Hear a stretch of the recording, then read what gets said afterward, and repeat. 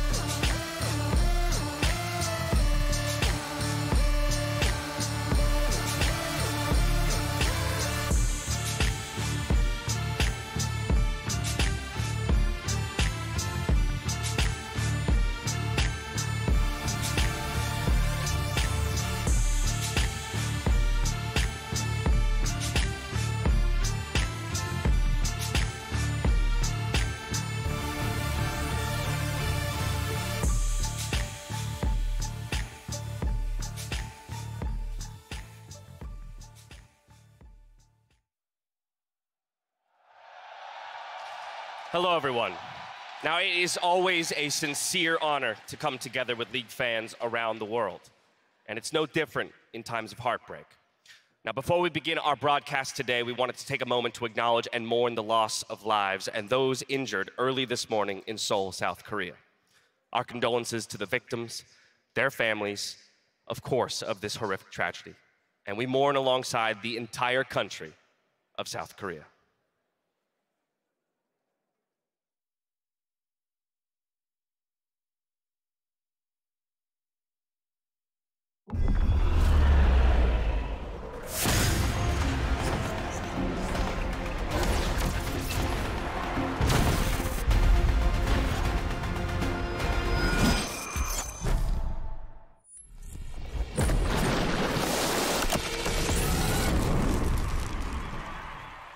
We have the matches coming up, semifinals. Who do you want to see win? I was here in 2016, so T1 has 100% win rate with me, so I hope T1 wins. Why Gen G? I like roller. Yeah. I can't wait to see another Faker outplay. That's what I'm hoping for, and I think T1's going to take it 3-2. I say 3-1 T1 because I feel like T1's going to end first game just to get it out of the way. And Man.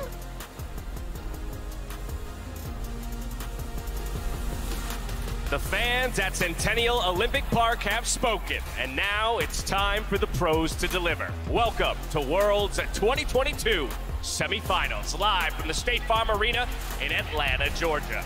Now, 4 teams remain in the contention for the Summoners Cup, and today the LPL's final hope, their summer champions at JD Gaming, will fight for a ticket to the grand finals. Their opponents, though, are none other than 3-time world champions T1, who themselves are looking for their 5th finals appearance. I, of course, am joined today at the State Farm Analyst Desk by Emily Cadrell and Mark Z to break down all of the semi-final action. But as we dive into this beautiful arena, welcoming the pros just moments ago as they get ready to do battle, we of course need to reflect on the quarterfinals, how we went from 8 down to 4. We shipped out from New York with only those 4 teams remaining. Let's dive into some of those quarterfinals memories. This was an absolutely insane quarterfinals. I think most people are willing to declare it the best quarterfinals in World's history. The multiple 5-game series, even the 3-0s were a little bit more back and forth than you're used to seeing.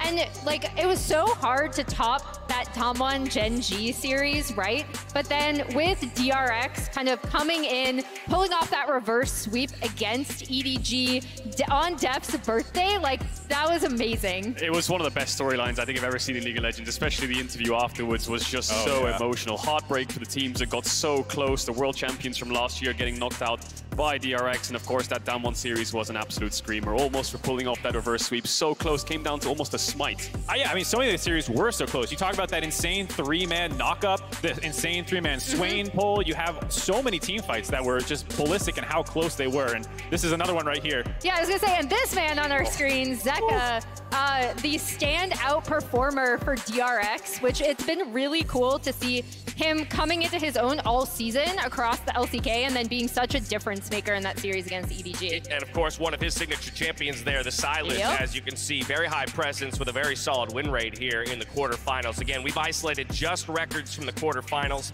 Aatrox still unseated in that 100% presence. Let's talk about some of the more interesting takeaways from the quarterfinal meta, Cadrell. Yeah, definitely. I think mid lane to me is the thing that stands out the most. These little stick champion figurines look great, don't they? Akali and Sylas are the 2 champions that I want to talk about because I feel like as the mid meta has evolved, the first part of the group stage, we saw a little bit of Azir, a little bit of LeBlanc. Lissandra was also up in there as a prio, but Akali and Sylas are the 2 most played champions of the remaining 4 mid laners. They either have Akali or Sylas as their current most played at the tournament. So when we go into these drafts, when we go into these semis, those will be the 2 highest prio mid laners, which is so exciting. I love it because everyone's clearly willing to play them, and then you just have Zeka quietly doubling one of everybody these else. things, not like the other. That was because of play-ins, I believe. He had a couple in play, so it's a bit skewed by data in that sense. But in the quarterfinals right now, in the semifinals, sorry, right now, Sylas Akali are the name of the game. All right, so those are the 2 big ticket mid laners. Emily, where are you looking? I'm going bot lane. All right, this Heimer Ashe bot lane. Oh my God. What is going on over there? We'll get to that. We'll get to that. So I think the cool thing about the Heimer Ashe bot lane that we've seen is that a lot of teams have heavily prioritized having that that bot side push for a lot of reasons. It's kind of transitioned over from stuff like the Lucian Nami, which we saw from the EU teams coming into this with the Kalista as well. And then this, as the response, I'm a bot laner, I hate playing against Heimer. It is so obnoxious. It makes your life miserable, and you just have perma-push with these two. My question then is, to evolve in the meta, what is the answer? These are your choices, Emily. What do you think is, do you like the Nico support? Oh, yeah, like, let's go. Carrier can bust that out, maybe. I think the Soraka was a good answer. I believe EDG played that, the Sivir Soraka, in one of their games.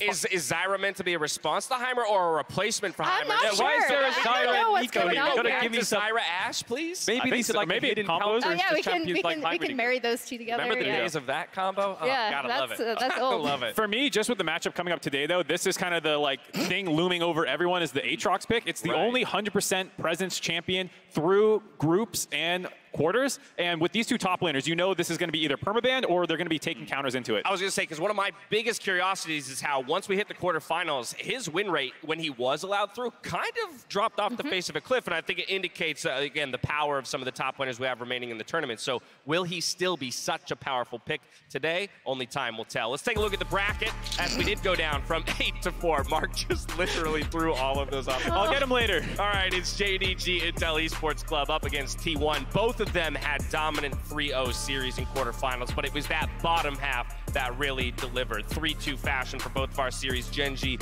and DRX being the ones to emerge victorious. Definitely were, and now you're looking at these two teams. You've got 3 LCK, 1 LPL. The remaining hope of the LPL of China representative is JDG. It's also kind of crazy to me that this is the first time T1 at Worlds has faced an LPL team outside of RNG. They've always gone up against RNG as like the LPL team they were facing. So this is the first time they've faced an LPL team outside of that. That's nuts. And they're also just polar opposites in terms of the matchup here today and how their orgs are respected within their communities. In Korea and even worldwide, T1 is just loved almost universally. Like, if anything, their fans love them too much sometimes. And they are so passionate in that support. Whereas JDG is the black sheep in a lot of ways of the LPL. They just have done things over the course of recent history that have rubbed fans the wrong way, starting all the way back in 2019, Rift Rivals, where they kind of dropped the ball, and they did not have a great Weibo post as well afterwards, and Yagao, Konavi, and Coach Hom were all there during that time, and that's kind of lingered throughout history. And if there's any way to shatter that kind of belief of fans always doubting you and not having that fan base to support you, it's now. It's taking down T1. It's taking down Faker, and that's what pushes you to that next level to get those. There's no better LCK team to have to go through to prove that you are deserving of being in one of those top slots. And of course, leading the charge for Faker, or for T1 is Faker. You could almost say it is Faker speed. Let's be real. You can hear the crowd. I know. Just the name itself echoes throughout not just League of Legends, but esports. And he's grown through so many different years and so many different metas and so many different players and teams surrounded by him that he's kind of adapted so many different roles throughout the years. You know, you think of 2013, 2014, 15 Faker, super hyper carry, slowly evolved into a supportive player. Now he's like a leader. Yeah, and it's really interesting to see that happen in a microcosm at this Worlds too, right? We expected him to come out and play some of these more supportive picks that we've seen from him in the LCK, and it's like, nope, I'm playing Akali, and I'm just gonna smash people. And that has also just been very fun to watch. And as you can see there, he's already matched his worst showing at Worlds, which is a semifinals appearance, but he's looking to go that much further, looking to make magic happen here on North American soil once again.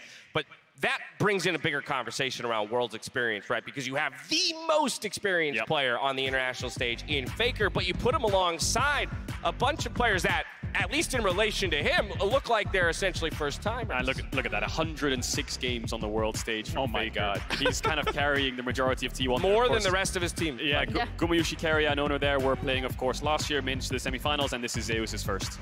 And yeah, I was going to say, that's the big discrepancy for me, right? Is because you see it kind of matching up, then Faker in the middle, and Zeus with only 9 games, but he's been such a standout at Worlds already. I've played more games than the 4 teammates that I have. I've also played more games than all of you on the other side of the stage, man. That is so wild. I mean, it is worth noting, though, that the rest of T1, if you pulled Faker out, still have more experience. Yeah. And so that run that they had last year compared to JDG's run a couple years ago, where they got bopped in quarters by Suning, was a big disappointment for them. Yeah, I think some of the JDG players still very experienced. Of course, Kanavi and Yagal, you know, they're staple players, and it's not like having less World Games is going to affect them too much because of their careers, of course. It's just this is as important as it gets. Well, we know a lot about Faker's story. Let's actually take a moment here to learn a little bit more about the youngsters by Faker's side in the new era of T1. T1 are about to compete for the organization's first finals appearance in 5 years, and a shot at hoisting the Summoners Cup for a record-breaking 4th time. And to make this historic run, veteran Faker is surrounded by players like Gumayushi, Owner, and Zeus, some of the youngest and freshest faces to the T1 lineup, who also happen to be some of the best in the world at their role. So the question is, how did they get here? Let's start with Gumayushi, whose first real breakthrough came in 2018 in the Kesper Cup, alongside a familiar face in the top lane. They took on Hanwha Life Esports, and despite doubts about a roster of amateurs, Guma and his team took down the LCK representatives 2-1. And Gumayushi also took home the MVP. Despite falling short to Damwon in the next round, he'd caught the attention of those at the top, and found himself in the ranks of T1 just before the tournament had started. He remained as a sub for about 2 years, playing on the T1's challenger team and slotting into the main roster when he was called upon. The chipping comes in and Gumayushi is in the front line for no reason, goes down, not able to stand up to the power. Despite the difficult loss in the 2020 regional finals to Gen G, Gumayushi still believed in himself, and approached T1 CEO Joe Marsh to confidently say that he was the best AD carry on T1. Apparently, Joe Marsh agreed, and in 2021, Gumayushi began to split time as a starter with Teddy. His meteoric rise would come off the back of an incredible Worlds run with T1, reaching the semi-finals. With the lion's share of starting appearances and a superstar bot laner by his side in Keria, the duo were regarded as one of the best bot lanes in the world. It was an unbelievable year for such a young player. But there were still more rookie riches to add to the roster. Around the time the T1 failed to make Worlds in 2020, we got the first glimpse of Owner and Zeus on a YouTube series called League of Legends The Next. A series searching for the next superstars in the amateur scene, where the top jungle were featured and mentored by veteran LCK players amongst the likes of Wolf, Prey, Marin and Pawn. This, paired with a statement LCK Academy series win over Afrika the month afterwards, was all it took for Owner to be promoted to the main roster, splitting playtime with Cuz, while Zeus was slotted in as a substitute for Khan. But it's responded to really well. And look at the poke coming in as the kick is on BDD. Owner quickly surpassed his fellow jungler, and in less than one split he became the main starter for T1, making it all the way to the 2021 World Semi-Finals alongside Gumayushi. Zeus, however, was only able to play a few games during the spring season, but did have some standout performances which showed a lot of promise, as he then shadowed Kana for the rest of the year. And they're asleep. It's a double kill for the Lilia to go to the World Finals. And damn old legends and old legends. After the 2021 season, T1 dropped the idea of a 10-man roster, opting to move forward with Gumayushi and Owner as permanent starters. However, there was one question mark: the top lane, where T1 were considering whether a veteran top laner would suit the young roster better. Names among the likes of Nuguri were floating around as an option. But in the end, T1 ultimately kept their faith in their rookie, choosing Zeus as their starter for Season 12. Together, the three young players have fought back to the semi-finals alongside the greatest player of all time. Each one brings something distinct to the table.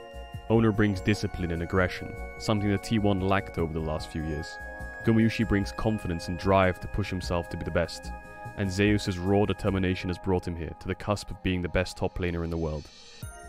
The already incredible careers of these young players are small in the shadow of what lays ahead, but every impossible gauntlet is another opportunity for all of T1 to cement their legacies and push themselves to a Worlds final.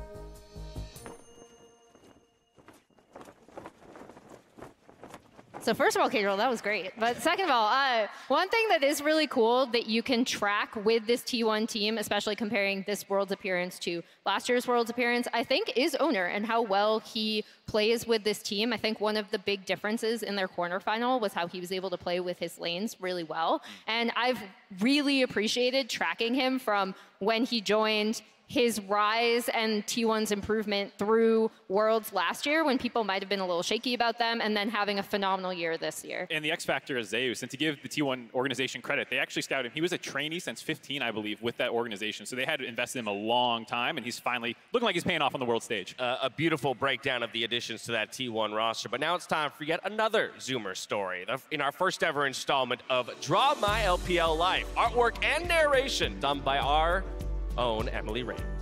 Draw My LPL Life, JDG 369. 369 was the top laner of King of Future, Top Esports' LDL team, and started for the Top Esports LPL team in late 2018 in the NEST and Demacia Cup tournaments. He quickly wowed audiences with his performances and his messy headphone hair, apparently. Fans translated his name 369 into dice rolls due to his volatility. A 3 would mean overextending and getting solo killed, while a 9 would point to an outstanding carry performance. He rolls a 3 here. It's very unlucky. After a promising rookie season in 2019, 369 became a staple top laner in the LPL during the 2020 season on a TES lineup that included Karsa, Knight, and Jackie-Love that summer. He won his first LPL title. Going into 2020 Worlds, TES were a favorite, and while they didn't win, 369 garnered international acclaim. This team performed the first ever reverse sweep at Worlds, and the only one until the recent DRX EDG series. 369 and Top Esports struggled in 2021 compared to expectations, failing to make the World Championship. 369 and his small champion pool, as well as his volatility, were blamed for a lot of problems on the team. In a now mimetic video, 369 was chewed out by Karsa for not being able to play Gnar or Gragas. However, this year, 369 has found a new home in JDG. He still has his volatile moments, but he's worked on all aspects of his gameplay, including when to group with his team, when to cross-map, and making the most of champions like Fiora in side lanes. And also, in picking up champions he was accused of playing poorly, like Gragas, which he has already played at this World Championship. Above all else, 369 is someone who has persevered and additionally has even leaned into the memes and jokes about him, using them to fuel his improvement. That was incredible. I gotta be honest. I imagine laning against 369 is a lot like being teammates with Emily. Better than easy mode. Better than you in easy mode. This was incredible. Emily did all the drawings, all the narrations. That was fantastic. Heck? And such a great story as well. And I mean, what other better way to say it than, you know, we've got two of the best top laners in the world in this tournament. That's really what it is. Both coming from different backgrounds, you know, with struggling things like with 369 and Zeus on the rise in his rookie year still. There's a lot to talk about. So you already said it. We have the two best top laners here about to go head-to-head, but I want to know who everyone thinks is the actual best top laner in the world. So for those of you in chat, please go ahead and start spamming 369 or Zeus, and we'll check back in with those results in a little bit to see where the fans stand. And while you vote, we turn our eyes to our featured matchup presented by Mercedes-Benz, where Zeus and 369 ready up for a battle that will define their regions.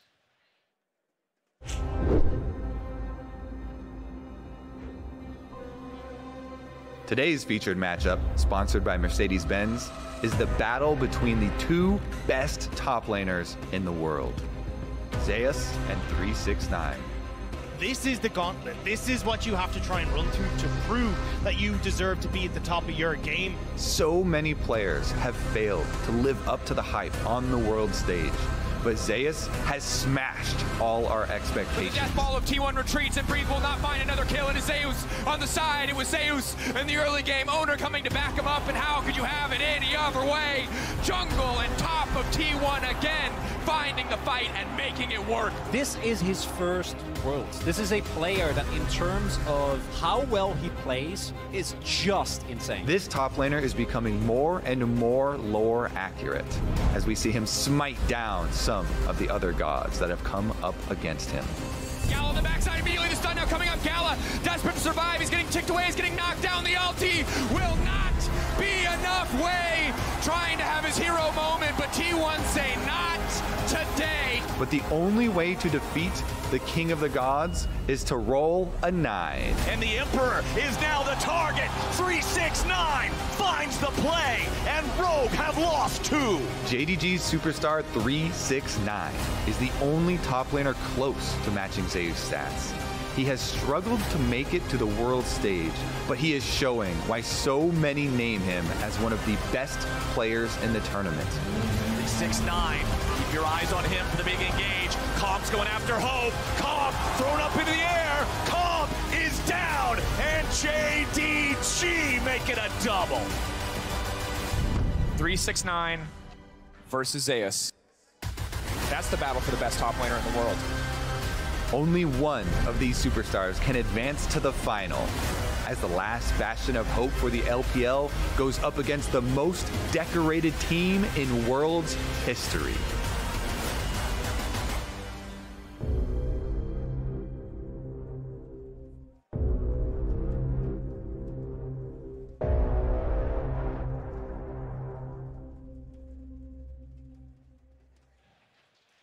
Now, of course, we already know it's a hype matchup, but Mark, I think we need to break down exactly why that is. So going back, for how long people have been waiting for this matchup, in summer, when T1 was struggling a little bit, Zeus was clearly the biggest bright spot on the team. People identified him as the best top laner in the LCK, and it was a question of, is he the best in the world? And they were waiting for the contender to kind of emerge. That was clearly 369 by the end of playoffs, and then we wanted to see them at Worlds, but, you know, Groups draw didn't go that way. Quarters draw didn't go that way. And we're finally getting it in semifinals. And it reminds me so much of anime arcs. Whenever in popular anime, they have tournament arcs. And you see these like historic matchups that are built up across the season. And you finally get the showdown at the end. And that's literally what this is. It's not always like the final battle of the season, but it's like one of the most important ones where you get to assert your dominance. And so there's an extra thing on the line here. Yeah, winning Worlds is cool, but being hands down the best top player in the world is also very cool. I love it. I love the I love you, Mark. one in the top lane. Mark slides onto an analyst desk. Bring an anime with him. Let's go. Everyone will be able to relate to one of those screenshots, you have to imagine. But there's the stats, of course. You can see the damage there. First and second in the majority of these statistics, right? And we've seen flexibility from both. You know, when you think of the best player in a specific role, you think of many different things. Versatility when it comes to champion pool, how adaptable you are to certain game states. Can you play weak side, strong side? How much can your team play towards you and play against you? And I think both of these top laners check all of those boxes. That's why it's so incredible to watch. I think we can see different versions of them. But speaking about T1, of course, they kept the same roster from last year, and they had Kana as the only replacement coming in for Zeus. Now, when you watch their Worlds run, Kana was a very bad weak side player. The reason he wasn't as good as Zeus and the reason he wasn't as flexible is because he really needed resources. So you'd often see Owner lane gank top to try to get Kana ahead at level 4 or try to cover him as much as possible. There's games where, you know, they play a Lucian Jace matchup in the semifinals up against Damwon. Kana's ahead on Jace, but then he makes an incredible mistake around the dragon, falls, and then they just lose the dragon fight, right? So I feel like Owner's been in this hyperbolic time chamber of playing with a top laner that needed so many resources that now, after a year of practice, he's now very well trained to have someone like Zeus in his team. Yeah, I mean, I think a lot of people, when you think weak side top, they just think, oh, they kind of lose lane. It's like, no, it's actually so much more than that. Gracefully. And the fact, the graceful part is the thing that I think sometimes people have difficulty understanding. But the fact that it does open up Owner to so much, and you see that improvement with how he's been able to communicate with all of his lanes throughout the year. All right, well, we've likened the matchup to many of your favorite anime battles, but in this time, the fans have been voting in chat. Let's check in with them, see who they think is going to, or is rather, the best top laner in the world. And it's a 75% swing over to Zeus. I think a lot of people would favor him anyways, and then you throw the fandom angle behind it, and it's Zeus every time. Also, again, you isolate to Worlds, right? He's just been popping off, I think, in another way. And so we'll see. We'll see if he can get it done against 369 today. Probably one of his biggest challengers. We've talked about the top laners plenty. I want to talk about some of the X factors behind them by handing it over to Emily for this edition of State Farm Neighborhood Tactics. Yeah, so I'm going to break down a really simple jungle path that Kanavi is going to do. We've seen a lot of these invades for Graves, so basically he's just going to come in here. He's then going to cut down after doing birds here, do his own raptors, and then cover his blue. So if we play it through, it's going to zoom in for me as well. But when you take paths like this, the idea is that you're limiting the options of your opponent, and you're getting, more importantly, Kanavi ahead on this power pick of Graves. He's also able to pay attention to mid and sometimes reset Yagao's wave here as well. But I think the big thing and the big difference between these two junglers is the power that Kanavi is. How intelligent he can be towards covering this. And actually, yeah, what you're going to see here is 369 does end up overextending a little bit. Kanavi comes to protect him a little late. However, they do get first blood and he trades. I think this is the big thing, though, is that Kanavi is just so smart about where he goes. The team knows how to play around him, getting himself ahead. He takes away so many options from his opponents, and he's such a massive carry threat that T1 is going to have to try to mitigate. Yeah, I completely agree. I think if JDG is favored in any part of the lanes or any part of the matchups in this semifinal, I think it has to be jungle, because Kanavi, to many people, that's why I think it was Doinby, lots of Reddit posts going on from pro players just saying, if JDG didn't have Kanavi, God knows where they would be, because he is so damn good. He might be the best jungler at this tournament. Owner did something very similar on the Graves, you know, passing back through mid, but Kanavi is a carry jungler. He is a raw carry jungler, and I don't think you'll ever play tanks. No, I mean, if you look at some of the stats that 4 junglers who made to the quarterfinal stage, in terms of DPM and kills, he is just head and shoulders above anyone else. Canyon was kind of the only one in contention in terms of DPM. He's trying to keep pace. A full 100 over anyone else, and he has double the kills per game over Owner at number 2. And he is in a league of his own, and like you said, this is kind of the matchup more than any other. Obviously, top lane's really hype, but this is the one that you need JDG to win and funnel resources in and have him actually carry, as well as having a crazy champ pool. Yeah, you have to see what's open. You know, if JDG's on blue side and T1 don't take away something like Graves, you have to fear for them, right? Because Kanavi's going to insta-lock that and try to power farm. The difference between him and Canyon is I think Canyon brings creativity, whereas Kanavi just brings raw firepower in the jungle, right? You pick him a carry, you know he'll get ahead. And it's about getting to those dragon fights with Kanavi ahead. When he has prio lanes, Yagao can sacrifice and support his jungler. Yeah, and I think here you see the disparate parts of their style, right? Like, this is going to be another matchup that could actually end up looking a lot like Canyon and Peanut in the Genji Damwon series, where you have 2 junglers and their teams play around them very, very differently. So it's going to be JDG's job to make sure that Kanavi is on something he's super comfortable on, where he can use his intelligence and his really strong pathing ability to get ahead, contribute later. Whereas Owner, I'm looking for him to be helping out his lanes a lot more. Kadro, you kind of dropped the phrase raw firepower. Is raw firepower enough? Well, I mean, it's like the idea of, like, you know, brains versus brawn is kind of what it makes me think of. Is that something that you can really do in this day and age in League of Legends, is just run over your opponents? The game has definitely gone towards more of a team style. You know, it's very rare that you see players in competitive, especially, just solo carry a game. But I think in the current meta, with very skirmish-heavy champions like Sylas Akali mid, Aatrox has been a kind of Rubik's Cube of dissection of teams playing like Fiora and Jax into it to certain levels of success. So you have all these skirmishes. The jungle will always find fights around Herald especially. And if you can get early kills on that champ, things like Graves and Viego, then I think they can run away with it. Just about 3 minutes to go to game time. It's time to know where you all stand when it comes to our first of 2 semifinals. We'll start with the fans, the MasterCard fan prediction, where they are giving it, again, well in favor of T1. I think it makes sense after seeing the Zeus fan predictions over 369. A similar spread here, 76 to 23%. Fan prediction rate so far this tournament, 72%. That's not bad. That's shooting pretty high right there. If I do say so myself, I would love that kind of a headshot percentage. The question is, do you three agree with them? And so, as we return to the desk, I'm going to turn to Emily first. Oh, no. You don't want to go first? No, it's fine. We don't have to go. We can make them go first. She's already there we go. For it. There it is. So T1 3-1, or to 3-2 rather. I think the big thing for all of the drama, we've talked about Faker and the Zoomers, we've talked about the top lane battle, we've talked about potential jungle mismatch. Honestly, the thing that impressed me the most about T1 coming in from their quarterfinals match is how well they were actually cross-mapping and playing to side lanes. I was like, I know this team has phenomenal laners. I know this team has hands.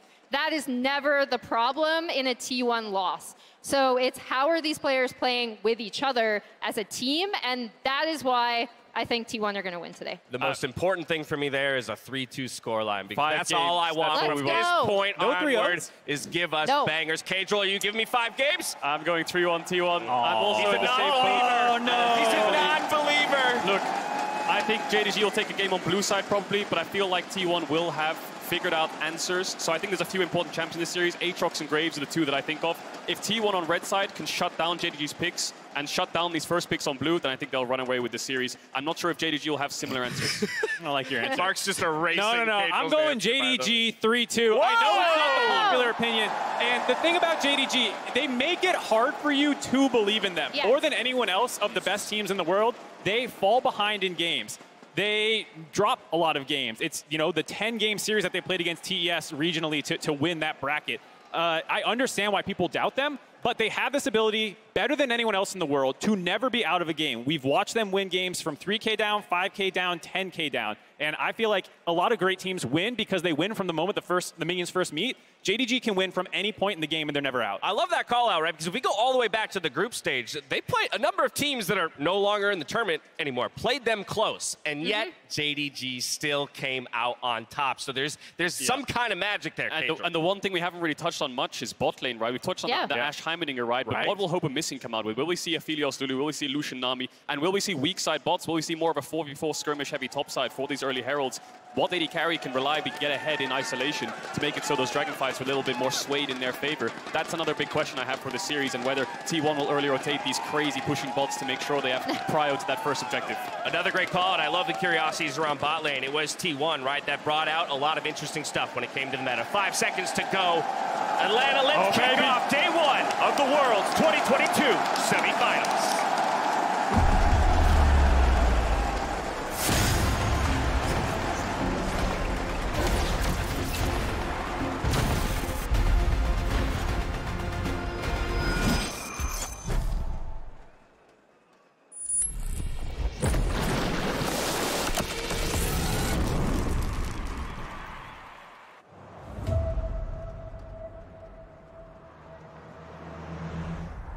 刚来社赛就我自己下定的目标就是要进决赛吧，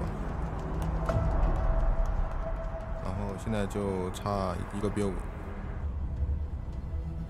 JDG 같은 경우에 APL의 유일한 팀이기 때문에 저희가 훨씬 더 기대를 하고 있고 LCK와 LPL이 숙명의 라이벌인 건 맞습니다.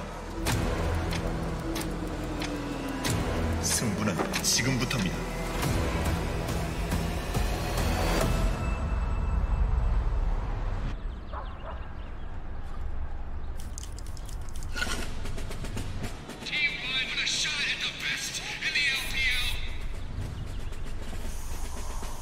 세계 최고의 탑 라이너가 되기 위해 필요한 것은 무엇일까요? 지키지 않고 뚫는,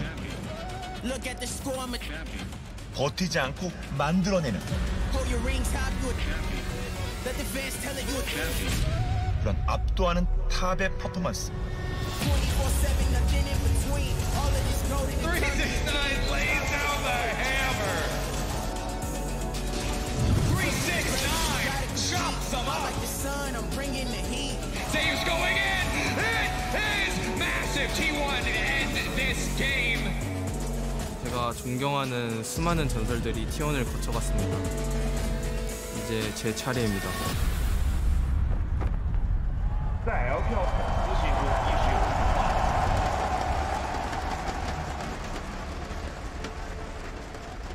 大家认为，如果你要想拿到冠军，那你不能去挑选你自己的对手，你要有信心战胜每一个对手。Faker 的话，第一次看比赛就是看他 S3的决赛吧，然后现在9年过去了，没想到会跟他对位吧。想对 T1 说，你们会在世界赛第一次被 LPL 队伍淘汰的。 4년간 포기하지 않고 노력한 저 자신에게 증명하고 싶습니다. 다시 한번 최정상에 설 수 있다는 것. 觉得就是这一场谁赢的话，这就会是世界冠军。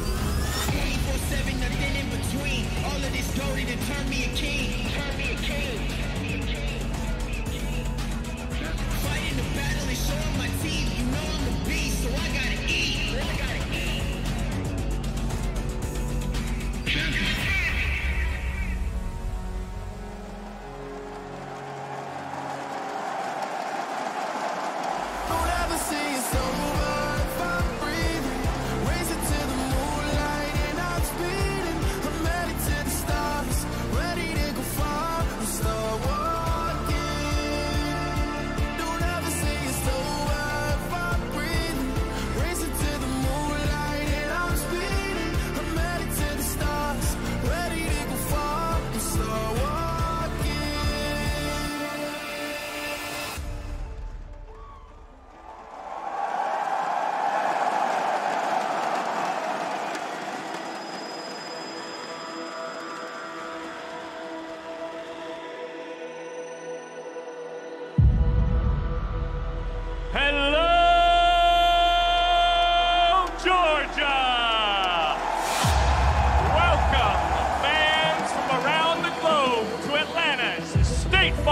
Arena. Are you ready for the next chapter in Worlds 2022? After a month of intense competition, just 4 teams remain. Their players within touching distance of the Summoners Cup. Our first semifinal match is a clash of terrifying talents. In one corner, the most successful team to ever grace the international stage, led by the greatest player of all time. And ready to challenge them, the last bastion of hope for the LPL. Atlanta, please join me in welcoming Korea's T1 and their opponents, champions of China, JDG and LoL Esports Club! In the top lane for T1, with the highest damage per minute of any player in New York, it's Zeus! Across from him, an opponent to be feared, a man who's been here before, but this time looking to go further. 3, 6, 9!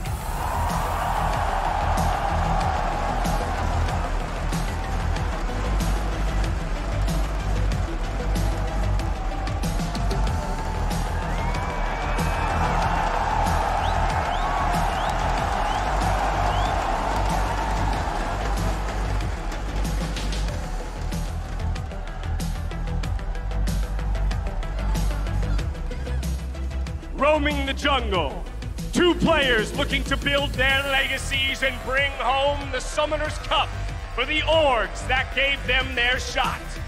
Filling the shoes of many greats before him, T1's owner!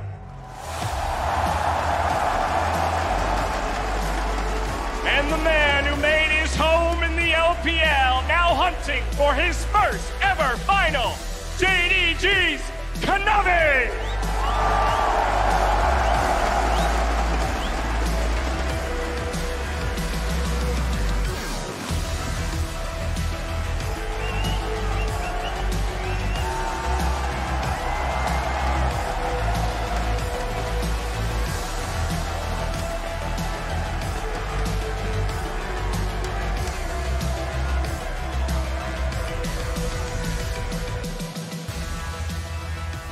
In the mid lane, it's the most decorated player in League of Legends history, the unkillable Demon King himself, T1's Faker!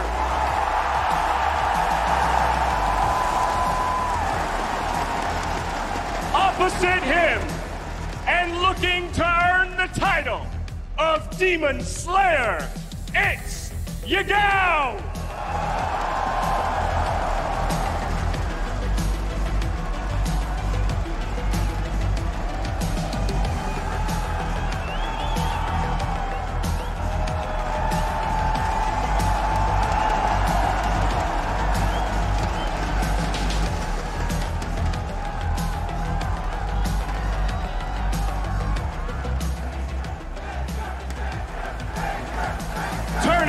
To the bot lane, silencing his critics with the fewest deaths of any player at Worlds 2022, T1's Guma Yushi!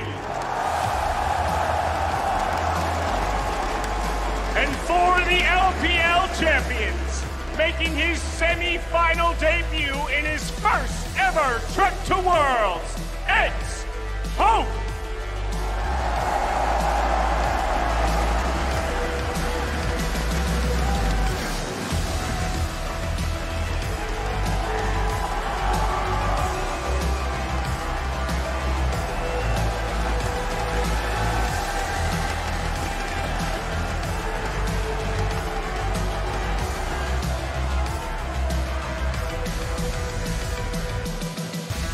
Finally, your supports, making his 3rd consecutive appearance at Worlds and gunning for his first ever taste of the finals, T1's Carrier!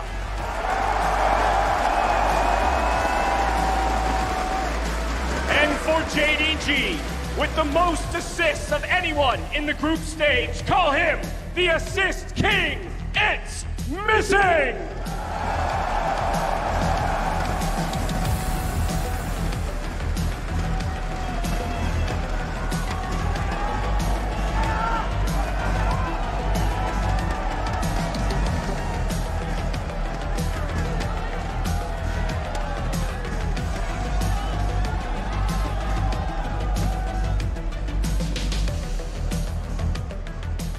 For one team, a ticket to the final. For the other, a ticket home. Atlanta, give it up one more time for your semifinalists, T1 and JDG Intel Esports Club!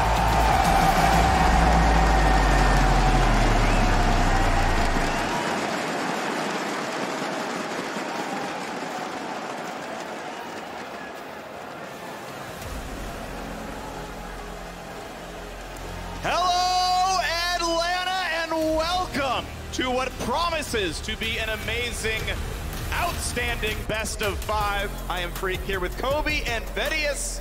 How you two doing? Ooh, I can already tell that Atlanta is gonna blow the roof off this stadium. It is getting loud in here. We haven't even started. The energy is unbelievable, and we are so excited to get ahead of ourselves because this game is going to be a banger. Both these teams 3-0'd their way through the quarterfinals, and both of these teams look poised to bring us some excellent League of Legends.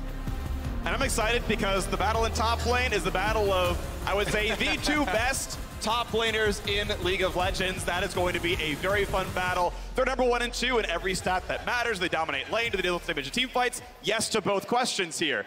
In the jungle, man, I mean, Kanavi is truly outstanding. If you watch the pregame show, he's got like 100 more DPM than pretty much anyone else in the tournament in the jungle. He's got more kills per game than anyone else in the jungle in the tournament. He's gonna blow the roof off. And on T1's side, their bot lane has been slamming. Gumayusi has been up and down, but at this tournament, it is all the way up. A true carry jungler, Kanavi, and that's going to turn our eyes towards this pick and ban phase. Because there is a tremendous amount of effort that's going to go into the counter picks. A slight difference here for the junglers. You mentioned Kanavi with his huge DPM. That's because he plays so much Graves and Viego. He is not one to pick up this Sejuani, which has become so popular throughout the tournament here. And so T1 immediately banning that there. I love that ban against JDG because they have used it a lot on 3-6-9 for these setups. I think that JDG have to be cautious of some of the really powerful picks that still exist in the meta, and also the answers to them. Remember, Yuumi consistently taken off the board if you're red side. Aatrox, another big ban that you have to remove, but then what do you do about the Graves? With the Caitlyn already removed, you can't get rid of all 3, so you have to be willing to give something up. And already attention here paid to the mid lane for Faker. He has had a huge preference for the Akali in the triumvirate of the mid lane champion pool, and so they ban away the Sylas from Yagao. The power pick. Yagao has used Sylas in 6 of the last 7 games. Really good blue side target bans here from T1. The Aatrox ban suggests to me that T1 want JDG to ban away the Graves, which then suggests that they have something else that they want to prioritize. We're yet to see an Azir game, but they're going to prioritize the Lucian Nami bot side of the map. So you have to expect then the question, because these bottom lanes, the flexibility of Gumayusi and Keria has been their greatest strength. Have the LPL teams, have JDG actually been able to practice the other answers here? Aphelios into Lucianami with Lulu by his side has been the preference thus far.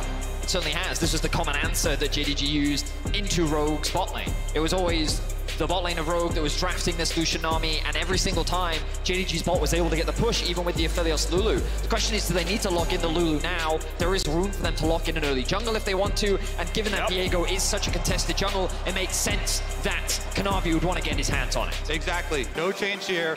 As we said, Graves, Viego, the Kanavi champions, they want to keep him on a damage-dealing reset sort of champion here. So that means we'll probably be seeing 3-6-9 on a bruiser or tank towards that top side of the match. I wouldn't be surprised to see something like an Azir here for T1 as well. They could also answer with the jungle themselves. Of course, Ona does have a very deep and flexible champion pool. His 2 most played have been removed so far. Well, 3 arguably. Only the Lee Sin is what we've seen, but he's going to lock in the Vice. So we will see that answer from him. A lot of lockdown for Ona, a lot of gank potential in the early game. T1 with a cheeky hover. It would be a surprise, but we're expecting the Lucians. This flexibility that I'm talking about for Gumayusi and Keria, these 2 players have played 8 different champions in their 9 games. They've only repeated once. Now is going to be a second repeat, though, here with the Lucian being locked in. A little bit of a tantalizing hover there. But as expected, we fill out these bottom lanes with their preferred partners. A lot of these bottom lane matchups come down to you those preferred supports with the AD carries. It's always these two matchups. And the style we're seeing here in Champ Select is backed up by how these teams have played so far at Worlds. Gumayushi has died on exactly 2 champions in exactly 2 games, and he and Keria have been lane dominant trying to do it here against JDG. And now you gotta look towards the mid lane for the bans here, because Faker has had this big preference for Akali, and with the Sylas already taken down, expect them to whittle down on his champion pool. They take away that Victor, the longer range, scaling mid lane there with the laser farming. And since they expect a tank from the top side from 369, as we said, with Kanavi on his damaged jungler, they ban away the Ornn, one of the best ones that 369 has utilized here. I would say if they're also still trying to follow that up with more tank bans, you would think the Gragas, but Renekton has been the preference for 369. 369 has the most solo kills of anyone at the tournament. A lot of them come on that Renekton. 7 solo bolos for himself, and there's the Akali follow-up as we expect, targeting Faker. Yeah, champions I'm expecting here include Gragas for the top lane, and on the mid side, Ari and Tali. If you look back at what they played domestically in the LPL to win the trophy, JDG in the playoffs, huge step up from Hope and Missing. They outperformed their KDAs, their KP. They were huge in the team fights that won them the final. And as far as 369, you can see from the Ornn ban, they think tanks are going up there. My eyes go to Gragas, but yes, you called it, Kobe. Renekton is the ban. Okay, so it looks like nothing too crazy coming out. Both sides kind of taking away some of the strengths. The cheeky hover there of the Heimerdinger from JDG. But I think what they do need is some form of engage, but they can save that for a little bit later. Of course, both Azir and Talia, 2 very comfortable champions for Yagao, give him a lot of freedom to get that push in the mid lane, and Roam to better enable Kanavi. When we look at JDG, this is a mid-jungle duo that works together to get Kanavi ahead, and having push and Roam in mid, it's very typical and strong for JDG. And specifically what JDG have done here is try and funnel Faker onto the Azir. The Talia here has been Yagao's consistent counter pick into the Azir pickups. With the bans on Victor and Akali, JDG are trying to force Faker into this pick here for the Azir, pull it out, because Faker has not played it here at Worlds yet and has focused so much more, towards those kill threats. This is what he's playing domestically. Azir was his most played, but Lissandra and Galio were what he went for next. We get a carry in the top side. Zeus blinds Camille with a Galio flying over the top, and 369 in game 1 gets counterpicked. And if you remember your World's history, Faker on some of his biggest carry performances, carrying all 3 lanes on Galio, and the quintessential duo solo lane pick here of Galio plus Camille. The easiest possible execution of a kill backline carry. Camille ultimate into Galio ultimate. You can consistently get these engaged. Plus you can consistently also go on top of the Vi. They have so many answers, so many setup possibilities here for T1 to get Faker an ideal Galio ultimate. So when we go back to the quarterfinals, T1, they played a lot through their top side of the map. They have options to play through top, bot, largely with Faker looking to get those roams off around level 6, looking to set up for those top lane dives, those bot lane dives with the stacked waves. JDG needs to commit a little bit more to that top side, try and get 369 ahead in this counter pick matchup. They can leave their bot side to scale, ramp up into the later game, and be that team fight threat. But JDG need to find a way to shut Zeus down, and not many teams around the world have successfully been able to do it. Yeah, I really think JDG have to snowball, and Kanavi has to get early kills. Otherwise, this T1 draft is so good at picking off side laners. So since JDG are looking to play these side lanes, you've got Camille, Vi, and Galio. That is set up to assassinate anyone pushing on these side lanes. Amazing blue side draft here for T1, getting into our first game of the semifinals. And Camille Jax is our top lane matchup. Zeus and 369, the 2 best top laners in the world. And they gave the man from JDG counterpick. He brings out the Jax, and we'll see if he can outperform Zeus. An absolute stellar performer. T1, 4 of these 5 players were found, scouted by T1 themselves. The only transfer is Keria, picked up after his own rookie year. T1 with a self-found lineup, ready to see if they can make the World Finals again. Yeah. Sweep it. It's been a lot of talk of building up younger rookie talent, and T1 are setting an example for the entire world with how successful they have been. Zeus, Owner, Gumayushi, all being brought up through their youth program, trained themselves internally. So a minor point I want to bring up there, you saw them dance around and wait to kill the ward. Hope tried to walk out of range, not get XP. He still got XP. Every one of the 5 has some XP from that ward, which means no one is getting level 2 from the first wave. They attempted to let 369 and Yagao get level 2 off 6 minions. That was not successful. They ran out of time. Okay, so with that in mind, we're going to be keeping our eyes on jungle pathing now. Kanavi going to start on the bot side with a solo start, it looks like, and he's going to path up towards top. This is expected, looking to mainly cover for 369 in the early push, making sure that he is comfortable and safe. We talk so much in draft around this top side and making sure that 369 is comfortable and safe in the 1v1, making sure that this counter pick works out for JDG. Yeah, there's a lot of volatile lanes to look at. And if you go back and watch a lot of the LPL games for JDG this year, you really do focus on Kanavi. I actually love his jungle playstyle. It's one of these ones that is kind of a pay-it-forward jungle playstyle. My personal favorite, actually, where you go and oftentimes he'll visit Yagao's lane, push out the wave for him, ward for him, so that he can then pay it forward, have Yagao then come support him in jungle invades or in going and ganking on the side lanes. It's one of the reasons that Kanavi has been one of the best quintessential carry jungle players with the highest gold per minute of any jungler here at World and the highest Level 2 each, Gumayushi. Not going to be whimsied here. Looks like shield was learned by missing as decent damage comes across, trading back and forth. And right now, JDG have the health lead. Good sidestep in the Calibrum snipe. And look at this jungle path here from Kanavi immediately looking to play off some of these volatile lanes. Going mid, just as we expect with Yagao. Here we go. Faker has Ghost, has Cleanse, or has Flash, I should say, finds the taunt. Will they find the stun? Sidesteps it. Faker walking away, has burned his Ghost, though. Down one summoner in mid. So, a bit of trade of summoner spells all across the map. The heal being burnt down in bot. The Ghost being spent there by Faker.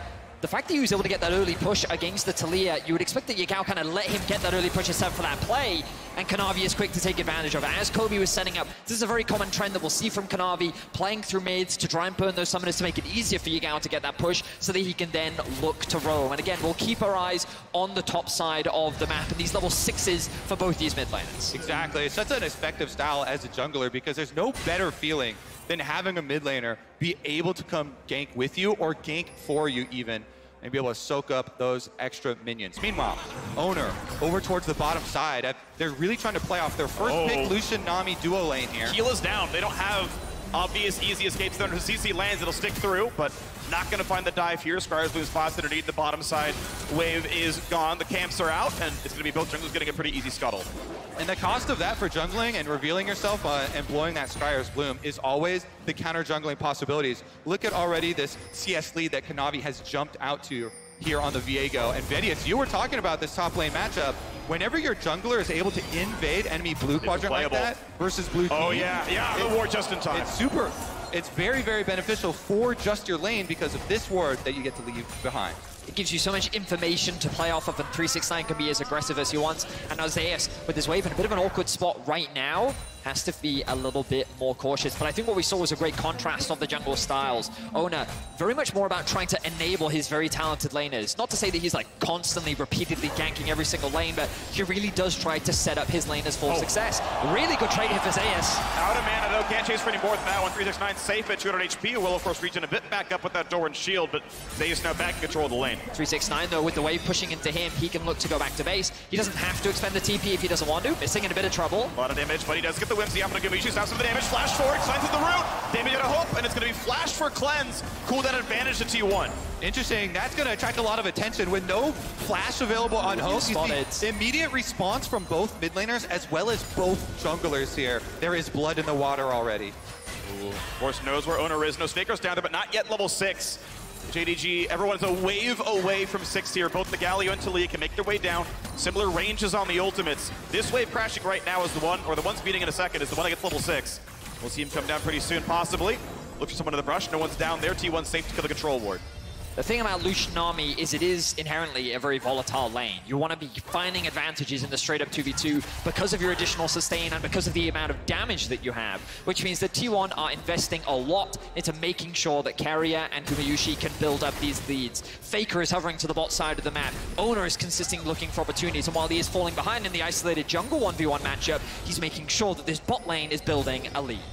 Yeah, you can see the first battle that will be fought over the war that is bottom lane is this area here. This river is going to be the highway of ganks between mid and bottom that is going to be constantly under attention here from both sides. I want to take a minute to talk about the T1 bottom lane, as they should be able to escape here, because the T1 bottom lane, their performance at World has been magnificent. And one of the biggest improvements from T1's summer split for themselves, Gumayusi and Keria have the top 2 KDAs of all players, not just bottom layer players at Worlds thus far. 18.5 KDA for Gumayusi.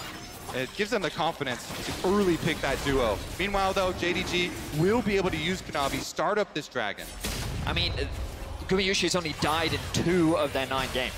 It's crazy. And that was the total time so far. That was the 3rd game against RNG, and then that was the game that they lost against Fnatic. Aside from that, he has been deathless. The man has had an incredible tournament, and right now he's being set up for success. But JDG, as you rightly said, we're able to find that small advantage. Kanavi is playing the map very well. He hasn't been able to find any successful ganks yet, but this is his style. He leverages the pressure that his waves are able to generate, information on where the enemy jungler is, to build up leads for himself and steal away these objectives. So JDG, while very even in the gold, ahead now on Dragon. And he's scaling away here on this Viego.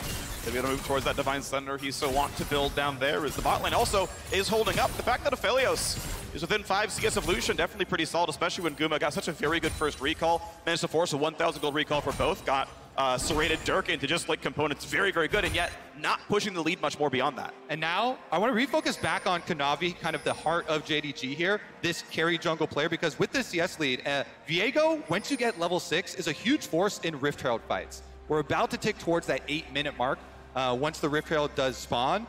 Because you have that reset playability here for them, I want to see if JDG can get themselves an advantage. Owner, meanwhile, is bottom lane, still level 5 on the Vi. The control ward on the river, he's going to be spotted right about now. Missing, has to flash, maybe. It's going to be the first one missing. Heal for move speed. Flashed it himself.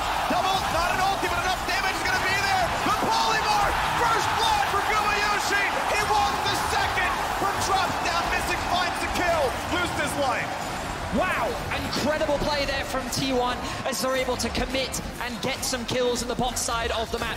Hope with some beautiful sidestepping was not enough. So much was committed from the T1 side to secure those kills, and while they will draw first blood, JDG walk away with the Herald. It's honestly such a smart read from T1. They expect the same play I was just talking about on that Rift Herald for Kanavi, and so Owner takes that opportunity to make the bottom side play. Ward there for T1 on the top side, with Kanavi successfully being able to get that Rift Herald and now turn his eyes towards the top side. Galio has the ult. Pretty good damage. They're going to put the ulti on indeed. Which way can he go as Galio arrives? But it is a 3 versus 2. The taunt is short. The damage good towards Kanavi. Barely stays alive. Finds the damage, but no! The re-engage is in. T1 find their 3rd kill, and Owner wants a little bit more. Faker dives in. Snipes the last kill. Owner will just about fall. Zeus cannot block the shots in time. Again, JDG get a single kill back. Meanwhile, 2v1 dive possibility. No way.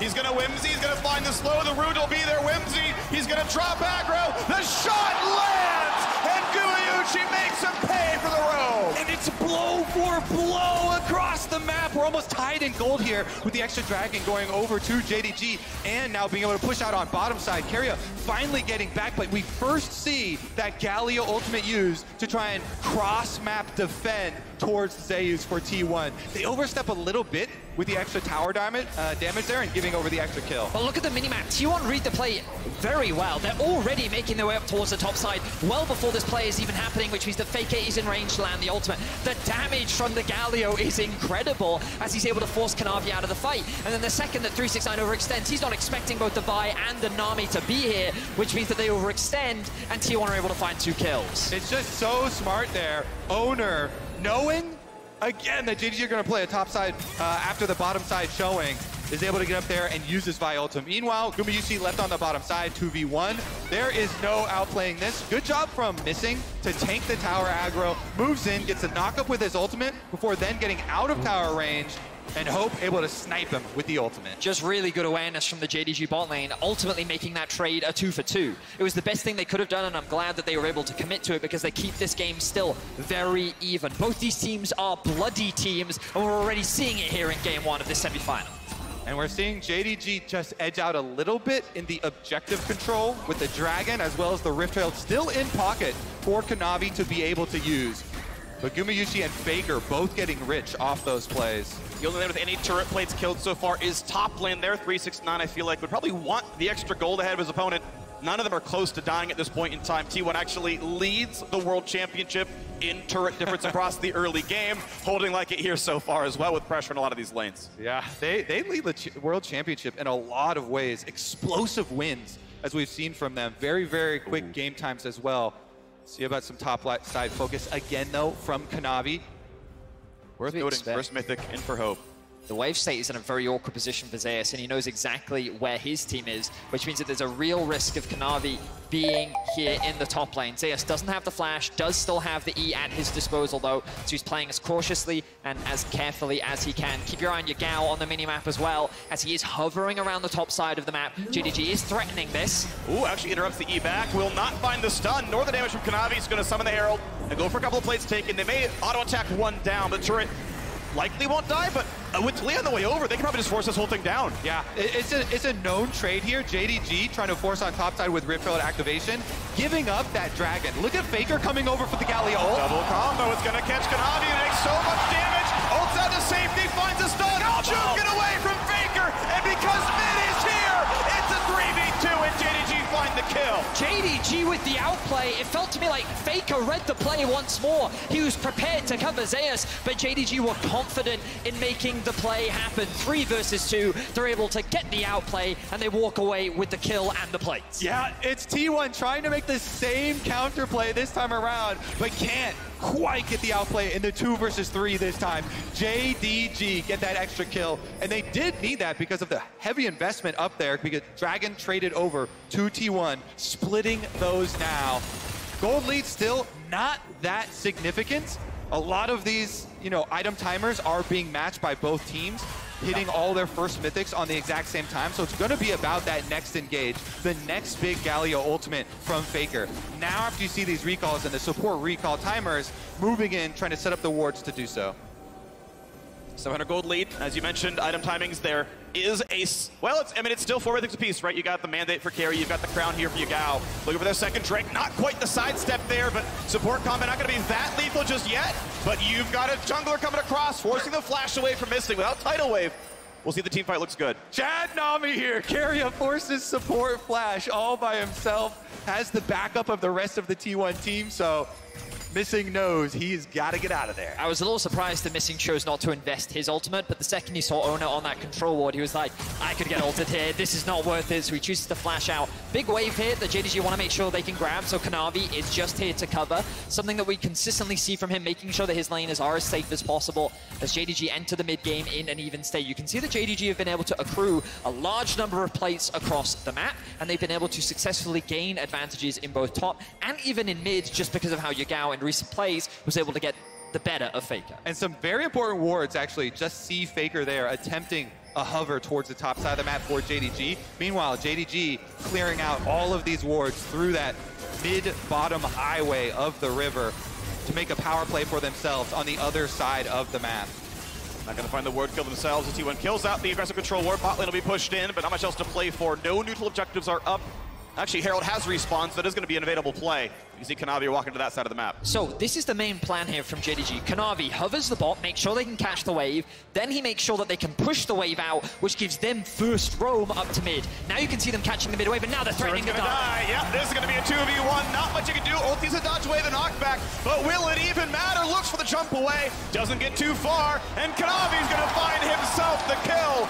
JDG put more resources top lane, and 369 is rewarded. Just exquisite macro there from JDG. The play from bot into mid, with the mid roam into top, into the successful tower dive. T1 now contests 4v5. The good spot. Q smite claimed by Owner. But the team fight is what matters, because Hope is here. Gale forces in, jumps in for the root, ults for a bit more damage, but no kills be found just yet. Another slow, Q not quite there. Flashed in for a stun, the knockup, nearly the kill. Kanavi goes down, Owner wants out, but he's gonna fall all the same. 1-for-1 mid lane controlled by JDG. Zeus is alive, so Faker could recall, heal on Galio, try and walk out to the map to be able to ultimate and look for a counter play, but it looks like JDG won't give them the opportunity. They back off, push out mid lane afterwards. What a steal there, being able to smite away the Rift Herald, deny that objective to JDG after their successful pickoff on Zeus. And this is the thing you can never underestimate with T1, the individual talent. The sidestep there from Gumayusi, the steal from Ona, the taunt from Faker. 4 versus 4 initially because of the back from 369 means that T1 see a window to force this fight. But then their goal is the second that 369 rejoins, they need to disengage. But look at the ultimate here from Ona. The second that the commitment comes in, he gets knocked up by Faker, knocked up by Ona, and they're able to one-shot the jungler from JDG. It does end up being a trade as Hope is able to find a kill, but the Herald is denied from T1, along with the Herald being denied from JDG. Yeah, nice little seismic shove from Yagao to make sure it is indeed a 1-for-1 in the end. And a bunch of these kills over, going to Hope. Flashing forward early, very, very aggressive Aphelios play here from Hope. Want to see if JDG can keep up this pace, because as the side turrets go down, that's when these two comps get really exciting. It's all about picking off those side laners, who can be first to the play, and then trying to avoid, or in T1's case, set up that big Galio ultimate to make sure it happens. One of the things that impressed me the most in the quarterfinals was JDG's ability to set up around objectives. And what I mean by that is the way in which they set up the lanes across the map, the way in which they control the space. And again, we're seeing it. Look at how Yagao was able to get the push in bot. They sacrificed the wave in mid to contest this objective, and now they're looking to force it. Force the TP out of the top side. Ulti on. Is it going to be enough to kill off? Missing, though. Has to walk away. He's got the reinforcements coming around there. No knockups to the Galio. Minus under the backside. Really can't live for long. Zeus forced to jump away. And 369 gets another one. Kanavi going to be safe in the back line. Cannot find the stun for 369. A 1-for-0. T1 chose to hop away from the top turret. They wanted to fight for the Drake, but JDG win that fight. What play from 369? He flashes out of the Galio ultimate just onto the edge there, and they re-engage after Zeus taking down this top laner, being rewarded with the Dragon, #2 to their names. JDG outplaying again in this team fight. Really well played team fight by JDG, but 369 now isolated. Gonna be a lot of danger on him. 1 versus 3 has the dodge up. Can he find a kill? Goes for Keria. The squishiest member forces the flash away. Somehow Keria snipes the kill himself. The flash into the control warded bush was so smart there from Keria to completely deny vision from 369 in the event that his Q was off cooldown. Kanavi, though, once again, stealing away jungle. I stand corrected. Zeus, he's just gonna walk away with that one. Cheeky steal from him, no smite from Kanavi. No way! He's able to steal it away from Kanavi there. Didn't have smite, so it's still coming down, but that was such a bold play there. Able to escape with his life as well. Attempt here. This personal now. Kanavi's looking for Zeus. You stole my red buff, now I'm looking for your life, but it looks like they have no wave to really threaten to dive here. Yagao does not want to risk it. And look at this on the top side. It must be noted, Faker getting this side lane turret again. Once these turrets go down, it's going to get so exciting. Already, this game one is delivering. The gold's so close right now, coming down to these small spacings. You mentioned Aphelios, the all-in engage here onto missing. They have the Camille ult plus the Galio ultimate, but 369 flashes away from the Galio ultimate, and then nobody wants to go over this Yagao field of rocks on the bottom side, which allows JDG to focus fire and take down the Camille, getting then the extra person advantage and the objective. It's important to realize that T1's comp is inherently a dive comp. People all want to be collapsing in on a single target, but they chose to dive onto missing in a choke point, which for champions like Talia, for Lulu, these are great spaces where they can punish their opposition. The ultimate from Hope would just be a bit of damage, but T1, they overcommitted into that funnel, and then they quickly regretted their decision. Exactly, and that means the important flashes you're looking to burn for the fights are going to be 4v2. There's the stun, pretty good damage on Zeus. Does he live is the question. Yagao puts down the minefield, and Faker says hello and wants to say goodbye. The wave comes across, just what Faker wanted to do. A stopwatch buys 2.5 seconds, but it's still gonna be 400 gold to buy items.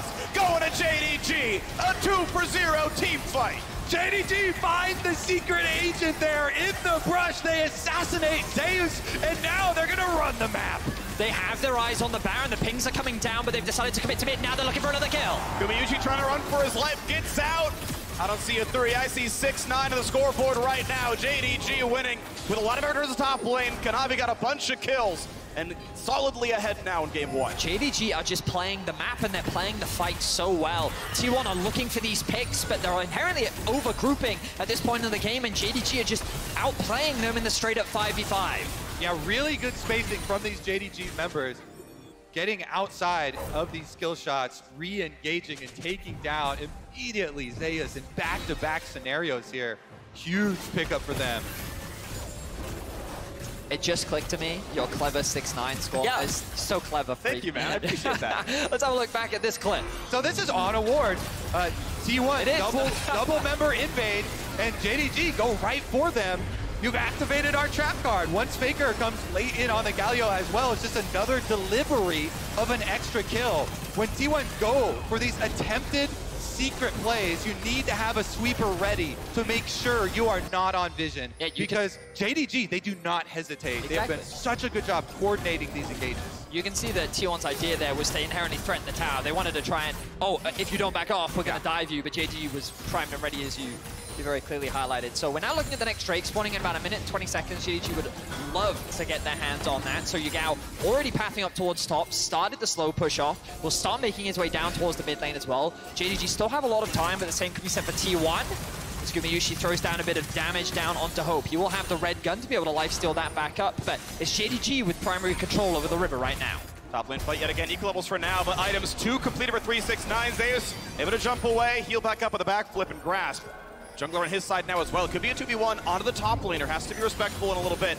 The mid wave, though, is given to JDG. Now, I expect T1 to go for some pick-off plays. We mentioned in Champ Select, the ability to pick champions off is the greatest strength of their setup. The Camille, the Vi, the Galio, looking to attack those side lanes. But JDG have just been so much better at defending it. Yagao constantly being there early on the move. Kanavi constantly hovering 369 in his pushes, and they're able to get another tower here.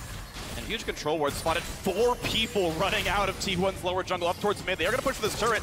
It might be a 1-for-1 turret play ultimately. Gume has to drop aggro because he went for W poke, and that means the turret will live. They couldn't have spent the money anyway, but it would have meant a little bit of map control. 4th Drake of the game. JDG up 2-1 on that mark so far. Cloud Drake spawns at 3. Gotta watch Hope. Everybody is looking for the engage on Hope. There's no flash on him. He's in the middle of the mid lane here. Very vulnerable on that Aphelios. Should be the big target. Yeah. Red gun, Bloodthirster, flash on in. Looking for the dive. Everyone presses R, and he's shut down. Can JDG win 4v5 is the question. They own the river. They do not own mid lane. Turret will fall. Knockback is there. Faker Zonia's gonna stay alive with a disengaged flash. Looks at the cleanse, flash away from Yagao. Looks for it again. Taunt, 369, no, bubbled away. Flashback is safe, the owner can't catch him either. 4v5, JDG are fighting. A taunt will land from Faker, but 369 can fight back. Finds his stun, knocked up into a bubble, and Faker just barely lives. But JDG don't have an 80 carry, and they win the fight 4v5. Well, they run them off the objective. They can definitely turn back for the Dragon, and that is going to be Dragon Soul Point. This would put them at number 3, putting so much threat on T1. Big pickoff. T1, great shot calling. As we mentioned, that's the target you're looking for. You set it up perfectly, Kobe. You talked about how they were looking for that single target, and this is the idea of the comp. Flash in from Ona. The chain CC is beautiful. There's nothing that Hope can do to escape. But the way in which JDG leveraged the space to just chip away at T1, make it difficult for T1 to re-engage again. They got a good pick down onto Faker. Faker's flash is clean, but the response is just as clean from Yagao. And at this point, they're just running away because they have no real way to start the fight off once again. And then, oh my god, these re-engages are so fun to watch. 369 has to flash out immediately. He knows he can chase Faker because the Zonia's is down for Faker, and over the Cloud Soul move speed buff, they're able to close the distance here, chase T1 out of range of the objective. So even though JDG lose their AD carry, they lose priority, they're still able, with the health chunks on T1, able to get that objective. This is the world-class performance we were looking for in the semi-final of 2022 Worlds, and we're getting it. The gold is still dead even. JDG do lead in Dragons, but you know that this game could still go either way. A single good fight for either side could swing the game dramatically. Baron's still up. Dragon in the next 4 minutes for that soul point. We'll see if JDG can retain control. It is 3-2 in turrets right now, still close in kills, and with only 400 gold separating these two squads right now. JDG still seem to be holding all the cards. Double Black Cleaver actually on their front line. Looking for more damage focus, honestly, that build. Obviously, you can go tanky with like a Death Dance something, but they have chosen to do as much damage as possible. Frozen Heart now on the way for 369. Says Faker's not a damage threat, everyone else is. I'm so excited to watch now the mid-game side lane play, because both these teams are so good at pushing and still having the global to come cover. Right now, you'll see a big movement towards pushing in to get vision around Baron. There's enough damage in the game that if you commit too far without any vision on the other side, you will give up such a big, big objective here. And JDG know that T1 just overcame RNG. One of the biggest mistakes RNG made in that game were giving up vision around Baron, giving up that Baron to T1. JDG is so relentless with their vision control, though. You can already see on the map how much they've invested into this topside river, making sure that they have control over this objective. And the main goal of this is to force T1 to have to spend their vision to just clear out an area of the map to give T1 a little bit of extra security. But now look, they come back onto that 2 control wards already picked up for Kanavi, another 2 control wards on missing. They're ready to push this vision deeper and deeper, and they're setting up for these future objectives, making sure they can control and limit what T1 can do on the map. We are several thousand gold away from Hope finishing Infinity Edge to get his third item on the board. About 1,200, 1,300 gold in inventory right now. So still need to do onside E, pickaxe plus the combined, so 1,500 or so gold to go. LDR, of course, a much cheaper road is possible as well if he wants to punch down the front line. With Double Cleaver, I don't expect LDR to be optimal, but we'll see which way he goes if he wants a sooner power spike, because that Cloud Soul is up in 2.5, and you only earn about 400 gold a minute in throw play. We'll see which way he goes with this one. JDG still aggressively pushing in the bottom side, a high ability haste build, as we've seen. And looking right at that bot tier 2 with Zeus maybe recalling in his face. Yeah, it's very interesting when you allocate Galio all the way to a top side here like Faker, because when T1 show a Galio up there, you do have a global, quote-unquote, ultimate, but it's not the entire map like a teleport. It's continental. Exactly. He's running double, mobility. Summoner spells have a greater impact once he gets into the fight, but you know JDG are paying attention. Lane activation for T1, so incredibly important here. With Faker, Zeus the only one that has actually the full range of motion there. You can see how rich Gumayushi is. Freak, you were talking about the itemization earlier on, and I'm looking at how much gold he's sitting on. He is a very strong AD carry. He's looking for missing. Missing jump. Ult combo comes across. How much time can they buy? 369 force now. Tidal wave ulti, and it's a 2 for nothing. Zeus finds a double. And just like that, T1 pounce. A very quick pick turns into 2 kills, and T1 are ruthless in finding and shutting JDG down. There's no way JDG are going to be able to win a 3v5, right? No way they could make a hero play on Baron. Let's see if they try. 3 members of JDG versus the full might of T1. 4 whole wards on the support, but he's dead right now. Can't help the ward into the pin. Health price at about half HP. Smite is up on both sides. Faker dives in, and the rest of the squad comes by. Economy splashes away, burning down with the red. Wants the kill. He can't get it as Hope fires over the wall. JDG don't need a 4v5. They barely even need 3. They did it. JDG 3v5. T1 don't want to flip the Baron, guys, so they go over the back of the wall trying to kill Kanavi. But JDG kites them through their red buff and get the counter kill onto Owner. What a stand. JDG hold fast here against the odds. So, oh wow, so T1C missing, walking into the fog of war off the minion wave, and they're quick to find the pick. 369 very quickly follows as T1 ruthlessly run down JDG and catch them unawares. But the second that T1 head towards the Baron, you think, as you said, Kobe, surely there's no way. The turning point was that T1 committed to the fight. They turn. They don't actually flip the Baron. Their eyes are set on killing Kanavi. Yeah, they're looking for the turn here. Faker on the side with Galio. He's got flash, so he wants to get this big taunt flash on the enemy jungler. He does instead get Hope, and then the knock-up onto Kanavi means they go all in for it. It's going to be... They got a 4v5 somehow stop this Baron, but Cloud Soul's going over. This Baron could be claimed. The rest of the squad's got to get there. Yagao is around. Hope finds the damage. Owner will fight to live. It is a Baron versus a Dragon Soul. Where have we seen this before? Oh, right. Just in quarterfinals. T1 versus RNG. Another Cloud Soul traded for Baron. We will get to examine if it means as much in this game where the gold is much closer. But off that respawn for T1, they should be able to get back and defend. Baron-empowered recalls are so quick. They are on the way back down. Temporary combat power, very good, obviously, for T1. A bit of gold earned back. Half that gold for the Baron, just clawed back thanks to the bot tier 2 kill. Zay is looking for his next target, will not find it just yet. Yagao pretty fast. The move speed from the Cloud Soul actually does mean a tremendous amount in a game like this, where so much is predicated on side lane pushing and picking people off. For sure. I think the other thing I want to know is props to Yagao and what has been a very bloody game yet to die. And I think he's actually been a big difference maker in a lot of these fights because he's not the person getting focused, Hope is. He's actually used a lot of his zone control to make it much harder for T1 to further follow up any initial picks that they're able to find. Looking at bot lane at tier 1 right now. No one remotely nearby the defendant is going to be given over. Gold will be shared by Carry as mid lane tier 2 is under fire as well. And despite being down the Baron, JDG, 4v5s, 3v5s, Baron buff, they're still the team playing aggressively and taking more turrets than T1 has taken. Yeah, it's looked like JDG getting a very, very good setup here. Not allowing T1 to get any gold out of this Baron. That Baron power play, one of the lowest that we have seen. Because they're able to hard push down mid, not give T1 any time to set up their split push. Off those recalls though, the bounce back for T1 allows them to push up through mid and rotate over. Still a close one, 1,000 gold separating these teams. T1 of course back ahead thanks to the Baron they had claimed. Red Bull Baron power play, and still a minute left on the timer. Bot tier 2 under fire. Vizgan does not want the fight, and even if the wall comes down, they're not going to commit to the battle itself. They might just try now, the knockback in, here comes Galio. Will it be enough? Stopwatch buys time. Down goes 1, down goes 2, and 369, and the rest of JDG are looking for a bit more. Amazing flash from Carry, but the chase is still on. Over the wall goes Kanavi, wants to find his next stun. Here's the move speed in action. Thank you, Cloud Soul, for the cleanup.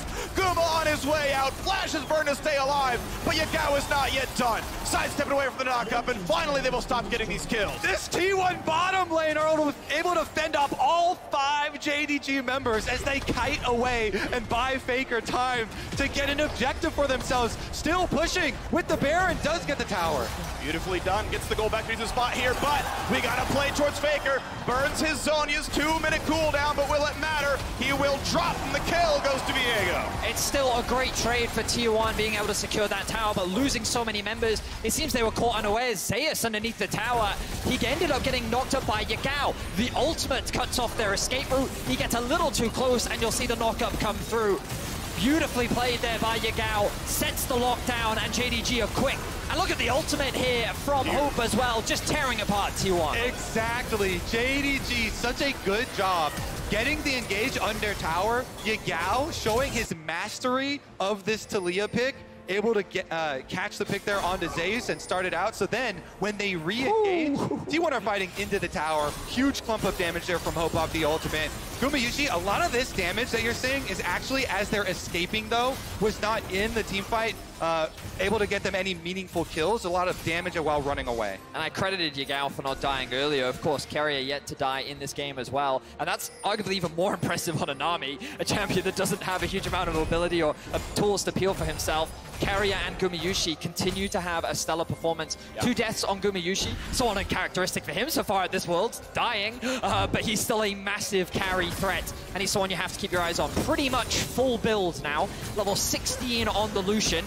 He will be the biggest damage dealer on the side of T1 that JDG will have to be very wary of as we move forward into the upcoming fights. So fun watching these Titans go back and forth in these fights, in these picking moments. Only one of these outer towers still remains on the map left for them to take. So a lot of it is trying to get this deeper vision and then get just an extra second of alone time in an engage could mean the difference between life and death between one of these side laners. Look at all the GAs that are now coming through. Kanavi, 369, and Hope all have that on the side of JDG.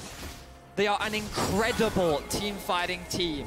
It is their team fighting that has helped them come back so many times in multiple domestic and international games.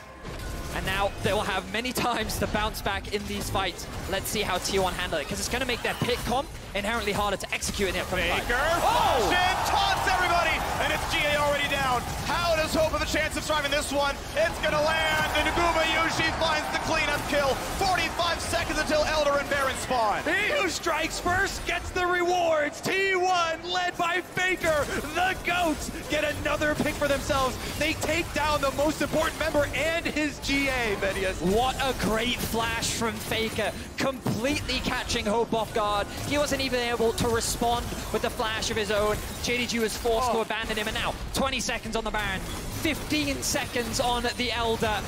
T1 are primed and poised to secure these objectives that will likely decide the game. As we've seen, JDG winning team fights from a numbers disadvantage. 13 seconds on Hope.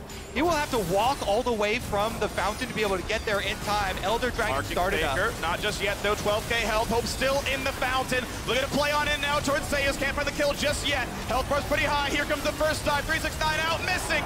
Drops down to Gumayushi. Getting attacked himself, but he has GA. And they'll pop it off of the Jacks now as well. 3v5 continues on. Out pick goes Zeus. Kanavi at 1 health. Shut down. 369 goes for everything he can. And he can't find it. It's up to Hope. He lands the ulti. The snipe is not enough. It's not a crit. And Yagao now stuck in place. Hope kills off Faker. Gumayushi kicked out now as well. Hope has to get it all. Gets 1. Shoots for Zeus. Looks for 2. Not the rest just yet. There's the wall. Yagao. He knocks down Guma. And the white gun goes for more. Hope gets a red buff. Fires off the snipe. And somehow JDG stopped the dragon. The most glorious blood battle I've seen around Elder Dragon on the world stage. And the Elder Dragon survives. Hope runs all the way back, straight from the fountain, out of this death timer to save the day for JDG. Look at JDG. They're going straight for the fight. They don't want to even play around with flipping this Elder. Keep your eyes on Gumayushi on the backside, just obliterates missing, and then the rest of the team is like, peel for Guma, peel for Guma, keep 369 off him. We don't have time, we're back into the action, Freak. Faker's still dead, Guma's still dead. Yagao will have to run from the base, but they think, hey, you know what? 4v3 seems pretty good. Faker no ulti. He has to walk all the way over. Owner won the last smite fight. Will he get this one as well? Doesn't have the ward vision, but might try all the same. Oh, 369 is gonna mark him, and that'll be enough to secure the Elder Dragon onto 4, and JDG will cross the map and go again for Baron. Another time where if we go back to the origins of this play, it was the T1 pick onto Hope in mid lane that allowed them to set up the first Elder Dragon and result in JDG still getting the objective in the aftermath. This team will never give up. They will never say die. Unbelievable skill expression from both of these teams. We are witnessing some peak League of Legends right now. JDG will start off the Baron. The wall comes down. Zeus in the front line, Owner on the side now as well. 8k health left, that's when Yagao sees no one's behind the pit. It's all in the front. It's 369 again, marking the target. Owner comes in, he'll find a stun though. And keep in mind, they've got Elder. Hope can't find the first kill, but 369 does. Zeus will drop as well. It's 2 for nothing. And T1 runs for the hills. But 369 once more gets his second of the fight. Looks for Guma. The cooldowns are short. The leap is almost back. The Cloud Rift helping. And Galio jumps in to help. 2v1 gonna be enough to push him away. Well, the thing for JDG is, while the fight was good, they spent a lot of time just chasing the Tier 1 members. They've only got a single cannon minion, and 2 Tier 1 members still stand strong. They're looking to push into the base. They're looking to end the game. They're going to try to end it. There are no TPs up, but they can shepherd the minion. Protect the cannon. Yeah, it's 5v2. It's 5v2, and JDG wants the Nexus. This one will not respawn in time. No inhibitors, no champions, and no hope. JDG take game one. The LPL champions. So impressive. They made their name in the LPL, fighting these fights from behind, overcoming odds. So many times in this particular game, down in numbers in a team fight. Guess what? They don't care. They fight you off anyways. They still get the objective. They stack it. They trade the Dragon Soul for a Baron. They win the fight around the Elder and pick it up off the reset. Magnificent stuff here from the LPL champions. And so many great things from T1 as well. Yes, they ended up falling short at the very end, but the picks that they were able to find was so incredible, because I thought it was only going to get harder for them. And then Faker finds the flash over the wall, gets the kill onto the AD carry. They're able to find picks onto missing multiple times. The Baron looked like it was theirs. And there were so many moments against many other teams, T1 would have converted that pick into a win. But against JDG, that one pick, two pick, it was just not enough. The coordination on this JDG team in some of these team fights, counting the ultimates that are used to kill off their other members, still going for the re-engage, down numbers, just beautiful stuff to see. I mean, it's beautiful to see. JDG also, like, they're the Island of Misfit toys. You look back at 369, you got cut from Top Esports. You look down at Hope, how he went back and forth, got cut from WE. You were on EDG, then back to Academy, then back to EDG, back to Academy, cut from the team, joins JDG as well, and these squad came together to play a massive performance in game one. So JDG up 1-0 in this game. Now, before we break down that game, a reminder that the LCS and LEC have joined forces once again to bring you the Dive Foria podcast for Worlds. Catch up with the quarterfinals preview with Kobe, Dracos, and Kadril, and stay tuned for the finals episode dropping next week, available on Spotify. So queue up that episode and join us at the analyst desk. Thank you so much, Freak, and welcome back to the analyst desk here at the State Farm Arena, where the crowd has rightfully erupted for that first game in the best of 5. I'm so glad it's not my job to analyze, and that's for you three to do, because I just want to watch 4 more of those. That's all I want, is 4 more of those. But JDG getting it done in game number 1. All I'm saying is, it's for those that don't know, Yagao's name means toothpaste, and we didn't talk about him much in the opening, right? We did talk about how it was Faker and the Zoomers. We talked about Kanavi. We didn't really talk about Yagao, and I think this Taliyah pick for JDG was a key factor in their win. Not only the way he played it, but the way it went into what T1 wanted to do. A lot of the members of JDG feel so easy to overlook it kind of in that regard. For example, Yagao was 16th out of 16th mid laners. It's CSD at 15. Right. It doesn't matter. That's not what's important for how he plays the game. And Taliyah is just kind of this perfect pick to exemplify how he wants to approach the game. Yeah, definitely. And then that's what he picked on 4 there. We can see the draft on the lower half of the screen. I think the first 1, 2, 3 was very standard. You know, Lucian, Nami, Aphelios, trade, jungle trade of Viego and Vi. But it's the 4-5 from T1 that kind of throw a wrench into the works. It was interesting that they actually decided to go for Camille Galio into Taliyah. You know, Taliyah is very good at dashing champions, and you're playing 3 melee champs in Vi, Galio, and Camille dashing into a Taliyah. So it's very hard to gap close, but T1 found so many picks. I think JDG's response is very natural. Jacks into Camille Galio makes a lot of sense. You have double global mid to match the side lane. I think what JDG answered here with was very good. I mean, generally, there were winning moments for both teams, right, throughout the game. But I'm curious, Kadril, your thoughts on essentially T1 saying, yes, we'll take that Taliyah playstyle, you know, to go to the side lanes and we'll match it with the Galio, as opposed to going to some of those more prevalent picks that we've seen in the mid lane, you know, earlier on in the tournament. I think it makes a lot of sense to go to the Galio, Camille, because what you're running is a Nami. So this was pre-planned by T1, regardless of what JDG threw at them, I think, because the whole idea, and we'll see it later on in the fights, is you Camille Galio ult onto a target, immobile AD carry of Aphelios. Great, that's your main target. Lulu can work as well. But the Nami ult is what seals the deal on top of that, right? You can never really assist your AD carry or try to gap close towards him to try to peel, because there's a Nami ult over the top of the Camille Galio, right? So it was an incredible game. And of course, look at Faker, greatest, you know, Galio 2017 semis against RNG.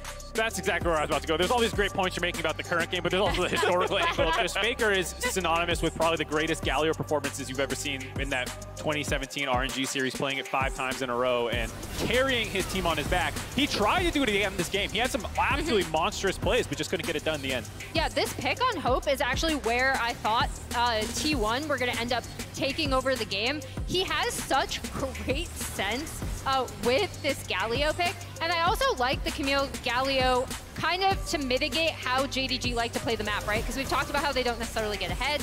but the globals help counter and cross-map against what JDG want to do. JDG fighting a man down in this situation. Yeah. I mean, just like, it's pure aggression all the time. You gotta love it. The number of summoners blown, the amount of mechanics on display here on both sides of the coin, Cadril, is phenomenal. This was an amazing game to watch. Just pure mechanics and pure perfection almost in team fights, right? And again, we see another scenario where T1 are down members. This is a 3v5, but they managed to stop it here. That Talia E over the Baron pit wall stops Gumayushi from being able to dash over. It stops Zeus there with the Baron. I think that was a knock, or it was the Talia E, whatever it was. So it's actually a 3v3 into an Aphelios. So they inevitably lost this, but we had so many scenarios where T1 would win the fight by getting a pick with Camille, Galio, Nami ult on mid-wave. JDG overstepping mid so many. This is like the second or third time that Hope's overstepping, but then they seem to be able to pull it back every single time. Yeah, it's absolutely insane that they get this pick off. They're like, great, now we get to go Elder Dragon, and JDG are able to fight so well that they stall out and wait for him to come back and then win that fight on the tail end of it. And then once they won that and they got the Elder from there, it was a little bit easier to close out. Yeah, and this is kind of the game-winning fight here. That's where I do want to bring it back to that Talia pick and Yakao, right? Because we talk about him, he's not this like standout carry player of JDG. He's often overlooked against other LPL mids. He's lived in the shadows of his friend Knight for almost his entire career when they used to play on a Net Cafe team. And the way he's set up for a lot of these plays, like not allowing T1 to jump on them is really important. Also, you can see the... Look at that gold graph. the gold graph was so even up until around... I mean, even the end of the game, 4.5k is not that huge of a lead after you just smash a base. You know, usually it drops to like 8k. And so this was an insanely close game. I think everyone with eyes could tell that. We don't the stat to assist, but I can't wait for more of this series. Yeah, definitely. And I think if you look at the way JDG was playing the game, it was always mid to top. And I felt like T1 were never really there to respond in time. You saw Zeus on the weak side, right? But they never really found any big cross maps. There was one Hextech Dragon, but it was oftentimes when they did go towards the top side that Gumayushi was getting dove in the 2v1, right? So I felt like both side lanes, despite the early game being quite even, JDG were being a little bit more proactive. I would love to see a little bit more focus actually around Guma. There was that one play in the top side where they contested 3v2 to stop the Rift Herald charge and try and stop that turret from going down. They actually had Owner already on the bot side, and Faker could have gone to that down to there and try and blow that open. I mean, Guma was incredible this game, despite not being the focus of a lot of the action in the early game. Let me press you on that just a little bit. T1 sticking to blue side. When you say playing around him a little bit more, just in the game or compositionally as well? More in-game. I mean, top lane is going to become a black hole of attention no matter what, because it's so skillful, and you want to try and snowball, but I do think you have this kind of X factor in Guma. Especially with a volatile lane like the Lucian Nami, right? Like when you want to get that lane ahead, you can take over, start Drake stacking, and in this case, it was actually JDG that were able to get their own Drake stacking started early. So T1 didn't always have that bot side control that they might have wanted. The last thing I will say, it's very interesting that T1's banning Aatrox on blue side, right? They just want this champion removed. So I wonder if they'll do that again, or if they will, play a game of bluff, a game of chicken up against JDG and say if Youngban Graves will first pick it if both are open, could cause some mayhem. Aatrox has been sucked into that black hole of the top lane, as Mark put it. We'll see if he can find his way out of it. Check out T1's very own song, Runner, as the pick that represents their play style on the official LoL playlist on Spotify. Take a listen. We'll see you right back here for game number 2, right after this. It's going to be the first one missing. Heal for move speed. Flashed it himself. Double, not an ulti, but enough damage is going to be there. The polymorph. First blood for Gumayushi. He wants the second. Pin health price at about half HP. Smite is up on both sides. Faker dives in, and the rest of the squad comes by. Economy's barrage of the way. Burning down with the red. Wants the kill. He can't get it as Hope fires over the wall. It's 369 again, marking the target. Owner comes in, he'll find a stun though. And keep in mind, they've got Elder. Hope can't find the first kill, but 369 does. Zeus will drop as well. It's 2-0, and T1 runs for the hills. Behind 21 epic days of epicness. Behind 1 billion hours of drop jaws. Behind every match, every broadcast, every moment at League of Legends World Championship 2022 is the network capable of making it all happen. The Cisco Network, aka The Realm. Cisco, powering the future of esports.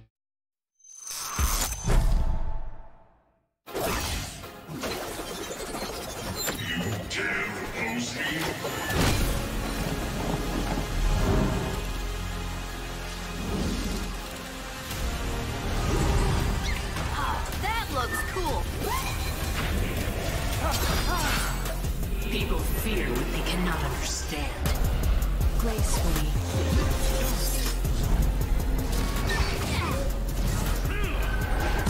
It's already over.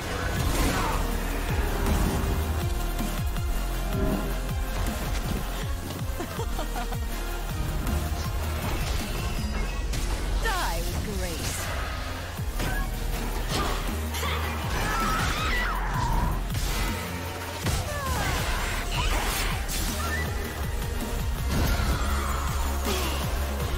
Don't care much for your kind of wisdom, Yi.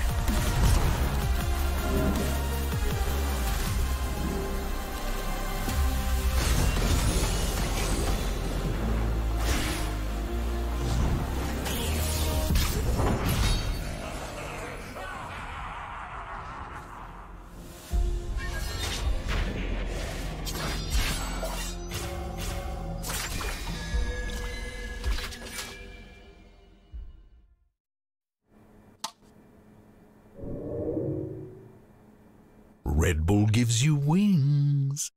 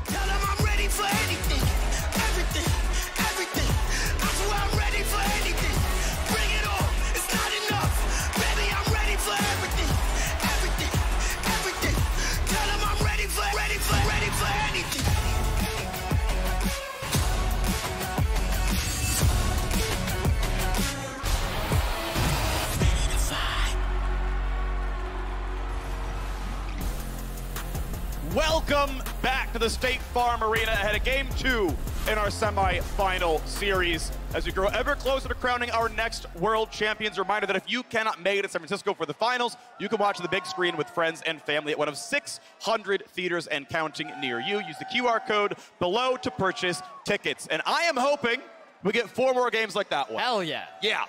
That was one of the most exciting games that I've seen. I mean, this world has delivered so many great series, but that single game, and JDG never giving up on these team fights.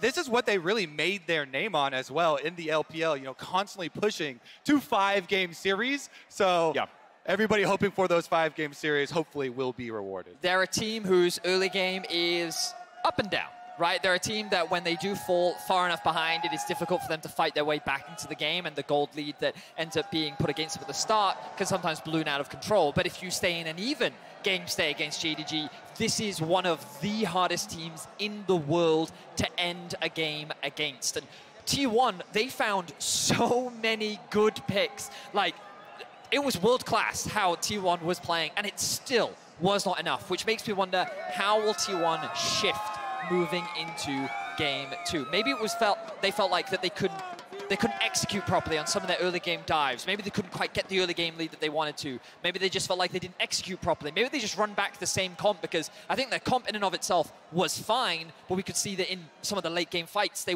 didn't quite have the initiation tools of the late game damage to compete against JDG. Yeah, for me, it come down to one main thing, and is that coordination around these objective fights that they actually pulled out.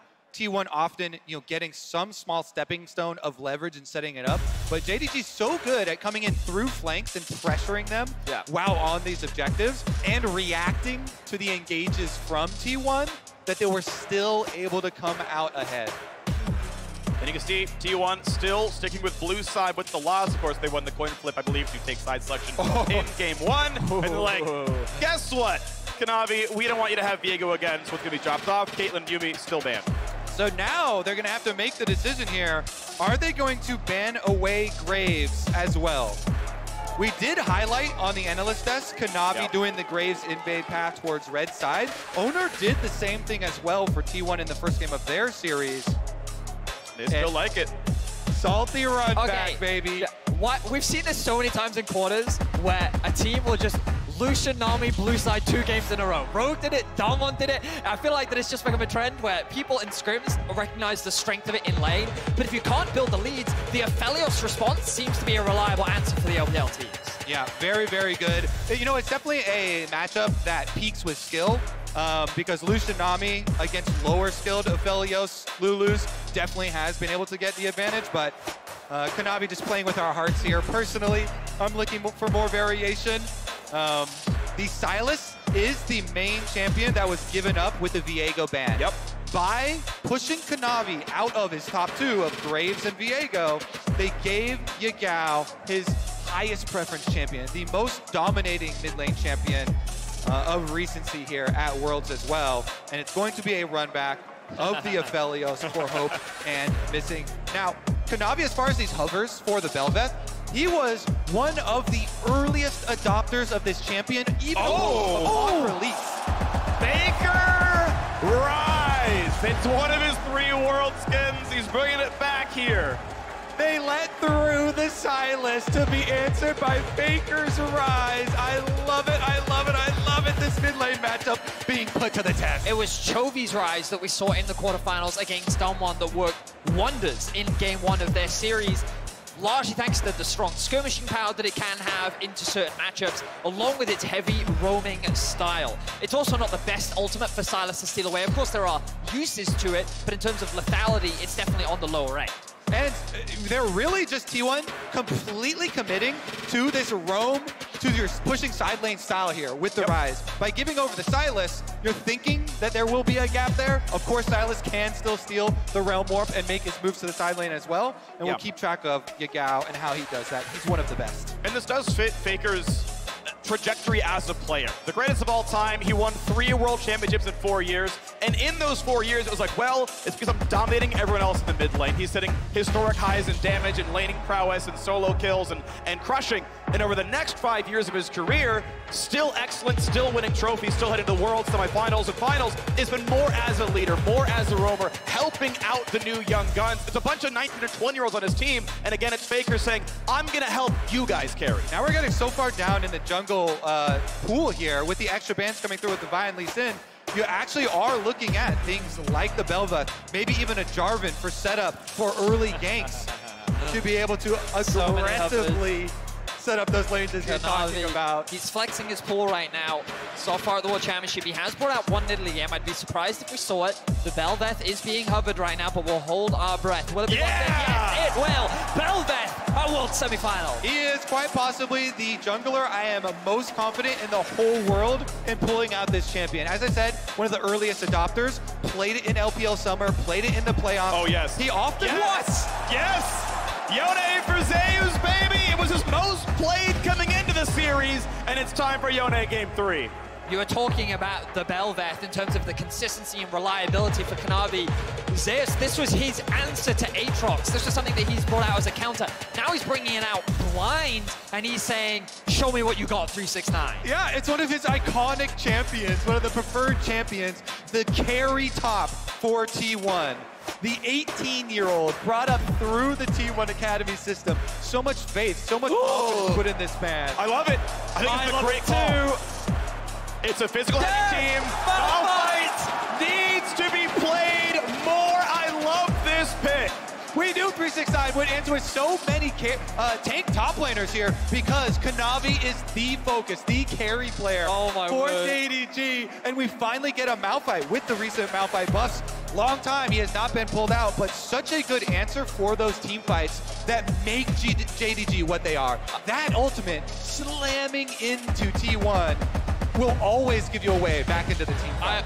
I've never been this excited for a Malphite before, but not only is it great into this comp, but it's 369's Malphite. Like, he is touted as one of, if not the best top laner in the world. He had a great game 1, and now JDG are rounding out what is another fantastic team fight composition.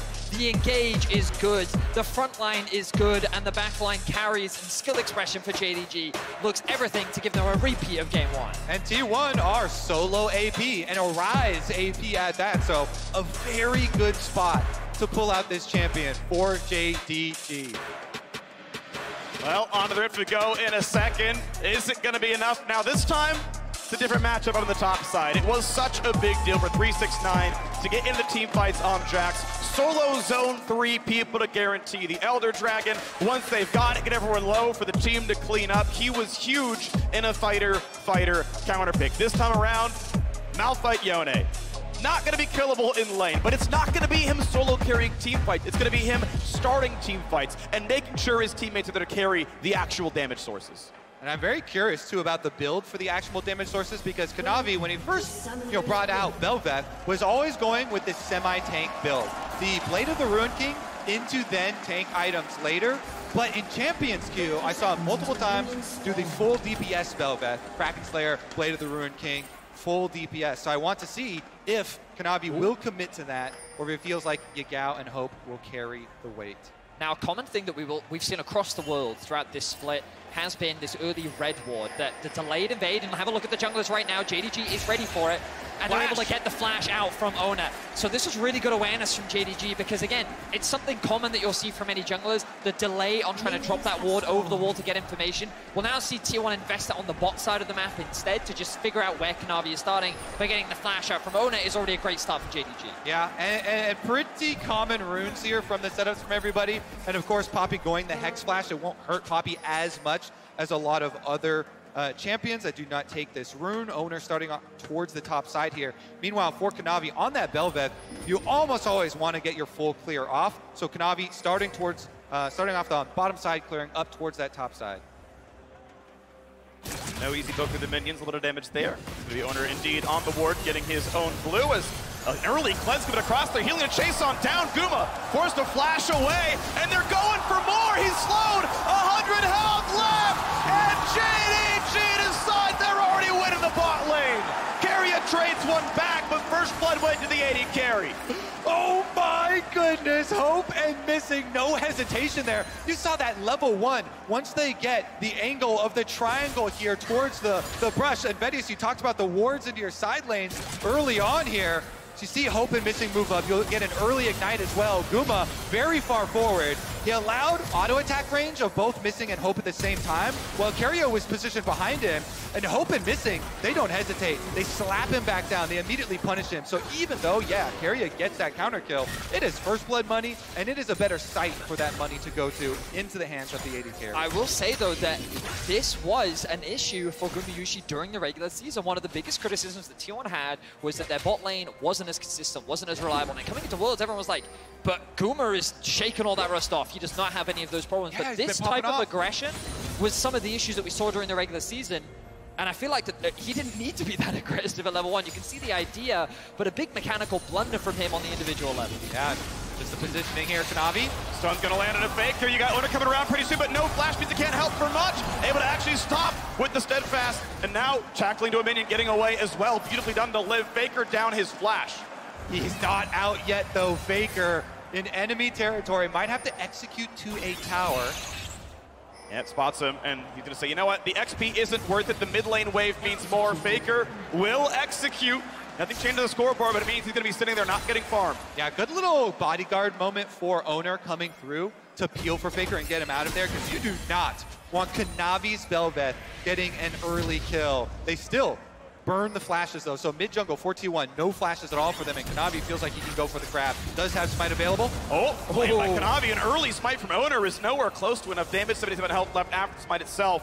So double crab for the JDG jungler. So one of the things I was going to talk about was the biggest difference between Game 1 and Game 2 is that Faker, it's easier for him to get push on the rise compared to on the Galio with the Talia. But again, we saw Yagao concede those early waves to set up for that level 3 gank. We didn't get to talk about it because of the early action bot line, but you've been highlighting it throughout the series, Kobe, and how Kanavi will consistently play through mid to unlock Yagao to burn those flashes so that he can then move around on the map. So now Faker's investment towards the bot side, ideally they look to stack up the wave, look to try and set up some sort of dive onto the bot, especially without any flashes, now becomes a lot harder.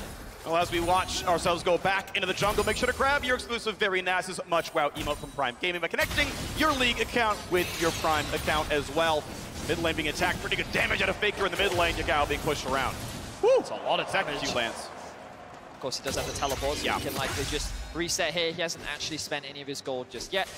Faker, I wouldn't be surprised if he actually holds this wave, yeah? So he's going to set up a nice freeze, shouldn't be too much of a problem because he has the TP, so he's just going to clear the wave instead. Meanwhile, I kind of want to point out the kind of dream scenario here for Kanavi on the Bel'Veth, being able to win that Scuttle smite fight and then set yourself up for a reverse clear of your second clear. He goes over here, 2 Raptors, picks it up, recall on 40 CS, is going to have a bunch of gold for his first recall here for the Bel'Veth.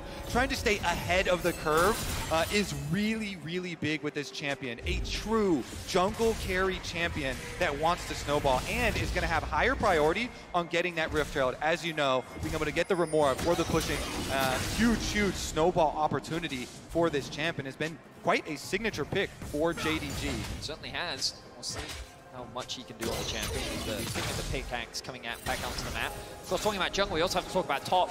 Often JDG are a very good topside focused team. They do invest a lot early in terms of 369, but we haven't talked about this matchup at all. In terms of the early game, it often is Yone favored. He can get a lot of favorable trades. Malphite doesn't offer that much. There's a certain break point around like level 7, level 8, level 9, where he can really start winning out on the 1v1. Starting off with the Warden's Mail already will make this matchup inherently harder for Zeus to bully and push 369 around. He got rid of all the wards, so Kanavi was not seen clearing his bottom jungle, was not seen coming down the river. Oner, though, nearby as well. There's no fight to be had. The wave is pushing towards JDG, and Oner himself now spotted by this control ward. I think he knows from his own sweeper. As they roam over, they can't quite find that kill, but with a knockup, looks like it is going to be Scuttle Crab claimed for Kanavi. Level 6 as he knocks it down. Well done to him. Bubble nearly lands in a missing. But that's a jump on forward. And Whimsy into a root, into a lot of damage. Heal is forced. Hope lives at the end with a heal. But now Guma, pretty low, has his own flash if needed. Kanavi cannot reach him. Yeah, it's actually so dangerous once Bel'Veth has both dashes that are in the direction of your lane to be able to chase down. Oh yeah, Gao's in the way. Both mid laners here. Okay, it's a 4v4 down here. Is it going to be a fight though? Looks like it's going to be a wave for everyone's going to make sure it's safe. And now I think Yagao got spotted. Oner sees him. Going to find some poke, but nothing more. Yagao was spotted, which meant that T1 were hesitant to commit to that fight. The problem that Faker now faces is Yagao is on his pathway towards getting back to mid lane, which means he's going to be forced to go back to base and go the long way around. JDG will convert this pressure bot into a dragon, and they're going to emulate exactly what they did in game 1 and set themselves up to contest for that 8-minute Herald. Wouldn't be surprised to actually see them catch this wave, go back to base. He flashes for it, and he finds the tackle.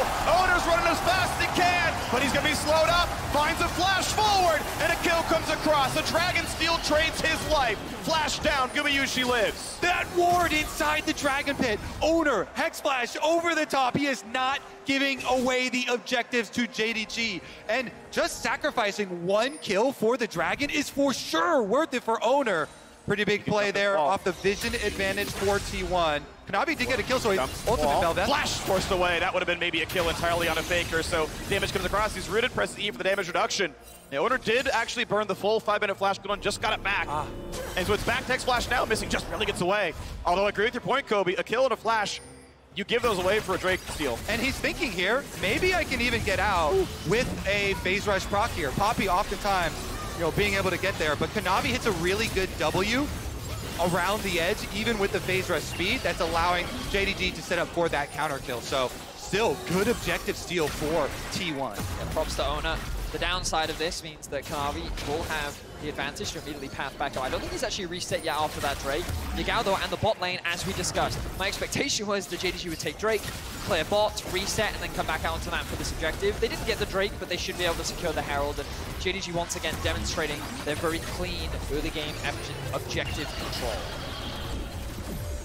Transforms again, now has the Void Remore, which means you can start knocking down some turret plates as they look towards Zeus's Shade. Can't quite get that one, but now Hope set to the top side to start going for turret plates. Yeah, they made the full commitment, recalling bottom lane, reassigning them up towards that Rift Herald to ensure you can get it for this Velvet. Recharging that timer on your ultimate form is so big, as well as giving you the extra pushing power. It does mean, though, look at Gumayushi. This Lucian has been able to stack up some CS there, push it all the way in on bottom side, and it has allowed him to get the early reset and head up towards top side to answer and collect this rest of the wave that is being pushed to his tower. What I think is really important to recognize in this early game is T1's game plan was to, as they tried to do in game 1, get a lead in the bot side of the map and leverage this bot lane 2v2 strength to secure early objectives, in particular this first Herald. But the fact that Gumayushi died at level 1 in the 2v2 and the skirmishes that we saw on the bot side of the map made it much harder to be able to rotate around and contest these neutrals. And now you can see that JDG's bot lane is in a much better position to receive these resources. Earlier I thought Kanavi would drop the Herald up towards the bot side of the map, but I expect him to funnel that gold into this bot lane to try and keep Hope on pace or even ahead of Gumayushi. We get damage of the ulti. Hope chunked down to about 2/3. Gets the better side of that trade as he puts his ulti down. Of course, now down to cooldown as Hope's going to try to regen back up with his red gun, but low on ammo and a nice Q snipe comes across. Also, with last game coming down to so many key objective fights and key objective steals here, T1 getting the first dragon for themselves, setting them up for possible stacking as well is really big. I think JDG, after that first game as well, they're so used to people underestimating them. Yep. Even though they are the LPL champions, in the LPL, they are one of the least popular LPL champions of all time.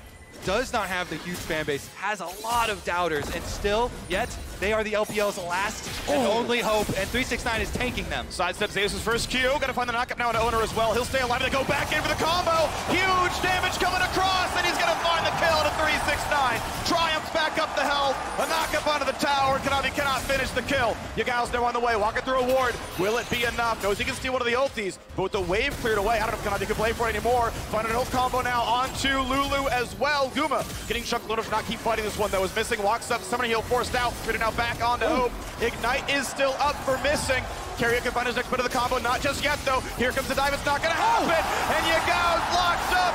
Zeus finds another kill. 3-2 and T1 winning to the top lane. The top jungle of T1 comes out on top, getting the better of Kanavi and 369. They walk away with 2 kills. Oh, episode 1 of Top Lane God was so amazing. 369, he gets the victory in game number 1. But game number 2 here, the revenge of Zeus, gets the kill onto him, as well as avoiding the tower dive there with the soul unbound.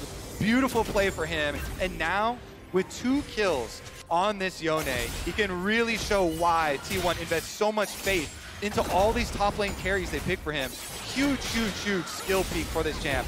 Take a look at this and the setup. You can see the investment of the ultimate from 369 was just too early.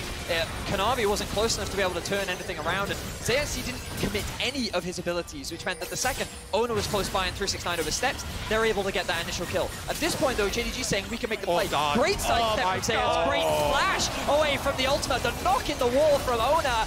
Oh my god, and the knock-up again. Exquisite mechanics from the top jungle of T1. Float like a butterfly, sting like a god for Zeus. My god, you can't hit him with anything down there. Dodging 2 skill shots by movement and then flashing as well. Gentlemen, I think we're in for another close game. The gold is pretty much dead even. The Herald will be dropped, which means the bot lane of JDG will find further advantages. Oh, Hope, though, takes a lot of damage. Of course, Zibba can't find the kill, goes to the wrong target, nearly dead. Gets the shield flashed to safety. 369 would love the tower dive, but he doesn't have the target anymore. Keria, healthy enough at 400 HP, and the first Drake was stolen by Owner. JDG committed the resource. This one, they will actually get. Look at this ward. He's not letting it happen again. That just gave me flashbacks to the last one. They've got a ward over the back this time. They don't want to let anything go through.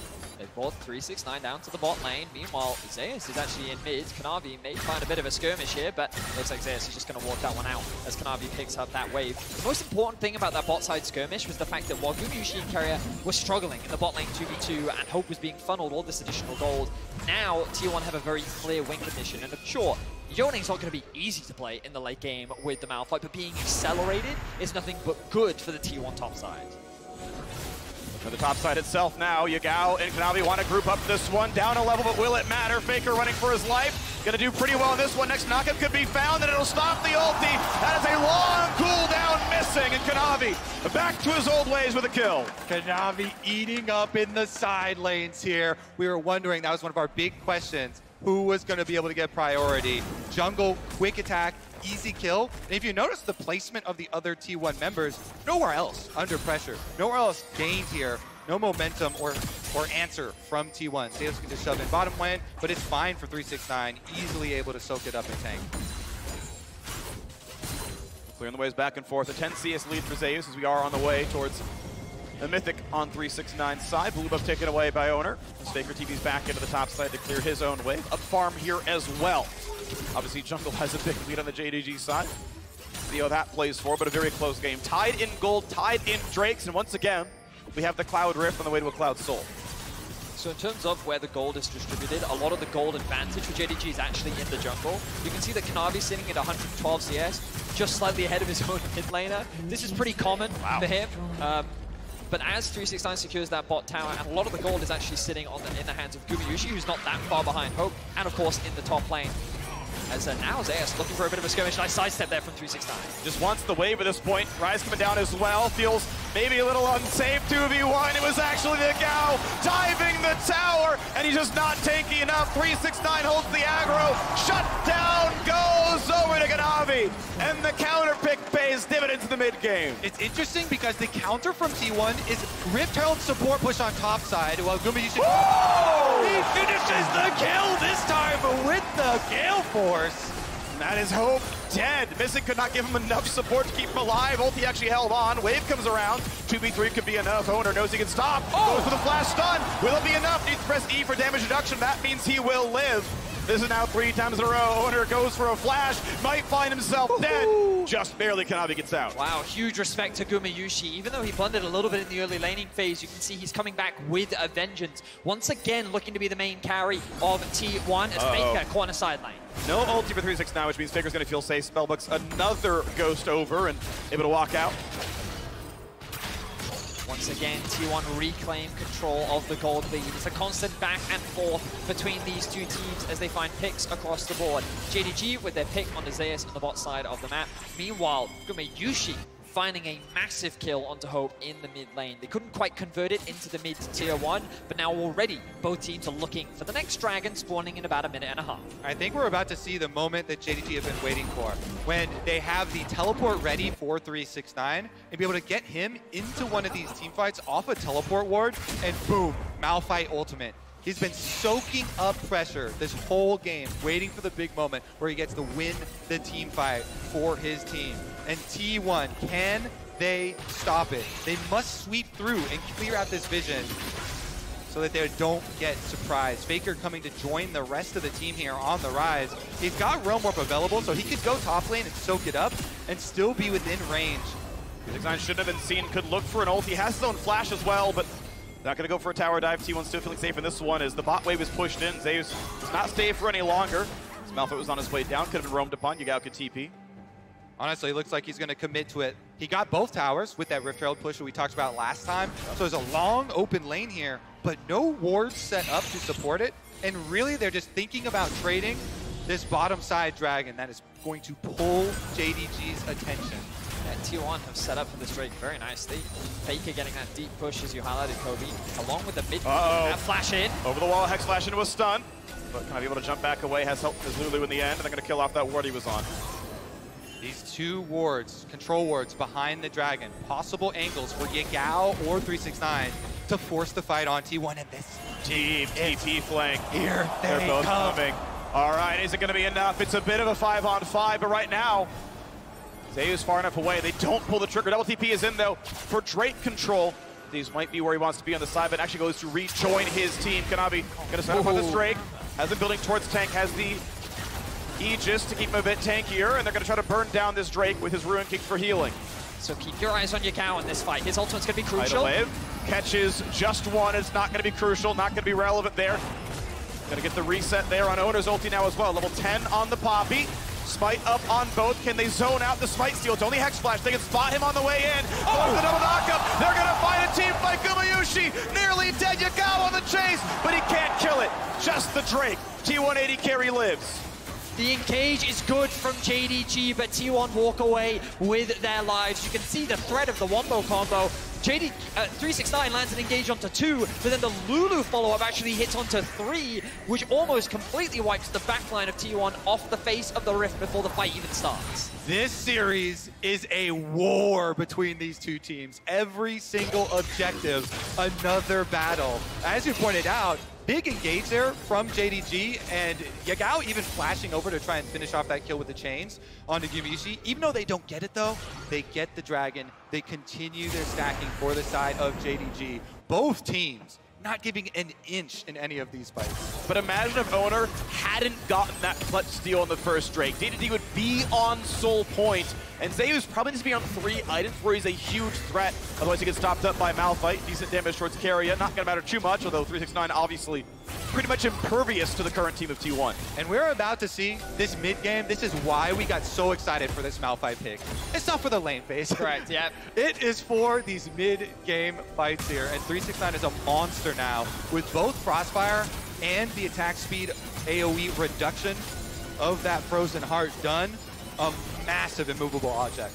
The big thing as well is 369 committed his flash earlier, but he traded it for Gumayushi's. Oh no, once again with a really good stun into the wall. Zeus coming, which means it's Shrelis run away as fast as they can. 369 might need to ult to stay alive. How long he's going to wait for it? Finds his first knockup, but is it going to be enough? He'll fall to Gumayushi. Tidal Wave stolen means almost nothing, and JDG this time do not find their team fight win. We just cursed the rock right there. He's caught all alone in T1. They're not done. They find a route. They find the follow-up. Yagao sets it up. Faker disengages the fight. A 1-for-1 though. Gumayushi's aggression is punished. He tries to commit onto the kill for Yagao, but he oversteps one step too much, and JDG are there to punish him. A quick kill means that it ends up being a 1-for-1 exchange. Many times are we going to see this Lucian, the furthest one forward on the T1 team, Vedias. My goodness, these teams going blow for blow. It's a short-range champ. Gumayushi has to be very careful with his positioning, and often his aggression can pay off. A champion like Lucian gives him so much individual agency in a team fight. But in a situation like that, where he's tunneling onto a single target, he ends up getting punished. Let's look back. And let's look. It is all about this flank from Zeus. Zeus comes up the river, and 369 sectioned away from the rest of his team.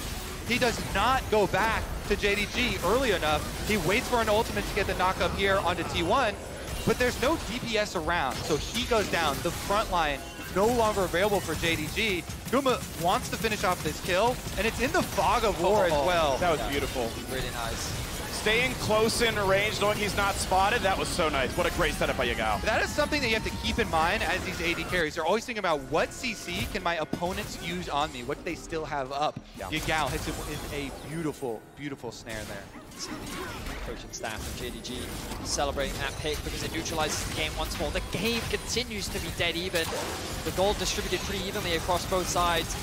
Navi being the large benefactor on the side of JDG. Look at that, 2 items fully completed.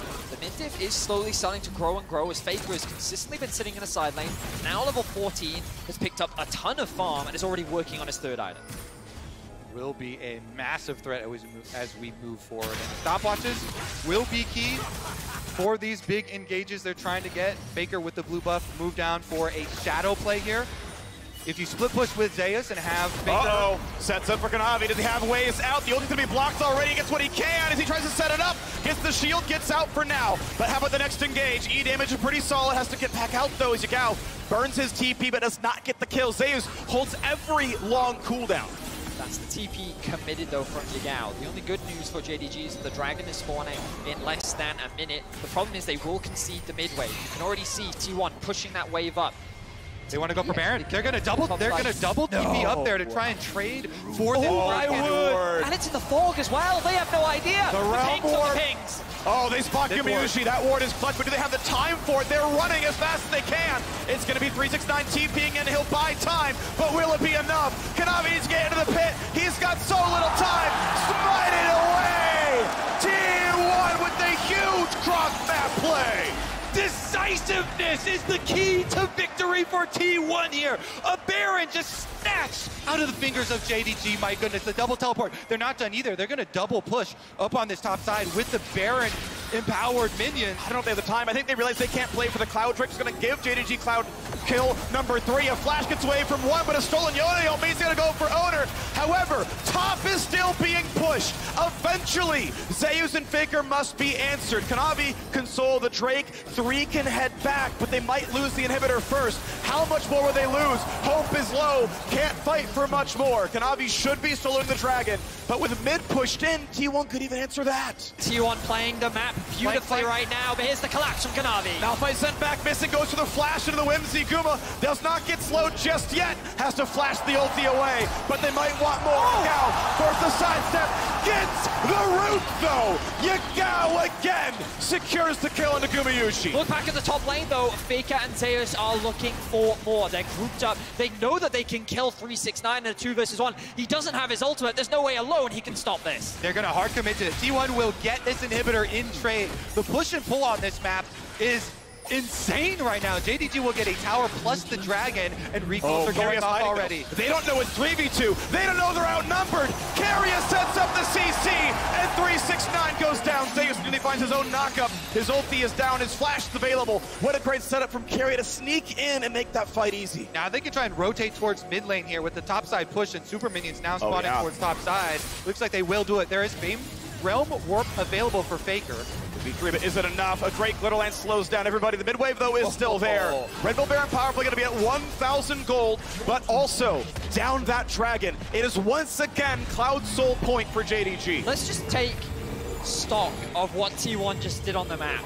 They recognized they couldn't take the Dragon, so they TP into the fog on a minion topside so that they can't be spotted. They then Realm Warp into the Baron to get there as quickly as possible. They take it down using the Poppy ult to keep the Malphite out of the fight for any potential risk or stalling, and then they leverage the fact that, again, JDG want the Dragon, so they commit to the top side. Faker using the Rift Herald earlier in the game so that they can just generate this constant point of pressure, which JDG have to answer, giving them access to the mid lane. Just incredible map movements from T1 here in Game 2. It's just so smart because they're playing to their comp win conditions here. They don't want to play into that Malphite. They don't want to let the big setup from JDG happen again.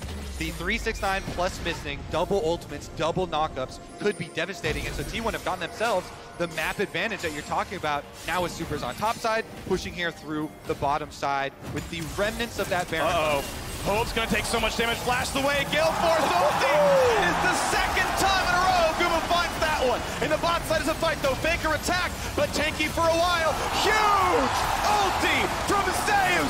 Gets 1, gets 2, and T1, they see your 4v5, and they don't care. Under the tower, they kill 2. They rip them apart, and they're going to be able to push up mid lane with that. That's 2 critical carries. Yagao and Hope with very long respawn timers, 2 inhibitors. This early in the game will be so difficult for JDG to come back from.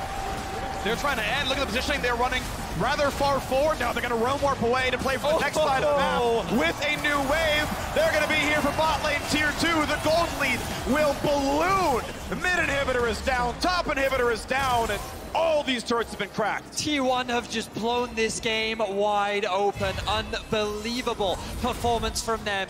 I felt like JDG was the one dictating the pace of the game, controlling the map in game 1. But T1 have just one-upped them here in game 2. And look at Gumayusi getting his revenge in the 1v1 as he gets another solo kill on the Hope. Key thing here, look at the split push for JDG. They've got Silas teleporting in now, but it was a beautiful engage. And Zeus.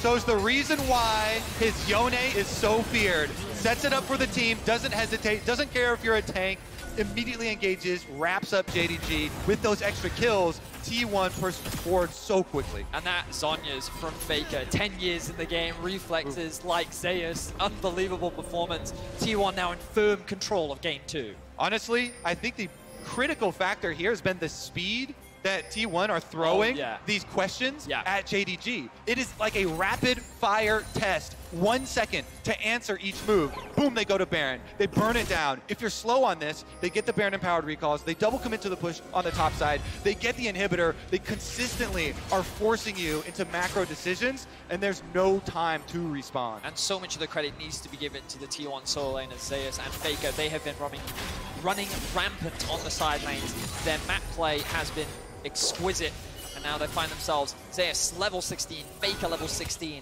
level advantages across the board. They're just not going to give JDG the team fight that they're looking for. Yeah, and now with double inhibitors down, you have such an easy time of controlling all the resources on the map. You can see it right now. They've completely wiped both jungles here of any resources for JDG to take, and if they litter the pathways through the jungle, all they have to do is retreat to Dragon, stop this Dragon Soul stacking, and JDG kind of forced to clean up all of these minions inside their base. They cannot afford to leave lest you get split pushed to death. So the farm continues. We are on 3 out of here. Yeah, Hope has himself a Guardian Angel. Baron is up right now, and you can see T1 on the way over. They don't care about Cloud Souls at all. They want to give up another one in exchange for the Baron. Guma trying to buy them some time. This is merely trying to push JDG away from the Baron while the rest of the team can burn it. Clean. You have an IE and a Zeal on Zeus. He's going to be fine to burn down this Baron. There's the vision gain. Will it be enough? Guma not hit by almost anything. Kanavi does not land the CC. So look at a mid-wave. 369 is here, but Baron is certain to be claimed. Now the question is map control, because you know their eyes are set on Dragon Soul. Good damage on a miss. He's got a half HP. That was a lot of damage already onto the support, but look, T1 don't care. They didn't care in game 1. They have their eyes set on the Nexus, and JDG recognize it. But T1 having control over the mid-wave, it is they who have the push, and guess what they can do with it? They can force JDG to back off and move to the Drake. T1 just get everything and then more. T1 just got Baron, and JDG got 2 mid minion waves for it. Just really, really high pressure there, and Gumayusi. Oh, he's gonna spot him. Ulti, only gonna catch the champion, which means they can land the CC combo, and they can find this kill in a Zeus. Now, will it be enough to do anything else, though, because the Drake is certainly to be claimed by T1. Yep, your life is payment for stopping the Dragon Soul stacking here. T1, they actually made a lot out of those double inhibitors being down. Oh, yeah. What a fun game. Wow, I'm just so impressed with T1. I felt like coming into game 2, after what we saw from JDG in game 1, was that JDG just have a really good understanding of how to play the map, and then T1 completely usurped my expectations, and the way they've been playing these side lanes is just a joy to behold. We have 2 incredible teams competing right now. Specifically, Gumayusi has been playing on the edge with this solution. We criticize him when he gets hit with Yagao's Everfrost twice. Yagao, amazing play from him to be able to snipe him and the Fog of War play, but it's also Guma playing on the edge that has consistently killed Hope with the ultimate plus the Gale Force usage. Oh, stealing away. Colin, going to be some decent damage. A couple of recalls already came through, and 369 is on the flank. Carrier could be 1 kill, but they want more than that one. The flash forward, Shades won't land. Carrier will drop, but not going to go for the ulti on Guma. It's Zeus who matters. They find the first one, they find the slow. The base is being attacked. Kanavi is there to defend it, and Faker's going to get away, but that means he can reinforce the team fight. Looking for the kill onto Zeus. Missing, running for his life. Owner going to set up for another as Guma has already gotten a double kill. And Ona's going to set up the third. That will be a kill on the Mystic. And now it's T1 against just 2. 4v2 in the base. Minions and a Baron flooding it as well. 2300 gold bonus on the power play, and now going for the Nexus turrets. T1 looking to tie up this series, and Kanavi tries to bait the CC, burns the stopwatch, flashes in, finds what damage he can, and buys a bit of time, because guess what? The LCK here at Worlds are stopped by inhibitors, and T1 will not find the game just yet. Wow, T1 can't actually end because the inhibitor will in fact come back out onto the map. But what a crazy fight we just saw. JDG was setting up for the flank. They were looking to try and catch T1 in their recalls. But T1 again play it so well. They create 2 points of pressure. They force JDG to split apart. And the second that they are, Faker's round warp collapses onto the team and creates a numbers advantage. This is how you play a split push comp. This is how you play against a team fight. Great execution once again from T1. Exactly, and look how quick they answer. Teleport from 369 comes in. They want the team fight, but T1 say, we don't want the team fight. We want to pressure your Nexus. So with the teleport into the base from Faker, he forces the answer from JDG. They have to teleport out Yagao, meanwhile allowing the interrupt here, Zeus. Oh my word. Zeus. He interrupts the teleport. He basically kills 2, sets up the double for Gumayushi. T1 just pulling JDG across the map, making use of their big advantage. Now Faker, though, on the run. Jumping in by himself. Hope's going to be moving pretty fast. He'll be rooted in place, though, but the damage might not be enough. Whimsy does not find the slow afterwards. Kanavi is going back to base. Hope is looking to get that kill on the Faker, but he's just buying time for his team as much as possible. The ultimate from Ona. Yep, Kanavi's going to find that first kill. He's going to transform, but actually the shutdown goes through. 369 finds his engage, but cannot kill Keria. However, not going to be in threat much himself. Yagao doesn't find the root, burns Azonias. In comes Zeus, knocks down Missing, and there's the rest from Owner. Gets a second. Hope going to lose the Guardian Angel, but how about the rest? As everyone's starting to fall, Kanavi is left alone, but you can't do it by yourself. You need a team, and T1 will tie up the scoreline 1-1 in the semifinals. Gumayushi gets hit with 2 Everfrost early in the game, dies both times, but dodges the game-winning 3rd Everfrost. They force these Zonias, they kill Yagao. Him and Zeus destroy that last fight. What magnificent stuff from those 2 players on T1. Back-to-back huge carry performances. I think you summed it up really well, Kobe, in that Gumayushi, that level of aggression has lows, but the highs are incredible. The way in which he navigated those team fights, the way he consistently shut down Hope 1v1 in the mid lane twice throughout this game was a joy to see, along with Faker and Zeus just dancing around the JDG team. When you play on a knife's edge, sometimes you get cut. But Gumayushi made it so worth. I'm having so much fun watching these games with you right now.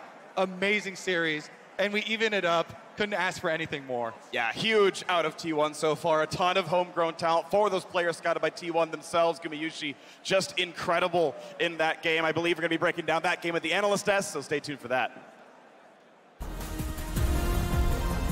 Thank you so much, Freak, and welcome back to the analyst desk here at the State Farm Arena. We're all tied up at 1-1. T1 strike back in game number 2 to bring us to even marks. We're going to start in the draft, as we always do, because we had yet another unique champion pick here at Worlds, Mark. The Malphite coming in for 369. Yeah, I didn't want to talk about that. We're going to talk about actually the But Sylas. I want to talk about We'll it. get to it. It was later. It was after the Sylas priority, which I think was really important in this matchup. It was banned in game 1, went to game 2, and they were able to take that one away for JDG, but I don't think it was able to be piloted to the most of its ability. There weren't a ton of chains landing or Everfrost or anything like that, and I think that was something that gave them the advantage in a very heavy 1-3-1 game that broke out if you're not individually able to keep pace with the other team. Yeah, the big picks here for me from on the T1 side that they focused on was Ryze and Yone. And it's not just like, oh, it's Faker's Ryze. It's the global pressure it gives. And actually it is, oh, it's Yone. It's Zeus's Yone, because he is absolutely phenomenal on this pick. And when I talk about how much T1 has improved as a team, this game demonstrates that perfectly. How they were able to execute, how they constantly had side lane pressure. Yeah, definitely. And I think the Ryze was a good pick into the Sylas. I think it's not so much a counter, but it's a good lane matchup because you can contest the push. You are a little bit vulnerable. I didn't like the Malphite that much, but I can see the logic. Why? The T1 comp is relatively short range. Ryze is a very short control mage, and Lucian always dashes in. So you're always going to have good angles. And I think 369 in some of these Dragon fights did get good knockups. The problem is I think JDG's draft lacks follow-up. If the Sylas is behind, which he was, and Ryze has side push, so he's first the objective, then it's just really hard for Sylas to join the fights. Maybe he can take away the culling or something along those lines, but what he majority of the time did was take away the Poppy ult to try to knock away the Yone or the Poppy themselves, and then go into the backline with the Malphite. But it's really hard to dive in. Even if he's going front to back, the Poppy can stop him, the Nami can stop him. So the follow-up was just a little bit lacking. Yeah, fair enough. Because again, I think when most people look at this draft, right, they see a blind Yone pick and they go, that's bold. That's a bold move there, Cotton, right? You know, and it's against 369 of all people. So it is a little interesting that he jumps to the Malphite of all things in order to counter it. And obviously it wasn't to the greatest of effects. But that's all said and done. That's one thing. The other thing is Zeus is just popping off left and right. Yeah. He's going to be a hard guy to contain when he's pulling off things like he has in this game. As we know, every second counts, and thanks to the reliable Cisco network, he put on the fancy footwork down in the bot lane. I mean, just look at his mechanics in this play. 369 ult a little bit early, but he knows that the wave's pushing into Zeus, so he's going to disengage, so he wants to force the fight. Kanavi doesn't get the knockup, of course, but it's the turn here from Zeus and Owner onto the Malphite to get the full burst down. Even if he flashes there, he's going to die because the gap closed. Yagao comes down, but I think Zeus's movement here was just so clean in just making sure that if any of these spells land, he's dead. Sylas Chain, he's dead, dodges it. Whoop. This knockup from Velvet, he's dead, dodges it. Flashes the Yone ult, and then they just pull onto Yagao, who actually gets the tower aggro, I think, or Kanavi's tanking, but regardless, he's in range for Zeus to follow up. Snapback. The snapback from the Q2 as well, and then Q3ing back through to make sure he can't gap close out. It was just, you cannot play it better than that. I didn't know that was coming. Yeah, I didn't either. That got me. And it was the entire game, too. It was moment after moment like that. That was obviously the highlight one of it, but he was so mechanically good. Every single fight, every single gank attempt that came his way, he felt like two champions. Like, if you tried to 2v1 him, it was still actually a close fight. And if you just look at the meta, it just allows for these things to happen. There's no Azir, there's no Sion Ornn, there's no front-to-back scaling Jinx, Tahm Kench, Ophelios, right? You're playing champs with dashes that either go in aggressively or they're dashing out because the other person's coming in aggressively, right? So that's the beauty of the game right now with the current meta. It's just so fun to watch because it's high tempo, high action, skirmish heavy, so it allows for these kind of moments. Well, that's the only reason I wanted to bring up the Malphite so desperately is because that is JDG's choice into the Yone. And when you get beat with your own counter pick, it's going to start to make you think and start to warp that draft even more. We'll get into what we want to see in Game 3. First, we got to talk a little bit more about how this game broke down. I hand things over to Emily here as we work through some of the big team fights here in Neighborhood Tactics presented by State Farm. Oh, yeah. I didn't even realize I'd be able to draw on this. So basically, there's going to be a bot lane play. Mark is going to be the hands. I'll try and assist. Yeah, we didn't plan this one out. Yeah, let's go. So they're going to... You can play the clip. All right, here we go. So they're going to try to dive on Zeus in the bot lane. And the most important thing here, and the thing that's more impressive to me about T1 in this particular moment, is as soon as they recognize this TP ends up going through from Yagao into bot lane, Zeus escapes, they actually are immediately going to start pinging the Baron soon. It happens, I promise. Yeah, because they recognize, there we go, ping goes down. They recognize this is exactly what they can go after because Zeus and Faker can TP up topside, and they already know that JDG can't match. They Ryze ult in. It's just so smart. And I love this from T1. I love how much this team has grown and how they see the map now. You ever seen two people pull off a triple TP? Because that's what just happened. That is just what happened. And I think the nuance and the beauty of this is, first of all, there's one TP invested bot, so you know you can force a numbers advantage. Right. The second one is they don't TP on wards around Baron, they TP on the wave. Yep. It's really hard to spot that. If you TP on a pink ward, you can see that on the minimap, even if it's out of vision.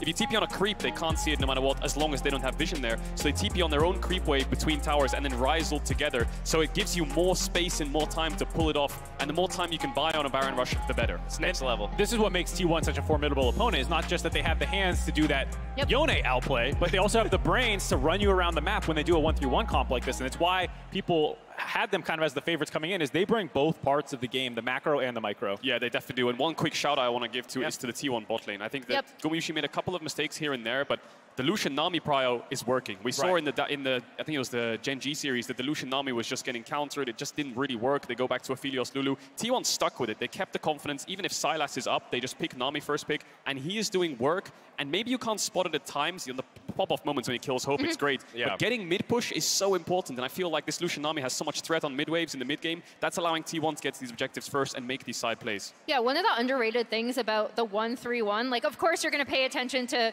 Faker constantly in the side lane with the Rise. Of course, you're going to pay attention to Zeus popping off on Yone, but it's the 3, right? That's actually a huge component of it, and Guma was everywhere they needed him to be. Well, we're all tied up at 1-1, and now it's JDG's turn to respond as they select blue side for game number 3. Worlds is a gauntlet, as we know, and the best way to keep up with all of the action on the go is Riot Mobile. It's home to all things League, Valorant, and more, where you can watch Worlds live, catch up on series scores, and chat about all the action with friends. Check it out. We'll see you back here for game number 3 right after this.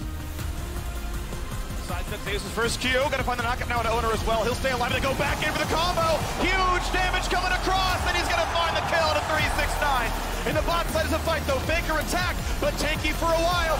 Huge ulti from Zeus. Gets 1, gets 2. Out doesn't find the root for Zazonias. In comes Zeus, knocks down missing, and there's the rest from Owner. Gets the second. Hope gonna lose the Guardian Angel, but how about the rest? As everyone's starting to fall, Kanavi is left alone, but you can't do it by yourself. You need a team, and T1 will tie up the scoreline.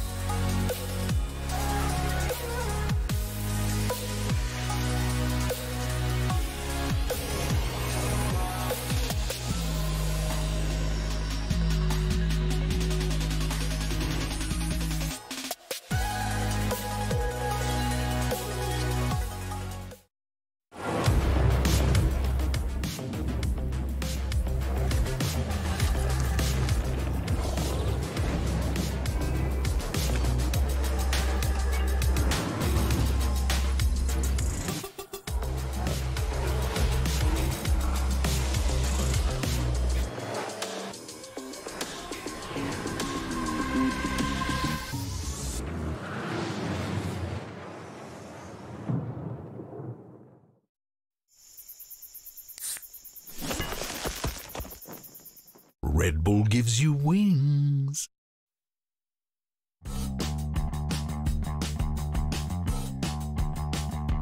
Bring me the next shiny new thing. Bring me the next shiny new thing. Bring me the next shiny new thing. Bring me the next shiny new thing. I strike gold. Yeah, I strike lightning. Oh, bring me the next. Oh, bring me the next.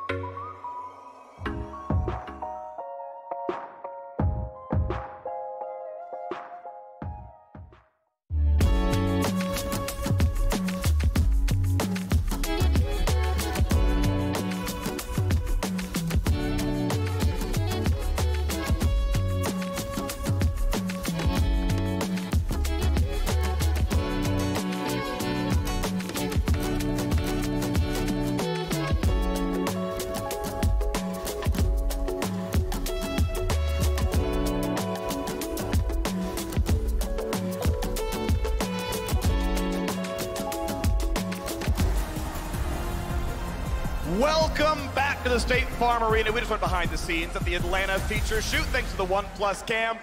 And hey, we've got at least 2 more games that's coming on. Game 1 and 2, both very exciting so far. Tied 1-1, anyone's match. It's so cool because both games were so unique, right? Yeah. And especially in this one, I feel like that last one really does mean a lot. One of our biggest questions coming in were the mid lane triumvirate of champions, and Faker has just cracked it. There's like, Yagao, you know what? You want Sylas more than anything. Played it 6 out of the last 7 games. Fine, have it. We pick Ryze, we double solo lane split push, and actually split push you to victory. People were saying, myself included, that you can't win through split push anymore. Dragons have got buffed, Dragon Soul's too powerful, you always have to team fight, and T1 in the semifinals just annihilated them by outplaying them and picking them across the map. I think there are 2 things that contributed to T1's success. Number 1, brain, very big. Very, very big. Big brain. Yeah, got big it. brain. Step number 1. Number 2, I think that the Cloud Soul in 2 games in a row also made it easier for T1 to say, we're fine giving you this soul. Like, it's one of those trades where we saw in both games they were willing to trade Baron for the soul, and I wonder if their priorities would have shifted if it was something like an Infernal, where perhaps that damage threat could have been the difference maker in JDG being able to turn the game around. And I actually love to see that, because dynamically updating your value of objectives on the map is what is intended with that change, with the introduction of these dragons and this different power level, them giving different buffs. It is not just a blanket, oh, you're stronger now. It's really cool, actually, to see that strategy taken into account. What's interesting for me is JDG, 369, the rest of that team, they picked blue side now that they have lost a game. They've chosen to go over to blue. What's interesting to me, though, is the fact that in game 1, he counterpicks fighter versus fighter, gets the resources, and is a large reason why they win the game. Because the rest is back and forth, right? Gumayushi topped the damage charts in both games. Faker was around the map in both games. But 369 being able to individually be the difference maker was what, to me, tipped game 1 in their favor. He goes for a team fight option, where it's, don't give me the resources, we'll just do stuff in mid-game, and that didn't work out. On blue side, both teams are drafted for top lane at the very end, and it feels like he's not going to have that same 1v1 agency he had in game 1. Yeah, I think you need something that gives you personal agency to outplay, because these T1 members, how can you hit them with skill shots? Even Faker, you mentioned it. Faker, 10 years in, don't care. You can't hit him. Sonya's flashes, Zeus popping off. The 18-year-old top lane prodigy. They banned Yone, Kobe. They banned it on blue side. Like, you're damn right they did. I mean, Zeus, we know that he's a god, both in the mythological sense and the literal sense, right? The man is mechanically incredibly gifted, but to see a blind Yone ban is crazy. What does that mean? Is up and available? No, there's no shot they're going to lock in an Ornn blind as the first rotation. They could look to grab the Lucian themselves. No, they're going to get the Viego, make sure that Kanavi is on something that they had a huge amount of success with in game 1. I like refocusing here for JDG. Kanavi is the heart of this team, you know, and really doubling down on that. Agree with the first pick for Viego. He's been so versatile at this, tournament with the pick. But as Keijo said on the desk, the Lucian Nami priority has been working, and my goodness, Guma is on fire. Those mechanics on display in the last one. You get hit with a couple Everfrost, it's fine. Shrug it off, get right back in their faces, and do it again. You would expect then the Aphelios Lulu to then come out immediately from JDG, right? I think there's another thing in the wheelhouse they can run a bit down the line. But yeah, it gives T1 the chance at something interesting, unanswerable there on pick 3. Auto on a mid without counters, bam, 2 bans. One on top lane, like the Yone that obviously is banned away in this case without counters, bam, 2 bans away. So AS expecting the Aphelios Lulu, you trade the 2 for the 2, but they're taking as much time as they can as it all ticks down. They let the timer lock in the Aphelios, they decide, yeah, is it Lulu? Yes, it is, okay.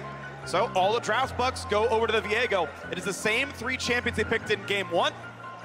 We'll see now what T1 want for themselves in the 3rd pick. Lucian, of course, expected. What will T1 go for? Expectations are jungle right now, but Onar has already demonstrated that he has a very deep champion pool, and he's quite happy to pick whatever they want. I think there's room for something like a Trundle to be good here, especially if they want a little bit more early game agency, but it does very well into the Viego matchup, depending on... Nope, they're instead just going to pick Faker's Ryze. They want to make sure that he has that comfort and the ability to roam and attack these side lanes. I love it. When we get these lore picks in esports, Faker with literal movies made about him on the champion, Blind picks it, says Yagao, what is your move, my friend? And let me remind you, this meta right now, the majority of mid laners are saying there's like two matchups you can pick Ryze into anymore. This is not a widespread thing. This is Faker specific. This is GOAT specific. And then you can double protection ban it against Yagao with the map mobility champions. The two preferential ones, the Talia and the Gallia. So a few things I've spotted.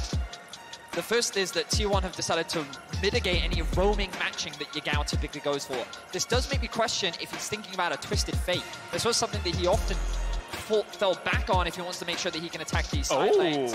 The other thing that I noticed is this Jace ban does suggest to me that they're looking at a Fiora top line for 369. T1 are saying we can play the entire map on Summoner's Rift, and you cannot, JDG. You cannot catch up with us. Vedius, glad to be here with a Nocturne pick, even though it's not mid lane with you. Because being able to turn off the lights, you saw what T1 were able to do, pulling JDG across the map in the previous game. Now you can deny teleports even with the early Nocturne ultimate, and Ryze plays from Faker. He obviously still has it with the Realm Warps. JDG though, they stick to comfort. They got the Viego already for 369, throw the Renekton for 369 there, as well as the Viego for Kanavi. So the Renekton does make a lot of sense in terms of being a safe blind. There aren't many things that Zeus could pick that would give him a winning matchup, but he doesn't need a winning matchup. We know how versatile of a player he is, and Carrier's just flexing through all the different champions that he could pick as an option. I actually loved the hover of the Gangplank the most because it gives him another global to work with. And I have confidence in Zeus as far as the carry play. Yeah, even though that was just a hover early, that is my preferred matchup into Renekton. Have confidence in Zeus to avoid letting 369 stack a big enough wave to dive him on. 369 is a solo kill specialist. As we said coming into this game, he has the highest solo kills of anyone in the tournament at 7. Now, though, against Zeus, can you do it? Gangplank, if you stack a wave versus him, maybe they could bring Kanavi and go for the kill, but you're going to have to coordinate. The thing that I love about T1's approach to the draft in this series is they recognize, as the world does, that JDG have gotten this far because of their team planning. Their objective setup, their control around the map is what makes them world class. So T1 said, you know what? How do you fare in 1v1, 2v2, and side lanes? And this is an area where JDG have not consistently been tested, whereas T1 is more than happy to play that style. With Zeus and Faker playing at their prime, it is an advantage that JDG just don't seem to have a reliable answer for. It's globals, globals, globals for T1. And first pick, Lucian Nami, bottom lane. The core of it all. Guma and Keria, top 2 KDA players coming into this series, and they are proving worth the investment. We'll see how many more games T1 can pick up. Game 1 was incredibly close. Game 2, pretty close as well, but T1 closed it out with a lot of swagger at the end. And now we get to see it all again. Certainly Gangplank, a bit fewer tools than Yone in super outplaying a 1v3, but I want to see it all the same. We know Zeus is an incredible player. Owner, we'll see how much he's able to play around the Renekton. The gank power not huge up there, but I want to know what he does other than rush level 6. And Zeus has started with Corrupting Potion here for himself on the Gangplank, so you can be very, very aggressive in early lane phase, spamming out your Qs with your Corrupting Potion ticking to get a lot of strong trades. But the real crux will be, can he get enough money for his Sheen back with that investment? Well, Prime Gaming is giving away 150,000 RP to several lucky fans every single day of Worlds. Head over to PrimeGamingWorlds22.com to enter and make sure to put in today's secret code to get bonus entries. Run from it, hide from it. It will find you all the same. The TSM chants have made their way. In every city, which I am very happy about. It is so much fun to be back here casting in front of a 20,000 person arena. Do you want to sound like 20,000 people right now? The energy is electric here in Atlanta, Georgia. Let's see if we can keep that energy up as we move into game 3. So we're looking at the early game, the early pathing. Ona going to start on the Raptors. Nocturne's early clear through these multiple mob camps is very fast, very efficient. and he's likely going to convert that into the reds, and then perhaps do a full clear topside or path towards his bot. Yeah, definitely expect a full clear from him. Should be noted that during 369, base tanking the barrel tri-brush play here from Zeus, he was able to get his ward there down onto the Krugs, so they'll have that timer on the Nocturne full clear. And it is also worth noting, you don't just go from Raptors to red for your full clear for Nocturne. He's trying to get all these smaller camps down and respawning quicker by going to Krugs first, then picking up red buff. It's a hyper-efficient path, right? Because as you rightly said, it gets those respawn timers going much quicker, but also what's crucial is he's doing a full clear from topside into the bot lane. The person we also have to keep our eyes on is Kanavi. Often what he's done is full clear on one side of the map into a mid lane gank. We've seen that 2 times in a row, and we've seen Faker burn some type of summoner, whether it be Ghost or Flash, or basically pressure being put onto Faker in mid lane. This ward, though, that you just highlighted for me, Kobe, covers for that. T1 have adapted, and they've recognized that this is a consistent play that Kanavi looks to make, so they're mitigating any early pressure to give Faker a little bit more safety in the 1v1. More poke in the bottom side. Temporary 3 CS lead here for Guma. He's shoving that one down. Obviously, Nocturne has rushed down to his bottom side now. Gets his own blue buff at level 3. And then can kind of path back up. We'll see which way he goes long term. Yagao makes like he's putting a ward down. Looks like he actually doesn't go for it, but makes the move to say, I've warded the invade, you know. Actually finally does put it down. So we'll see if Nocturne comes through or if he goes for a gank through. Obviously, he wants to go behind. It's hard to gank Azir from the front.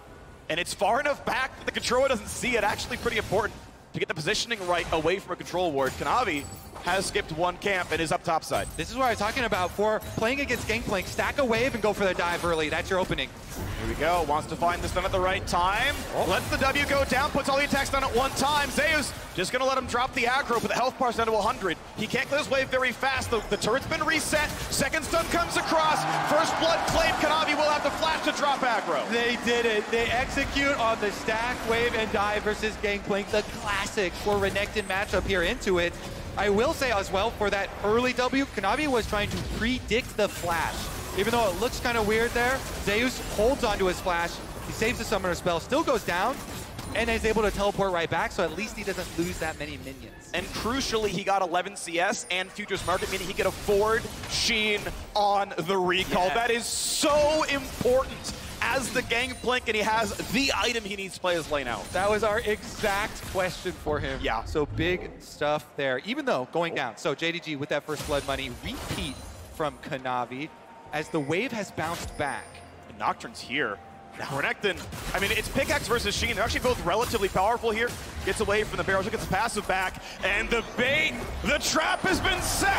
Zeus gonna be hit, eats the oranges, stays up for now. Oder wants a bit more, but he's waiting out. Spelljit, it's nothing. The flash in, Zeus, the flash follow. It's a 1-for-1, but can Renekton win against Nocturne? The big stun, and 369 is good for a 3-1 scoreline. And there's no teleport on Zeus. Look at this minion wave. 369, he's so satisfied. Can keep the minion wave there. Zeus is gonna have to walk all the way back. Here it is, Kanavi. Such a big brain counter gank here. And then when Owner and Zeus try and flash forward to finish off the kill on him, they get the answer, and 369 can finish off the second kill as well with all the rage he had stacked up on the Renekton. The initial problem with that play for 369 was that his abilities were on cooldown. Just before that play happened, he invested everything onto getting a short trade against Zeus, which made it awkward. So Kanavi getting that initial exchange onto Zeus was really smart because it just bought 369 that extra bit of time. But it also gave the JDG top jungle an opportunity to get revenge after they got hard outplayed last game. Yeah, 369 has an ulti. What's the stun gonna look like is the question. Nocturne's nearby. Conqueror is stacked up. Oh no, Owner's here. Just kidding. We got our own jungler. The fear lands. Kanavi's gonna get one. And it's time to be afraid. In the bot side, it's Hope extinguishing it from T1. Gets the root. The flash from Faker. Missing. Hit with the bubble. Carrier doesn't. And Faker gonna try to find the rest. Missing Auto gets a single. It's 2 for 2 as Faker cleans it up. Oh my god, more action! Oh, yes! He missed the ulti! Zeus sidesteps it and turns one back. 11 kills, 6 minutes right into the game. We promised you a bloodbath, and in the arena, both teams are delivering. Inject 5 games of this right into my veins. My goodness, they are so aggressive going for that dive. Kanavi here right into the face of Zeus, and he stands tall. Q right in front of him, gets the kill, plus gets that minion wave. That was so critical. You know what Kanavi was thinking? He was thinking, if I could kill him here, this Gangplank is out of the game. Losing another giant stacked wave would be just devastating, and yet he pulls it out. Both dives. Let's take a look back at the beginning before all the craziness. So 369, he gets level 6 and he's committed to getting this kill. Doesn't quite have the stun up yet, not sure where that was available, but you're gonna see him use it just now as the Nocturne spell shield gets broken by the Q into the stun. But it's enough damage for Kanavi to get that conversion and then go for a commitment onto Zeus. He's so low in the top lane. Oh, the orange heal, and he realizes Kanavi, if he stays underneath that tower, it's gonna be a 1-for-1. We didn't get to see the 2v2 kill in bot lane as we get back into action. Both Jungles have ultis, but there's no fight to be had. The CC not really there to be landed. Of course, missing without much available on his kit. Ulti not there just yet. Barely level 5 for Keria, so far from Tidal Wave. Just gonna be there to clear out the wave and let it shove in. So we can see once again Kanavi covering for his laners. This is something that he's consistently done throughout the series to make sure that they can get this push underneath the tower to either allow him to invade, get deep vision, or to allow the laners to reset and spend that gold. Right now they're contesting that bot side River Vision. He will be able to secure that crab, and T1 will just be forced to watch. Now, as we move forward, what is this bottom lane gonna mean? It means Nocturne is in the lane. It means Hope has died. Missing a bit low, but not enough damage to kill him under the turret. Exactly, we can't even get our words out. It's so action-packed here. T1's strategy, though, remember, all the globals drafted to play around this bottom lane.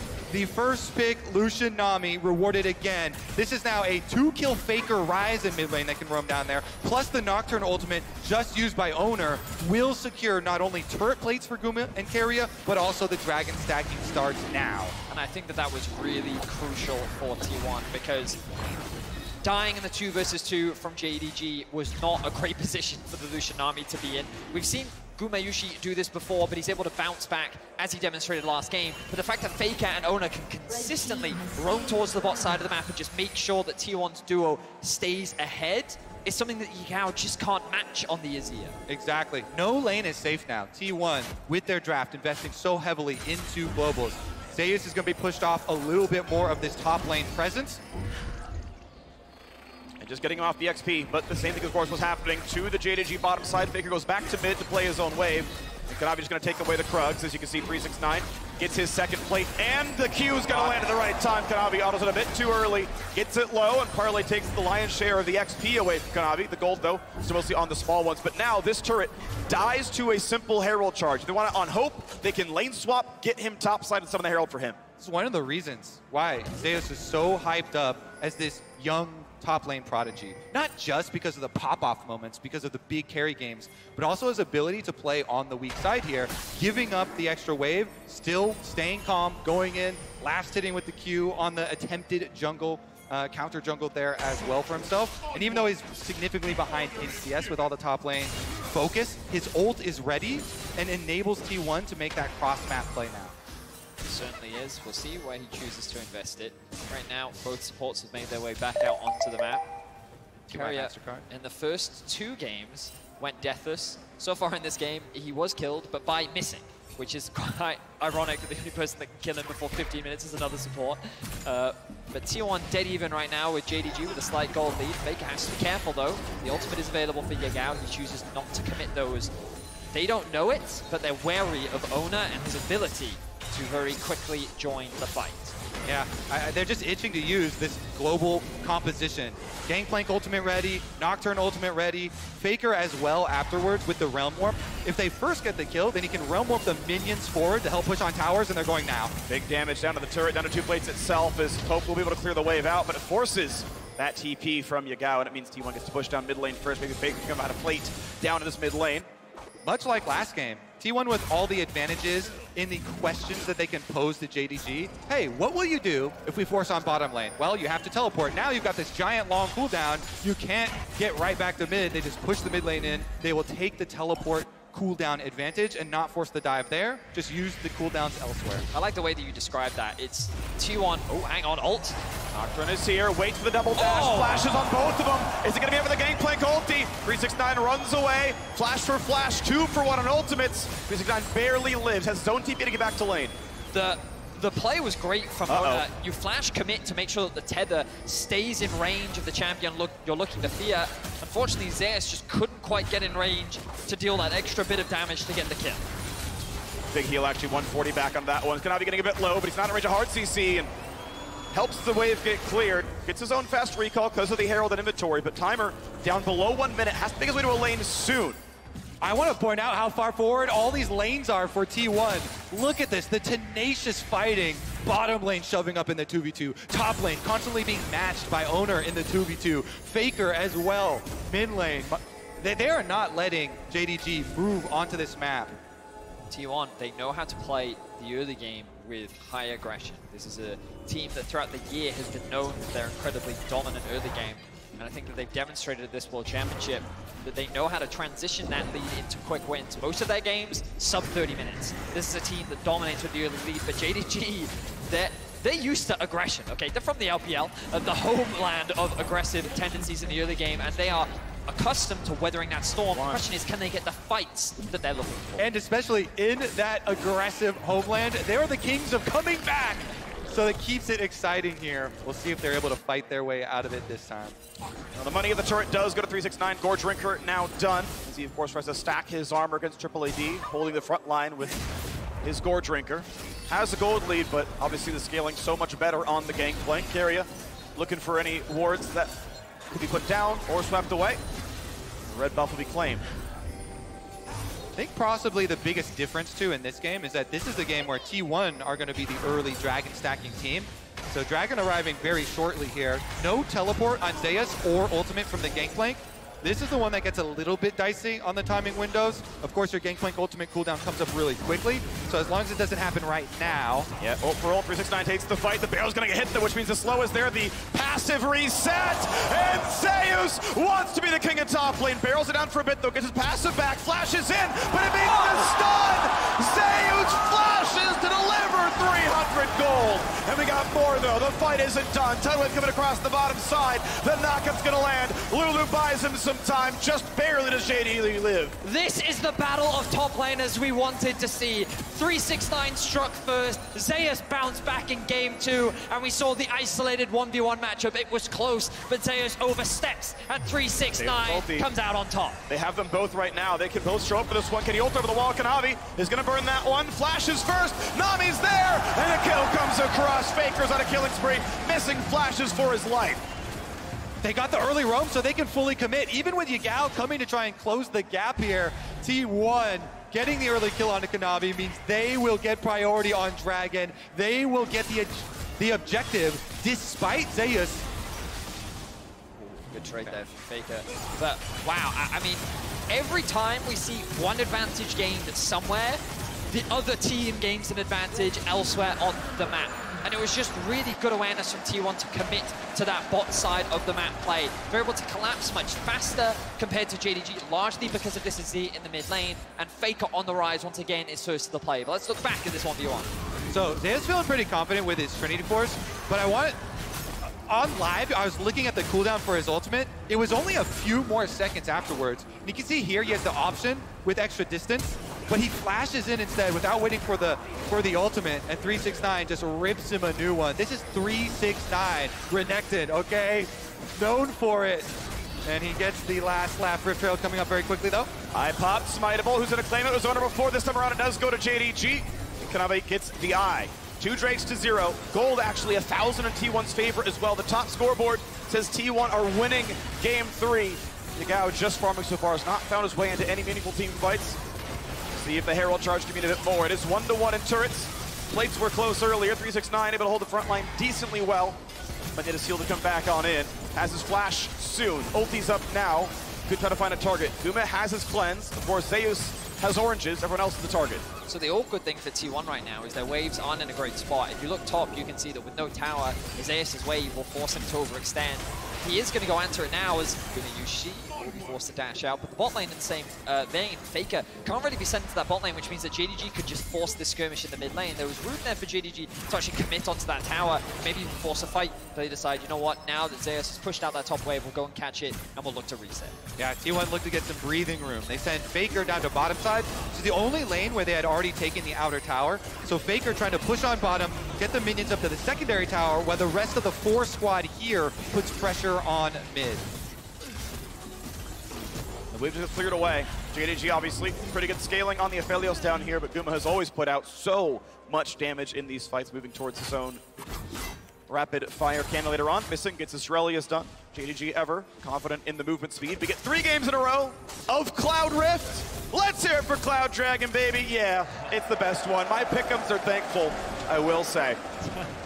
Oh, it actually has been 3 in a row. Yeah, that's crazy. I've been very keen on that one because Cloud Drake was the least killed Drake coming into this series. Oh, that's a big combo coming off, but Guma's not going to die to it. Bit of damage will, at the very least, delay Guma's back. The Herald will be now dropped mid, opening this up, gives JDG a lot more control and makes it easier to push into the enemy jungle. They've got a ward on him. 369 is seen. Here comes Tidal Wave. Here's the rest of it. Flashing on enemies. Nocturne is left alone to the back line. Gotta stay alive. The scoop coming across. It hits 2. A flash away from Keria. Somehow Owner is still not dead. Kanavi dives in.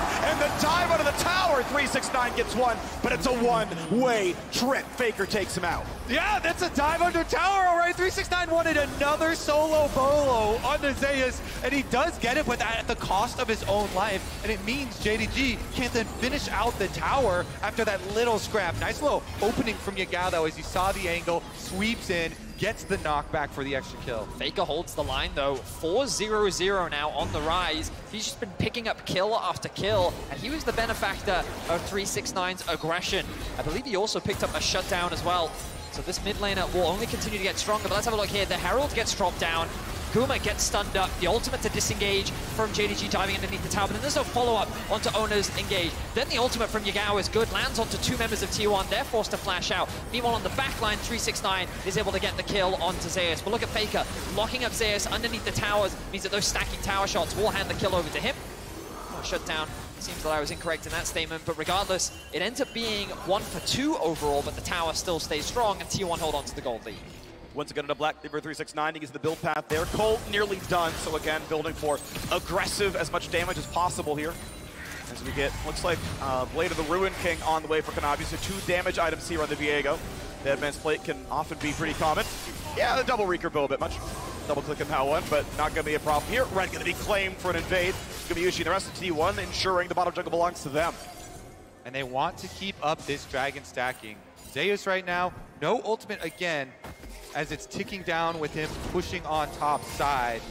Moments before the Drake. If you can get a teleport from Gangplank early on and set up your barrels through some of these brush in the fog of war, that can lead to some big explosions. But they're actually valuing just walking Zeus down now. Walking down the river, 12 seconds till it spawns. JDG are the ones who own the path down. Kanavi aggressively looks for any wards, doesn't see any. One gets put down, put out as well. Guma forcing a Shurelius out. 369 cannot find his target. Locked in place, needs to ult to stay alive, but he's feared and he's fallen. Nocturne goes for number 2. Hope dropped, a flash away from missing, but Faker won't, and he's unstoppable. 11-9. You can't, you can't touch Gumayushi. His confidence is insane right in front of 369. Baits him in. Faker's not done. He dodges the stun. Really beautiful stuff right now. Going to try to stack the Conqueror, try to find the kill. With help from his mid laner, Azonius buys some time, but they should kill him. The ult's too early. He needs some soldiers back. He finds the army, and 1,000 gold goes to Kanavi. However, Baron is dying. T1 with an incredible team fight in the mid lane are able to usurp the team fighting powers of JDG. 369, the benefactor of all that early game gold, the big, beefy frontline is shut down as T1 dance around him, dance around JDG, and secure themselves the first Baron of Game 3. I love this play from Gumayushi. He is so confident right now, playing in the face of these melee champions, baiting them in, daring them to try and touch him. Stays just out of arm's length there, and T1, well, can he get away from this though? Yeah, still has cleanse and flash, was not even remotely close to dying. And then when turret falls, T1, 1350 on the Red Bull Baron power play. Yes, they dropped the Cloud Drake, just means more can be killed. I know, it's positive, honestly, as we crest into 2 and 3 items. Chain Sword on the way now for the top laner. Look at this. He dashes in with the ultimate to get some damage here, and then allowing 369 dash forward, he just kites him into the Nami. Keria gets the double knockup. Yeah. Ulti into bubble, right into T1's hands. Keria playing these fights beautifully throughout this series. The chain CC, there was nothing that Renekton could do, and like this is just one of the problems with Renekton. He doesn't have easy access onto the backline unless he's finding a good flank. See the smiles on the T1 faces and the frustrations on the side of JDG. After losing that Baron, this game now becomes harder to win as Gumayusi once again goes in. Chunks hope to have tidal wave, builds a lot of time. Getting away from the fear, but Nocturne dives for more. Owner's gonna get one and stay alive. Gumayusi is at 1 hit. Yagao kills him. Owner could go for a bit more. Big damage out of Zeus, finds one. Owner may go too far. He will jump 2 up, and he drops. In the top side, though, a solo kill, 369. Once again rolls the dice and takes down Faker, not even burning a flash. Into the mid lane, he's looking for the collapse, 369. Flash up in 5 seconds, could find a good target. Keria has nowhere to go, doesn't have his own flash, doesn't have a good way out. Shirelli has to get his target into range. I don't know if he can get the blast plant in time. Nicely done by missing. 369 finds the kill. JDG lose 2, but they kill 4. That's right, 4 dead on the side of T1. I was not expecting the fight to turn that way. T1 felt like they had such firm control over the game.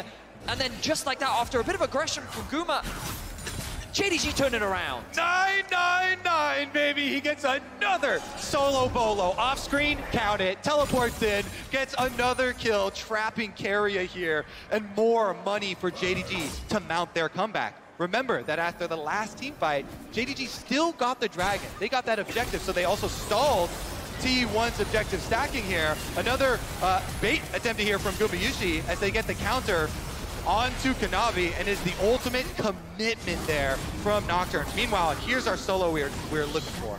Faker just trying to kite away from the Renekton, has the ultimate to try and escape, but the stun then comes through from 369 to mitigate that. Faker doesn't have flash available to get away, realizes he can't do anything in the 1v1, and then the TP from 369 catches T1 completely unawares. Zeus and Keria split apart because they realize that they can't come out ahead in this fight. The Shirelli from Missing to help close the gap, and you'll see Missing landing an auto attack on the blast pan to deliver the fish to the hungry crocodile. And you can tell the bloodlust is getting to these players with the high pace of this action. Earlier, Owner with the tower dive on that Nocturne, with the rest of his team just a little bit too far away by the mid tower, goes down and sets up for that play.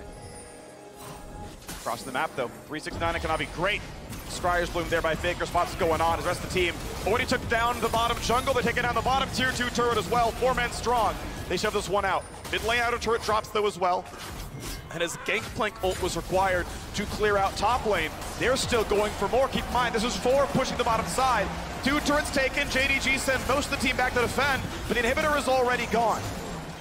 Really good response once again from T1. We complemented their ability to play through the side lanes in game 2. They're demonstrating it here in game 3. Beautiful.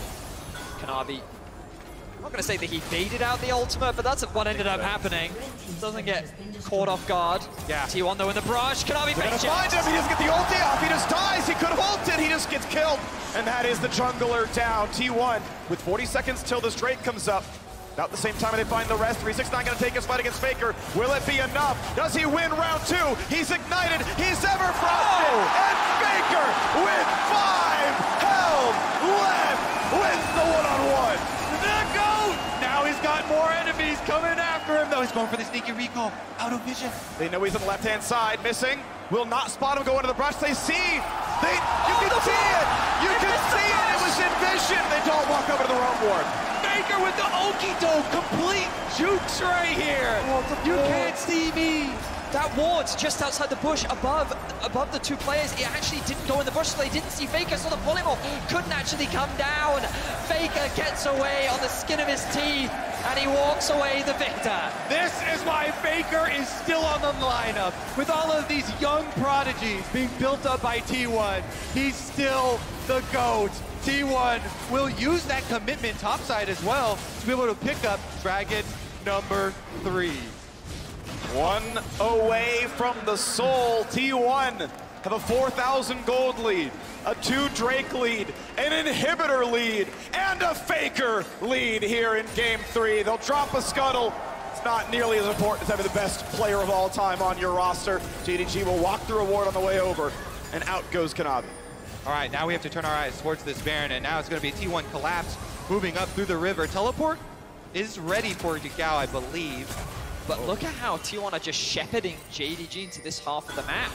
369 and Kanavi are looking for a pick onto Faker, but he's going to respect it. They have the push in mid. Yagao's forced to go back and answer it. Now they're looking for Faker, though. Gonna find the ulti onto him. This time he's got no escape tools. Azonius buys time. A huge barrel finds more. 1 for nothing, and it's time to possess the rise, but he's gonna drop too quickly. 369 does what he can. They find the second kill. Over the wall they go. Yagao wants owner, scoops him in, finds the kill. Sage so far, missing, gets shot down. Oh, fires, but Gumayushi takes down 2. Carrier left alone, and he's gonna be left to his own devices now. Guma has to retreat, does not have the health to play it out. When the going gets tough, it's the bot lane of T1 that come up clutch.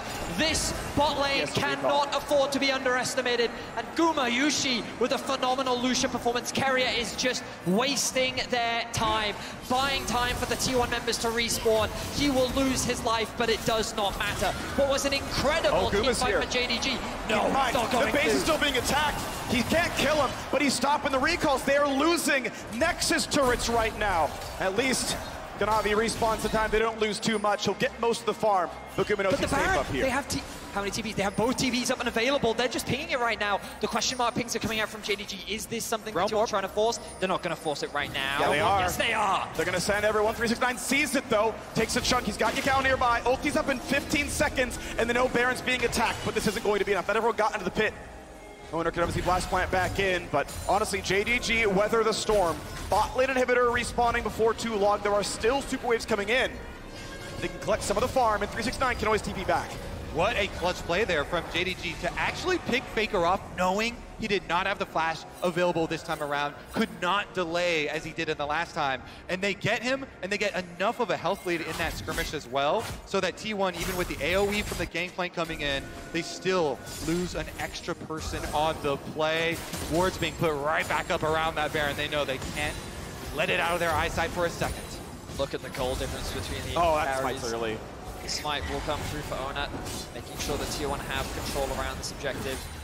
But the AD carry difference is so stark right now. 4 items completed for Gumayushi, along with the Dirk. Means that he is, I mean, he was the carry last game. He's been a huge carry for T1 throughout this World Championship. And he is a massive threat that JDG need to find a way to shut down. Faker almost at death cap as well, looking at inventories here. Could have a big power spike, and with inhibitor on bottom side, respawning fairly soon, they can still revert to split pushing with their global advantage. The Baron is going to be started off by T1. Once again, JDG must answer the call. They must walk into... They're doing without Guma. They're letting him show on the waves that they don't know it's dying so quickly, but Baron's going to drop here. Looking for the stun, not going to find it. Nocturne turns off the lights, and that's Baron claimed. Near the kill, it's an ult to safety for Kanavi. Cannot be in this fight. Oh, he's going to die. He's going to get shut down. The wall ward back into the jungle takes down the JDG jungler. They're not done yet. Faker flashes in. Gets the root, gets a bunch of damage. They turn back. He burns a stopwatch, and that's going to be a hit save. The barrel hits too. 369 does what he can, but he's got no team. Burns the stopwatch, immunes the fear, but it's not going to matter. There's the ace. Zeus, it's a million gigantic barrels. Faker makes the shot call, gets him in and out of the pit, and T1 are going for the base. T1 will wipe JDG off the map. What an incredible team fight, led by Gumayushi. The man has come up clutch once again. He shuts down the core carry of JDG, and they will shut down JDG in game 2. Gumayushi may have died, but he kills a hell of a lot more. The Nexus turrets fall. Kanavi's left alone to watch. Once again, his kingdom fall to ruins. T1, 2-1.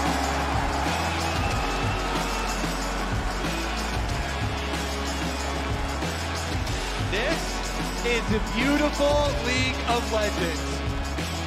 Watching this T1 team operate Yushi, while the rest of the team does Baron, shows himself for just a second to give JDG a false sense of security, knowing that T1 don't have the AD carry DPS on Baron, allowing the rest of the team to burn it down under cover of Nocturne ultimate. Guma also chunks down Kanavi so low that he goes into the jungle to heal off of Raptors, and then he still wraps around and finds him later. It is insane how much work each member of this T1 squad are putting in right now. And I'm just thinking of the T1 video that they put out yesterday where all the members are talking about it. And Zeus says his goal, you know, in his first year here, 18-year-old, is to put the T1 dynasty back where it belongs and Faker back on the throne. I watched an interview that Ashley did with Zeus, and he says that when I was playing bad, Guma said, look at me, you can trust me, you can rely on me, I will carry you, don't worry about it. And even though Zeus was shut down in this game, he only had to look bot lane at the superstar to know that when the chips were down, he could come up clutch. And still huge in the team fight. So beautifully done. T1 are on match point to head back to the World Championship Finals. We ready up for that match point. We're breaking down this game at the State Farm Analyst Desk. Thank you very much, Freak, and welcome back to the Analyst Desk here at the State Farm Arena. Emily, she loves cross-map plays, so do we. We love beautiful League of Legends. You don't understand. T1 have improved so much. Well, we're gonna talk about that. We're going to talk about that a little bit as T1 puts the series on series point, now up 2-1. We dive back into the draft because the teams had swap sides scheduled. We had a lot of questions about what would be the changing factors. Bot lanes stay the same, even on opposite sides of the map, so we're looking only in those top triangles for the changes. Yeah, I think what we expected to come through did, and that was T1 have 4 champions to ban away, right? And they just drew the short throw and said, we'll just give over Viego, right? It was a really struggle point in game 1, but they feel confident enough to match it. And I think the way they matched it was mid-push, because they early rotate the Ryze again on 3 before it can get banned away. This Ryze is a huge pick right now in this series. It's getting the push into the Azir. It's winning side lanes. It lost to the Reddington this time around, but when he mismatched, it looked really good. And then you saw him pull off all these plays where he was just disappearing. Yeah. As Emily pointed out, the map plays by the Ryze. For JDG, they went more kind of standard team fight with just like the Renekton blind as on blue side here. And it worked out pretty well, I would say. 369 looked absolutely incredible this game. And when you look at the early game that happened here, it was almost all for JDG about him in the top lane. The big thing for me also is since they have just kind of handshake on these bot lanes, you do have Gumayushi popping off later. Right now, we're just going to see a top lane reel because, let's be real, this is what everyone came to see, right? Was the 369 Zeus, and Zeus got put down very far behind, which is why it is actually important that bot lane popped off so much. Mark, I'm just glad the teams have proven us right in making this the Mercedes-Benz feature matchup of the day. This top lane, I mean, it was non-stop action. Yeah, we talk about being a battle for the best top laner in the world. I think 369 is making a very good case, though his team is currently down in the series. He was able to find solo kills on Zeus, found solo kills on Faker, later was dominating in this top side and the 1 point of pressure for them on the map. Yeah, you can't really fault JDG or 369 for this game. They play heavy through top side. Owners forced to cover on a champion like Nocturne, which struggles pre-6, but they have to cover it and fight back because the waves will always be in states that are either bouncing or diveable, stacking into Zeus. So they try to fight back. They lose as expected in early stages, but if they weren't doing this and Owner was power farming, Zeus would be 0-4, 0-5, right? So he has to cover him somehow. This was huge. If Zeus died here, lost this wave, I think top was over. But the fact that he gets this kill onto Kanavi, gets a shutdown, and gets the wave, that's what brings him back into it. But 369 kept his lead and kept shutting it down. But it was T1's mid and bot that really carried the weight of this game. Yeah, and I think the big thing, again, for me is there was a bot side gank for Nocturne at like 8:14 in the game, and that is really what just ended up deciding that bot lane, right? So from that point on, I think this Lucian Nami were just so powerful, and then we continued to see those super important moments from Gumayushi, baiting out fights, just soaking up just as much pressure kind of as what they were doing topside. And that ended up making such a massive difference, in addition to the Ryze you pointed out, because we talked about Owner and Nocturne, and you know, somewhat if you're looking at this draft, you're like, okay, who is Nocturne's like dive buddy, right? Yeah. But the global pressure they were able to have with these two picks, the fact that Faker was always fainting whenever Nocturne did have to go top, Faker was fainting top, made sure that they covered it, and it was just absolutely huge in this game. And you can see the top laners there on your screen in the Mercedes-Benz featured matchup as 369 was getting the better hand of Zeus. But I love that point you just brought up, Emily, about the globals. And T1 are focusing so heavily on these globals through mid, right? The Galio in the first game didn't work out. But the Rise ult can be used in so many ways to get tempo on lanes when you Rise ult from mid to bot when you have Nash. Rise ult from mid to bot if you want to kind of counter gank or set up the gank, which is what Faker did to turn that bot fight around to get the double kill in the early stages. And I think the beauty of the Nocturne was you finish Nash when you Rise ult there first, and then you Nocturne ult to make sure they can't get into the steal. So you always have these quick, snappy Barons that JDG always have to be conscious about. So while the draft has rightfully been warping kind of around the top side of the map, Mark, I think this is now where we finally talk about that handshake bot lane, because Gumayusi has been putting up insane numbers. That's a bad handshake. That's when you go for a handshake and the other team crushes it with their handshake. The Lucian Nami has been dumpstering this side of the matchup. You see in the mid to late game as well. Guma plays this so aggressive. He puts so much pressure on the enemy team that he actually does die often in a number of these team fights, but it's after he's pumped out so much damage because the enemy team has to react to him. You saw there, the fact that they just couldn't get on top of him gets them Baron in basically this game. And if I had to think about why JDG are continuing to go for this matchup, right, it's like, okay, well, in these late game 5v5 situations, we're going to still have a pretty strong Aphelios in fights. But the big thing is that, for the most part, T1 have not been giving them that because they've been using their globals to split the map. And that's the beauty. Not only is it the Rise Nocturne we touch upon, but it's also the GP ult. And I think that's so pivotal with the immobile carries, where it comes to these team fights that you're talking about. But T1 can always pull the trigger first because Lucian Nami can dash in. Double global on top of you with Nocturne and GP. Rise ulting around the side. It's so hard to contest mid waves. It's so hard to set up objectives. And that man on your screen right now with the Lucian Nami is having a fantastic series. Yeah, I mean, across the series, averaging up 20 CS at 15 is pretty amazing. So we'll see if JDG has an answer to that in game number 4. I just want to call out, there have been 104 minutes played in this series so far across 3 games. Any idea how many kills there have been? 103. 4. You saw the stat earlier. Really? I just went one below on your stat. Really? Yeah, no, I just guessed it. Oh my god, that's correct. I just went one lower than it was in the prompter. I was thinking otherwise. I'll out you to everyone that's in here. Incredible. I'll just let you know, I didn't answer because I did see it in the prompter. Thank you very much for being respectful. Doesn't say it in the 103 kills across 104 minutes. That is an astronomical combined minutes. Yeah, when it comes to combined kills per minute, it is very rare to even get close to 1 per minute, and we are just about there. We'll see if we can get there in game number 4. Backs against the wall now for JDG. They got to get it done here in game number 4 to push us all the way to 5. The fate of the LPL rests squarely on the shoulders of JDG. We'll see if they can tie the series up and stay alive in game 4 right after this.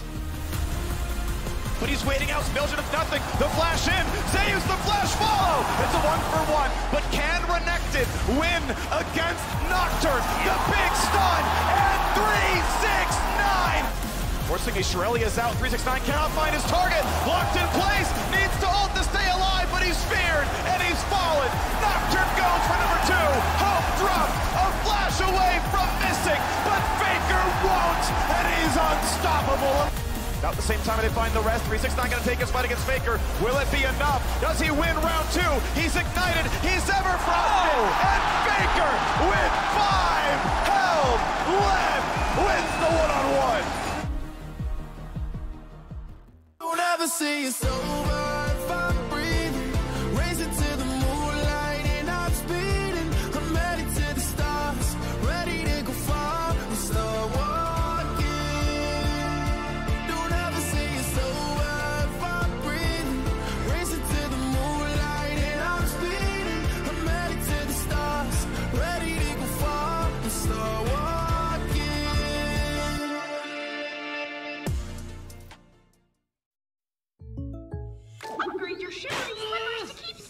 Hey, Ash, what's your plan?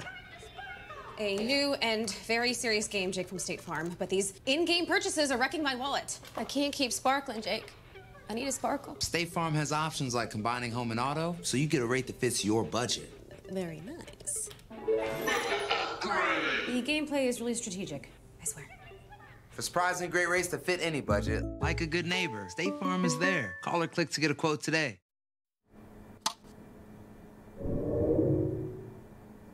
Red Bull gives you wings.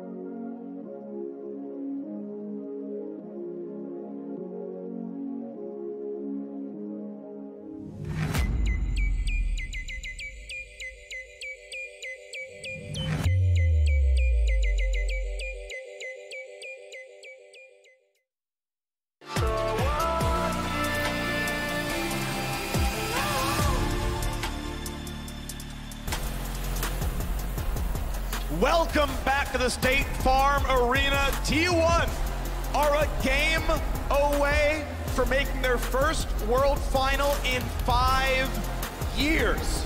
The Faker era, the T1 era ended in 2017 when the man made 4 World Finals, winning 3 of them in a 5-year streak. We come 5 years later, he's went pretty far, but the finals he has not reached in a very long time, and he's about to do it again. Yeah, last year, with a lot of the players that we see on stage right now, it was the semifinals. That was the barrier that they could not cross against Dom1. However, today, with the addition of Zeus, with the dominant year that they've had, it feels like that they've reached a point where they're ready to return to the pedestal, the pinnacle of League of Legends. Now, JDG, they're a team you can't afford to underestimate. They've been put in this position many times before, and we know that they are resilient. Let's see what they can bring out against the powerhouse that is T1, this best of 5. Exactly. You cannot underestimate this team. Both the ability to come back in-game, in team fights, and also in series. There it is. In the LPL, semifinals and finals, full 5-game series for them, made them work for it. Now Faker's getting the honor here of the target ban. JDG, they've got too many target bans to deal with. There's so many threats on T1. It is magnificent though. I think back to this Reddit thread where people were talking, you know what, Faker deserves more than a skin. He deserves a champ in the game. He already has one. It's Rise. I agree on that one. Is it Graves? Yes, it is. So I like this from JDG. Says, look, there is a tournament meta. On the patch, we believe we know the strongest champion, but T1 are winning on things we are not willing to pick ourselves. Sejuani, we can trade back and forth. Viego, we can trade back and forth.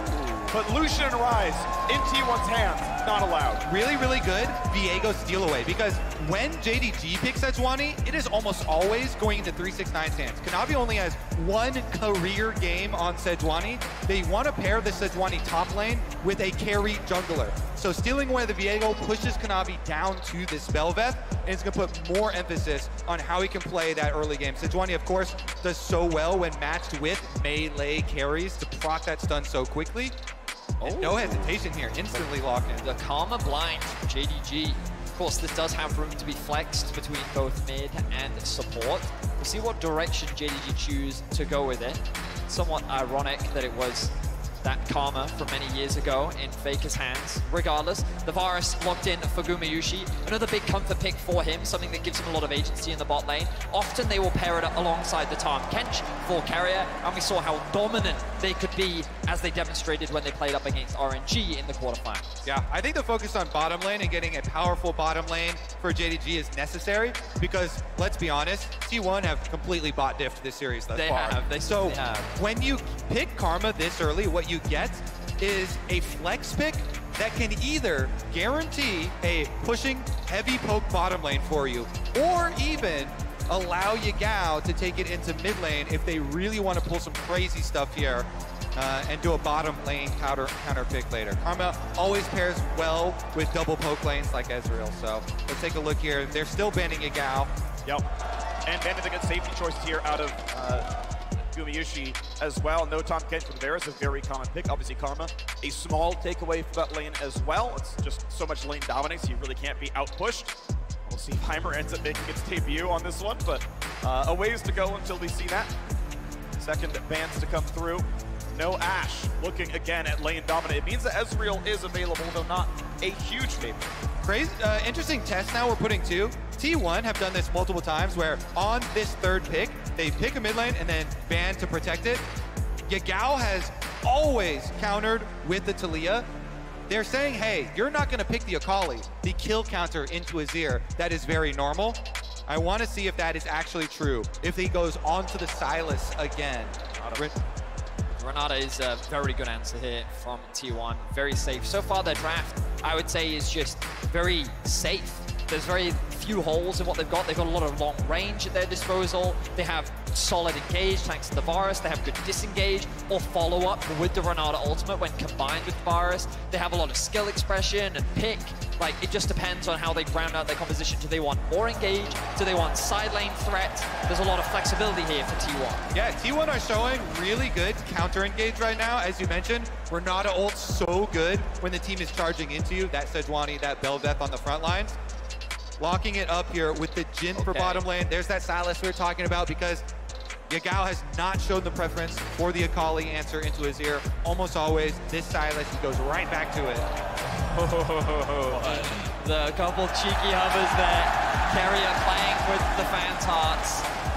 What direction will they go in? We expect Zeus to have a deep champion pool, and he will lock in his Gragas. A long-time comfort for Zeus. He's been playing it ever since he first joined the LCK, even in some of his debut appearances. And into a tank matchup, it's something that he can feel very confident and safe in. Again, offers more disengage when complemented well with both Renata and the Azir, along with adding to the pick options that they have, thanks to the flexibility of the Gragas ult. Yep, completely agree. And I love it specifically into Kanavi Bel'Veth. When you're playing against JDG, you're always looking to answer Kanavi.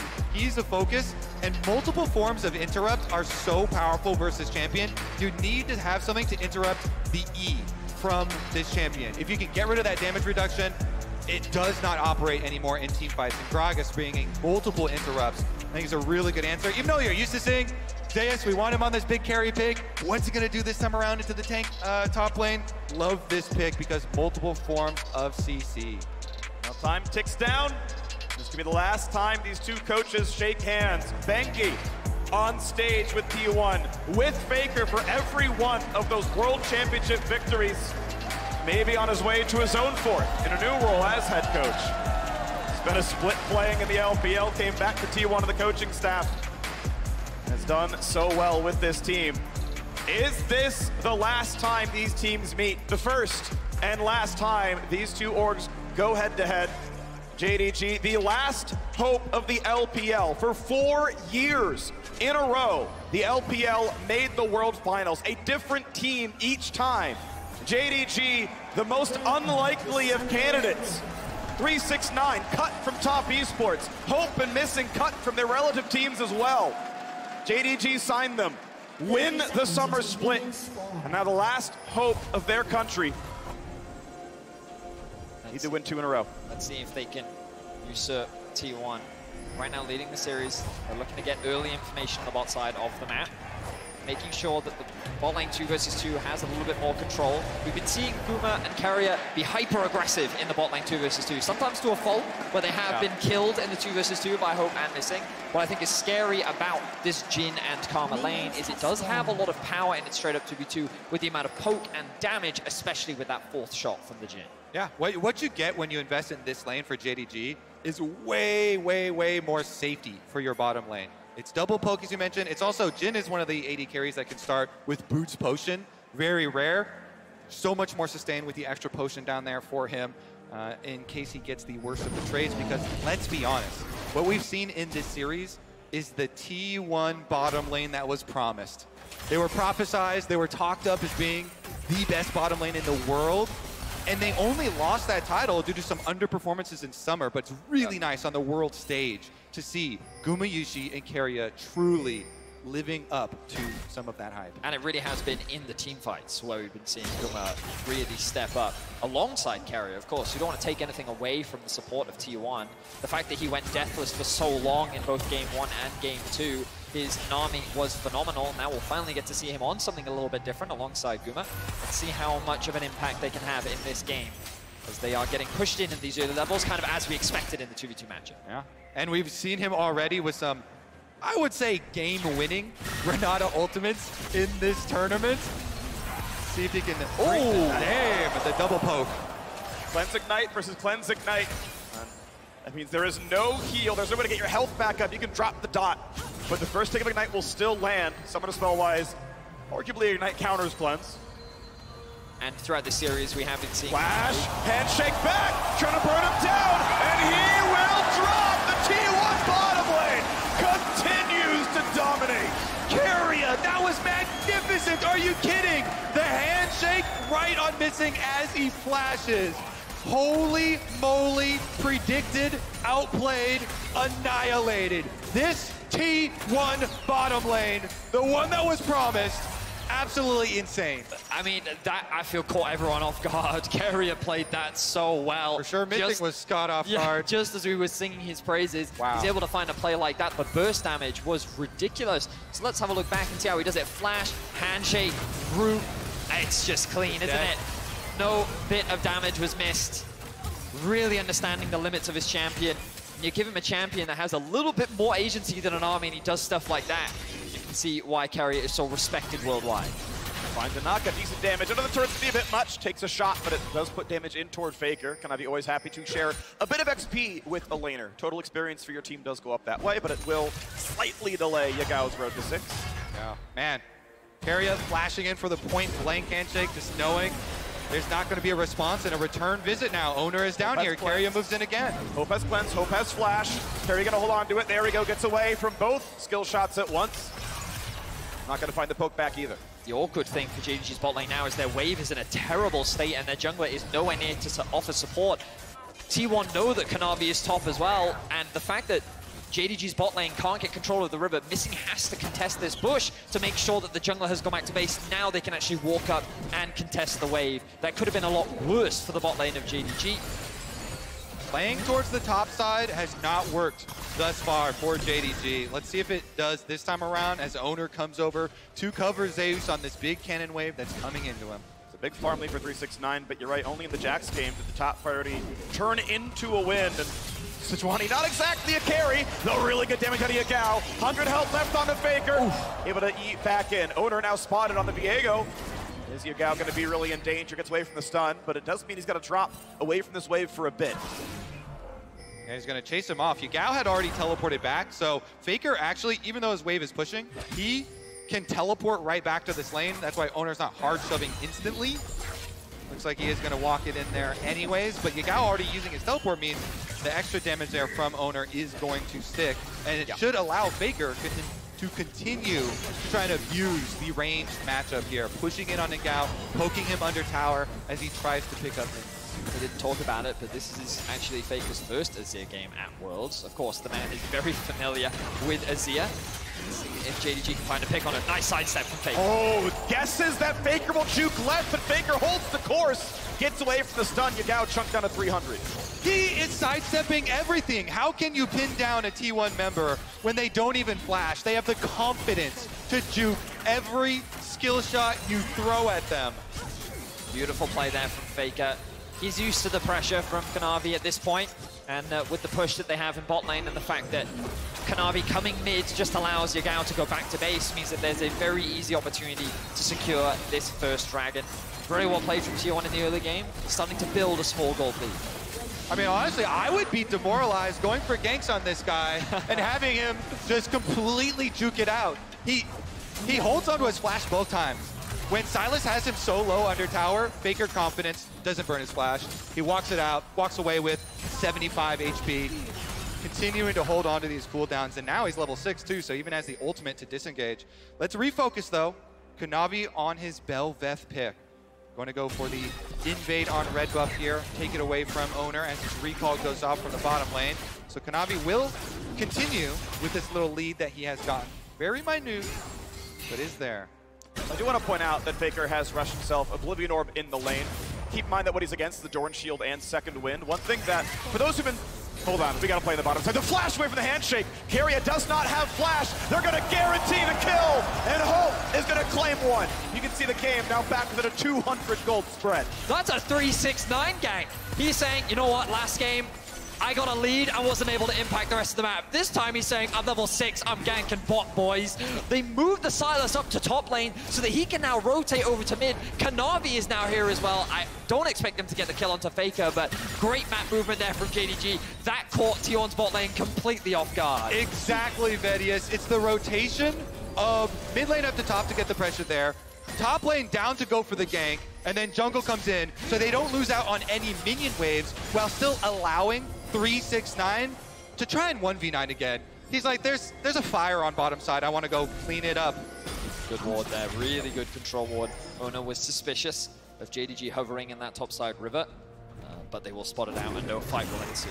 Pretty important thing that pro junglers do on the Viego is the view range of their sweeper is larger than the view range of someone else seeing you while camouflage. Yeah, we had the vision difference anyway, and it's like, yep, can't see me. All right, someone's there. Cool. Ward, walk out. No danger here. We've now got the Herald play available. It's 8 minutes in. Both teams trying to fight for it. The patience runs out. No one's killing it yet. So the objective is slow to secure, which gives time for JDG to push out top and mid wave. Meanwhile, T1 are buying time for Guma to join the rest of the squad. He will now arrive with his ultimate available. Looking at the supports as well. Curious as to how close they are to level 6, because that really could be the difference maker in the fight, as we see both teams once again contesting over this mid wave. 5 flashes up for T1. Missing both from the bottom lane. And of course, he's going to bring one his side, but he's got his ulti up. Cleanse ability for Guma means there's only so many good targets. His Herald's being attacked. T1, will they find their way in? Barrel spots a ward, and they're gonna knock that down with a trinket themselves.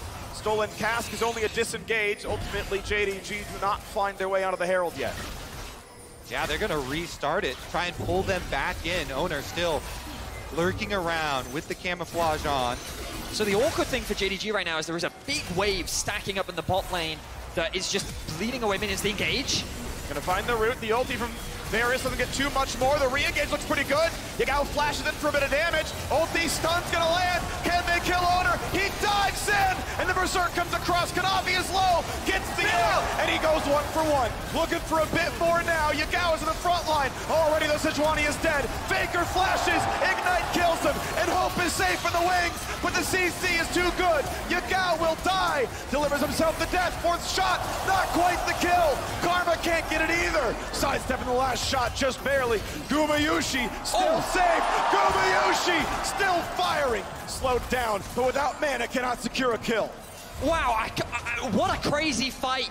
Every single member walking away on such low health bars, but Guma continues to be clean, sidestepping everything, but T1 walk away the victors of the fight as JDG secure themselves the Herald. I love it because even though the kills were close, we burn away all the flashes. Look at this. Flash initiation for Guma, but Hope has cleansed.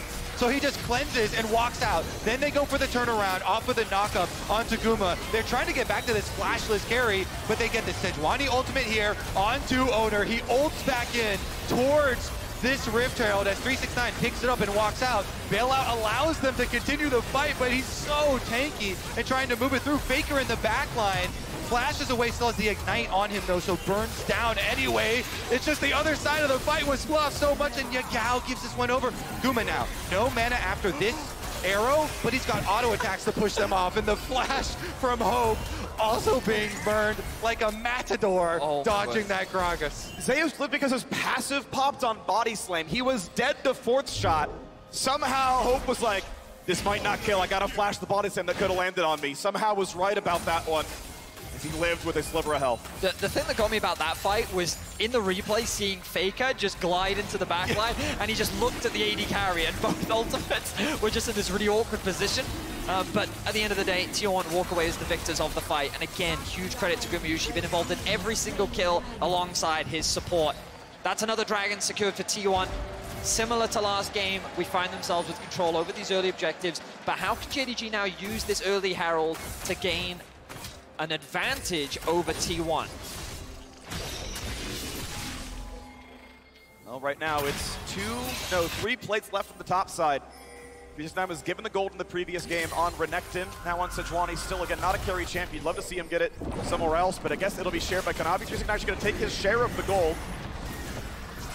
These Velvet can be a big enough carry. Certainly 369 is up in farm, but will that matter enough? Yeah, we're seeing it again and again. JDG trying to have Kanavi and 369 carry these games because T1's bottom lane is just relentless. Again, this Rift Herald used on top side does get a pretty high value secondary charge, but bottom lane is kind of flash stun. Varus can't land it himself though, forcing the flash that are missing.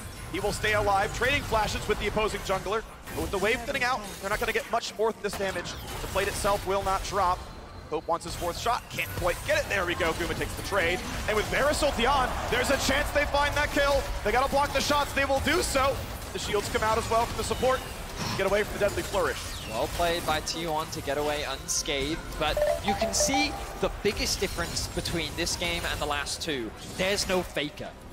Faker on the rise, roaming to bot lane to create this 4-man stack dive, made it so much harder for Hope and Missing to weather the storm. But in a 3 versus 2, with the Karma, with the additional shields and mobility that they have, it's that much safer compared to what we saw before, which means that they hold on to their tower, and JDG have now accrued an ever so slight gold advantage while not having their AD carry be put behind in the same way. Yeah, this is a much different style of comp from T1 this time around. Tank on the top side for Zeus, scaling teamfight carry mage for Faker this time around. A lot less roaming, less of those chaotic, scrappy plays, building up for a little bit more of the front to back. But we've already seen crazy things like Guma flashing forward to go for the Varus initiations as well. And it's only a 200 gold lead between the two AD carries. You have to feel bad for Missing, trying his best to get level 6, now does have it, but has been losing out a lot on XP. Is Ona now getting bullied out by 369. I don't expect much more to come off the back of this. We kind of turn our attention to objectives as an ultimate comes down. Catches them both, has to cleanse, still 4 shots his teammate, has to get away from Varus ulti, and Missing will die. Round 2 isn't good enough, he's running into the tower. Guma gets the shot, and T1 get a double kill. This T1 bottom lane don't miss. Hiding the ultimate over the wall, Keria zones them off, and then they still walk right back into it, T1. Obliterating this bottom lane. It's just too clean from the T1 bot lane. Absolute destruction in the isolated 2v2. They will secure another tower, and all of a sudden, 369 in the mid lane. Gonna find the stun, a whole lot of damage, a shuffle, buys a second, the shield survives a bit longer, but 369 still drops, and Viego is ready to claim a couple of corpses. It's not gonna come through for Yagao. Ignite will not kill Zeus, and T1 are winning everywhere. Faker is just so good. The fact that he could get that ultimate out at the last second to set up for Ona and Zeus to turn it around. T1 find 3 kills, and they will hold on to the gold lead. Faker always looking for the turnaround play. He does not panic and try and ult them away from him. With his dying breath, ults them into the tower. Tells the rest of the members of T1, you've got this. You can pick up the kills. I will die for this. Here it is. Keria around with the control ward you see up in the river, able to get the ultimate off right over the wall here. And then Hope walking right there, does have to cleanse it as well, and they go for Missing first. Full confidence with the fully stacked lethal tempo and the passive from Varus. Insane attack speed from him, blows him up. And the tower management was so good as well. Look, so much thrown onto Faker, the chain CC, but he gets that ultimate off just underneath the tower, and he buys a little bit of time, but we're back into the action. You try the 5-on-5 now for the Rift Herald. You've got a full item and a half here on the Gumayushi. Gonna feel comfortable on this Varus, the team fight it out. Gale Force squeezing to the side. Patience about to run out. They can get the last shot and try for it. 1200 HP. The smite comes through clean on the JDG side. A disengage for T1, but will it be enough? Yagao lower and lower and lower. The snipe from Gumayushi claims the kill. And he's gonna get more thanks to Owner. He plays the mid laner better than Yagao does. Bolts in for a bit more, forcing out the flash. But Faker does not care. Only one man is left alive. T1 do it again, and Faker's not done. No second wasted. Teleports to the bottom lane to immediately take 4 from JDG. Unbelievable team fight from T1. The start of the fight looked promising for JDG, but this early game is snowballing out of control, and it is off the back of this bot lane and the man in the mid lane, Faker, as he looks to return to the World Finals once more. It is beautiful to see the 2 generations of League gods on T1 play together. Look at this. They don't get the smite, but Faker does so much damage here with the Azir moving forward, and Owner goes for the reset. Guma firing off the snipe, nails the first kill for him, so then Owner gets that body, jumps forward, picks up the Silas, and chases down the rest of them. Faker goes with the short route on the inside, flashes over into the wolves for the ankle. Beautiful play from Faker. And while he has not played Azir at Worlds yet, you can see that he is still a master at the champion. The cheers from Zeus. as the ulti comes through. Another 3-6-9 finds death number 4, but the re-engage from Belvet is almost enough, but it is not. Faker in the mid lane, the unkillable Demon King rebuilds his throne with the skulls of his enemies. A 5-for-1 and a dragon after. JDG are completely aced 18 minutes into the game. T1 are playing with nothing but confidence as they rip apart the last hope of the LPL. Faker's never been eliminated by an LPL team, and he sure as hell is not going to start today. What an incredible performance. T1 seem to have only gotten better and better from game to game. JDG have put up a strong fight, but here in Game 4, it is nothing but the T1 show. And we have to give so much credit. We sing the praises of Faker, we sing the praises of Gumayusi, but Carrier's ultimates have been unbelievable in these team fights, hitting 3, 4, 5 members consistently. And the plays that he has been making in the 2 versus 2, he's been involved in 15 of the 18 kills. Absolute beast for sure. Here's a look at the engage, and Zeus immediately, they go straight for frontline. They knock back the Sejuani, and because of the comp this time around, it's easy for them to finish that out. Faker then goes around the back. Nobody's getting out of here. It's like Faker from the back, Gumayusi from the left, Ona from the front. They're being flanked when they just shouldn't be. The focus on his face. He knows that this game is his. Gonna find an engagement to the tower. Owner, though, able to get away with his ulti, staying alive, still has the flash. Good damage to the front side, though. They could kill Zeus. They could go for more. Here comes the Berserk. And even JDG is gonna kill JDG. The T1 reinforcements arrive, and it's a 4-0. They can't even kill off the Grog as he was so low under tower. Almost goes down, heals off his passive, then gets the bailout from Carrier. My goodness, this T1 team, they are marching straight towards finals. I respect the resilience of JDG. They are doing everything in their power to come back into this game, but T1 are just too strong.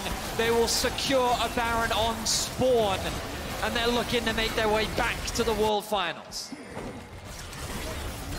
Here's a look at the attempt this time. They try and burst on Owner. He ultimates away. They kite through, and then they turn their sights. Next closest target. Burn down the Gragas. Sales gets slow, low. But Carrier, with the ult flash over the wall, hits them with the backline, comes in, and Guma can find the snipe, set up with his ultimate as well. Cleaning house, even getting the bailout for saves. This team is just so good. What an ultimate once again from Carrier. And JDG know there's little that they can do to turn this game around. You had the perfect setup, Thaddeus. You were talking about it. There's a reason this kid from the very beginning, support prodigy, got Rookie of the Year and was such a highly prized pickup for T1. But Guma, the bailout will buy a second. Have to find a kill. They should still knock him down, but it was close. Hope down a 400 HP himself. He almost makes it 2. That will be his first death of the game, but still, 19 KDA here in Game 4. This bot lane continues to be incredible. And T1 still in firm control. This will buy JDG a little bit of time, but not that much. If we draw our attentions to the bot lane, we can see Faker pushing in this wave, securing another tower for T1. The next dragon spawned in about 1 minute and 40, and T1 are going to want to do as much damage as they can. 369 putting out the TES flare. A few years ago, made it to the World Semifinals, lost to Suning in the first Worlds the last 4 years that the LCK actually won. That was Dom won. And now at the same spot he was, semifinals, but staring down the barrel of T1, closing out the series. Yeah, he got a lot of flack because of that TES team and dropping out, but had such a big resurgence this year. Let's see if they can pull it off. They teleport flank. He is behind Faker and the rest of JDG in front. Slow but not a route, 1 through for the Karma, but not gonna be enough. Shuffling back in, Kanavi taking for a bit. It's a 1-for-1, Faker drops, but Owner is now on Belvet. Owner is gonna find another kill and going for a whole lot more. Yagao stuck in place, stolen Kraken's ulti, not gonna matter. And Zeus is here to chase down Karma. 369 drops, missing, drops, and T1 once again bathes Summoner's Rift in the blood of their enemies. 29-7. You wanted more than 1 kill a minute. Just T1 have that mark as they go for the top lane. Ace after ace after ace. T1 is unstoppable. There is nothing that can stand in their way and return to the pedestal with which they made their name. T1 is looking to cement themselves even further as the legend among legends. A League of Legends movie in the making. All right, here's the attempt on Faker's life, though, from JDG. They never give up. They always are trying to pick off somebody, and they, in the end, trade 1 for 1. They get the kill, but guess what? T1 are too far ahead, and Owner getting these resets. As soon as the rest of the team gets here, they're so outmatched in items. It's just a bloodbath. Owner making this champ look broken again. Ulting to catch him out. No one left alive as they was able to chase down the Karma as well. And you can see the idea from JDG, which is we have to find a pick. We have to find something. We're too far behind. We need shutdown gold. We need anything that can buy us time to get back into this game. But every single time, it is T1 not allowing them that window as T1 once again look for a pick. Not gonna find it just yet, but this time, it might be to close the game out. T1 came into the series. They had only won 1 game slower than 30 minutes. They were stomping hard and fast, and now 24 minutes in, just about closing the loop here, trying to find the backline access. Kanavi cannot get in. Gragas only sends them back out. JDG, a brief respite, but only for a moment as Faker takes down Yagao. Gumayushi secures the kill, but it was still the doing of the mid laner, the greatest of all time. 10 years in his career, 5 years since Ruler kicked him out in the finals. And tomorrow we may see him rematch that man for his 4th title. The Nexus turrets fall. T1 back to the finals for the first time in 5 years. And a team full of homegrown, home-scouted talent. And a stomping game 4 of Reedy over JDG.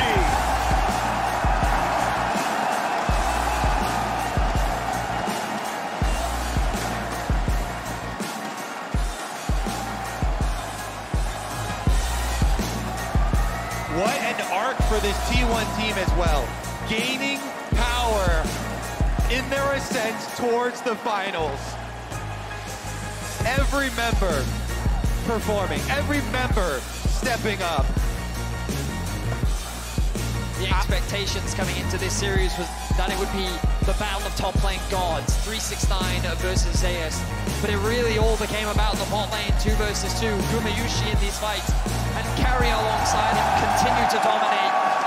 An unbelievable performance from T1. This team fell short in the finals of LCK Summer, and there were question marks around them. But here at the World Championship, they have done nothing but gain momentum, improve, and dominate on the world stage. You can't attack any area of T1.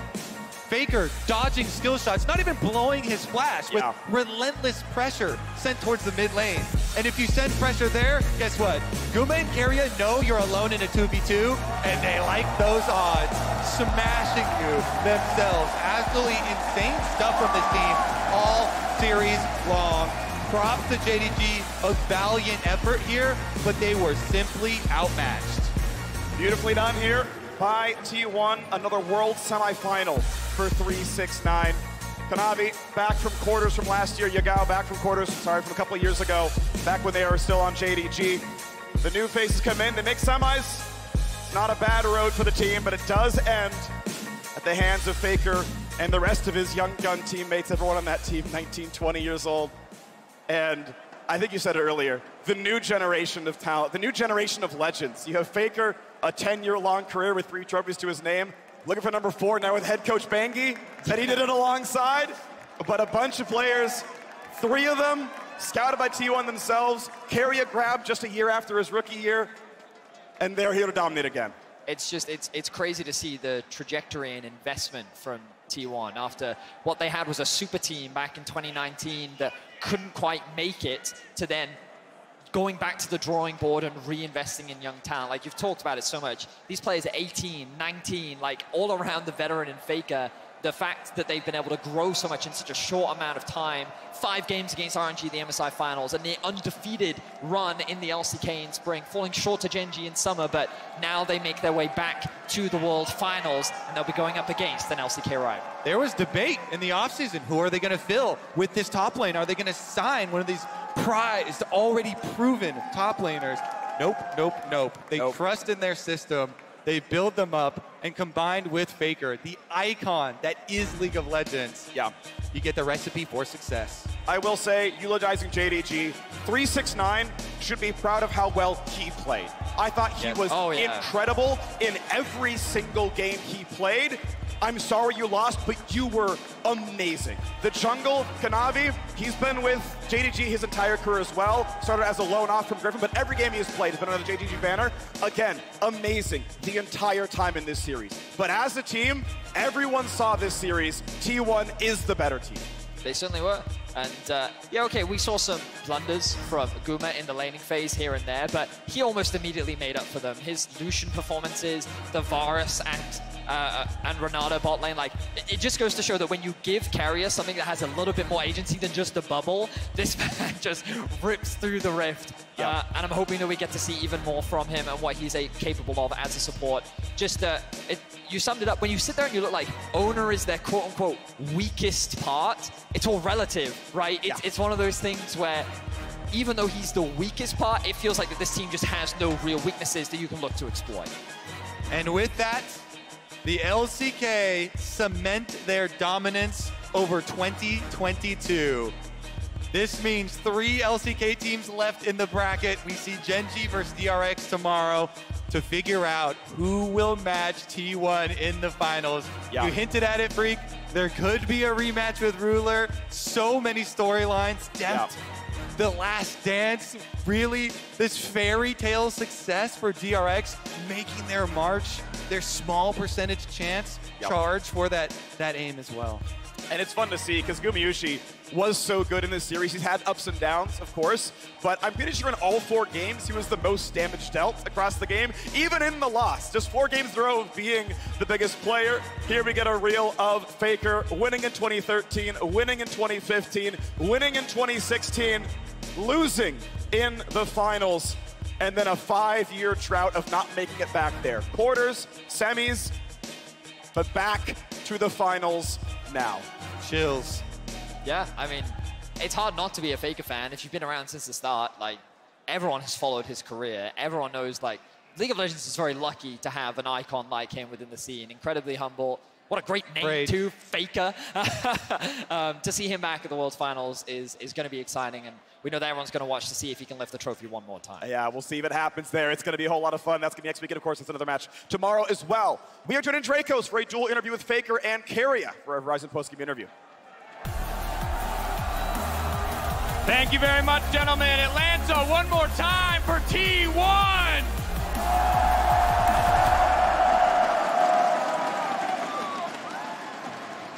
Faker, it'd be foolish to start with anyone other than you in this moment. I have to know, after 5 years of fighting, after 5 years of trying, how does it feel to finally be back in a world final? 가장 먼저 지금 이 순간 페이커 선수에게 먼저 질문을 드리고 싶습니다. 5년간 정말 열심히 싸워오고 정말 열심히 노력한 끝에 다시 한번 월드 결승에 오르게 되었는데요. 소감이 어떠신가요? 이번에 좀 느낌이 좋았는데 그래도 마지막 한 발자국만 남은 것 같아서 너무 기쁜 것 같고, 그리고 팬분들을 위해서 이번에는 꼭 기회를 잡고 싶습니다. I'm extremely happy right now. I had some good feelings this year, and then I feel like, I'm just one step away from it. So it feels really great. And also, this time around, I will hold on to this opportunity for my fans.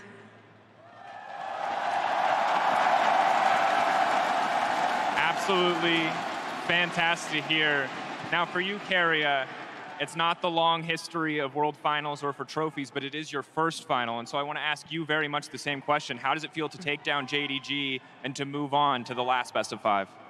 이제 캐리아 선수도 정말 처음으로 월드 결승 진출이라는 기록을 달성하셨는데요. JDG를 꺾고 월드 결승에 진출하신 소감이 어떠신가요?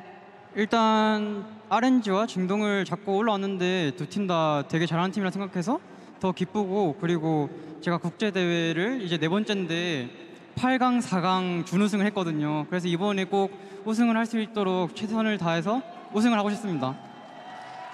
So we beat RNG and JDG, two teams that we actually thought are really strong. So I'm really happy. And you know, my entire career, looking back, it was quarterfinals, semifinals, runner-up. So I think this is the time.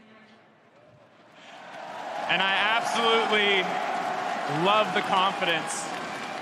Before we look ahead towards the match next week, before we look ahead towards tomorrow even, I want to talk to you a little bit about your performance, Carrier, you and Guma specifically. You killed people 2v2, you died 2v2. How did you feel about your individual performance today?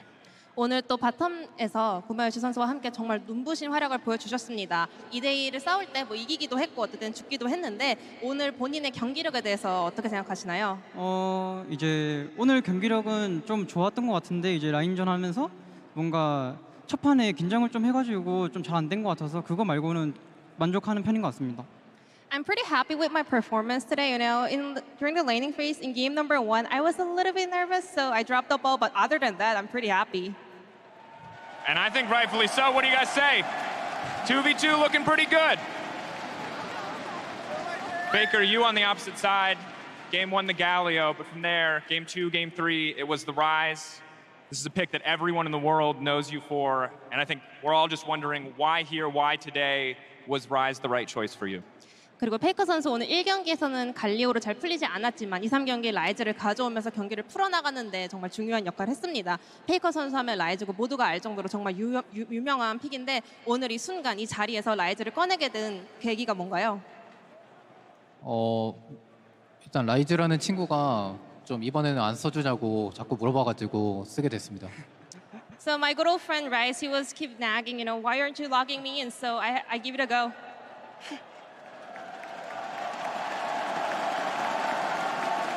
And what a friendship it's been.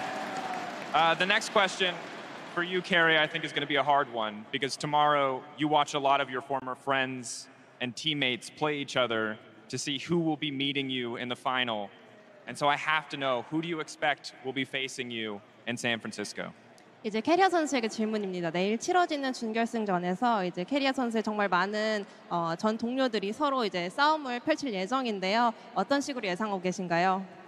일단 DRS도 그렇고 진지도 그렇고 일단 여기까지 올라온 팀은 다 잘한다고 생각하고 다 저력이 있다 생각해서 이제 누가 이길지 전혀 모르겠고 이제 저는 먼저 올라갔으니까 잘 아무나 올라와서 높은 곳에서 마주쳤으면 좋겠습니다.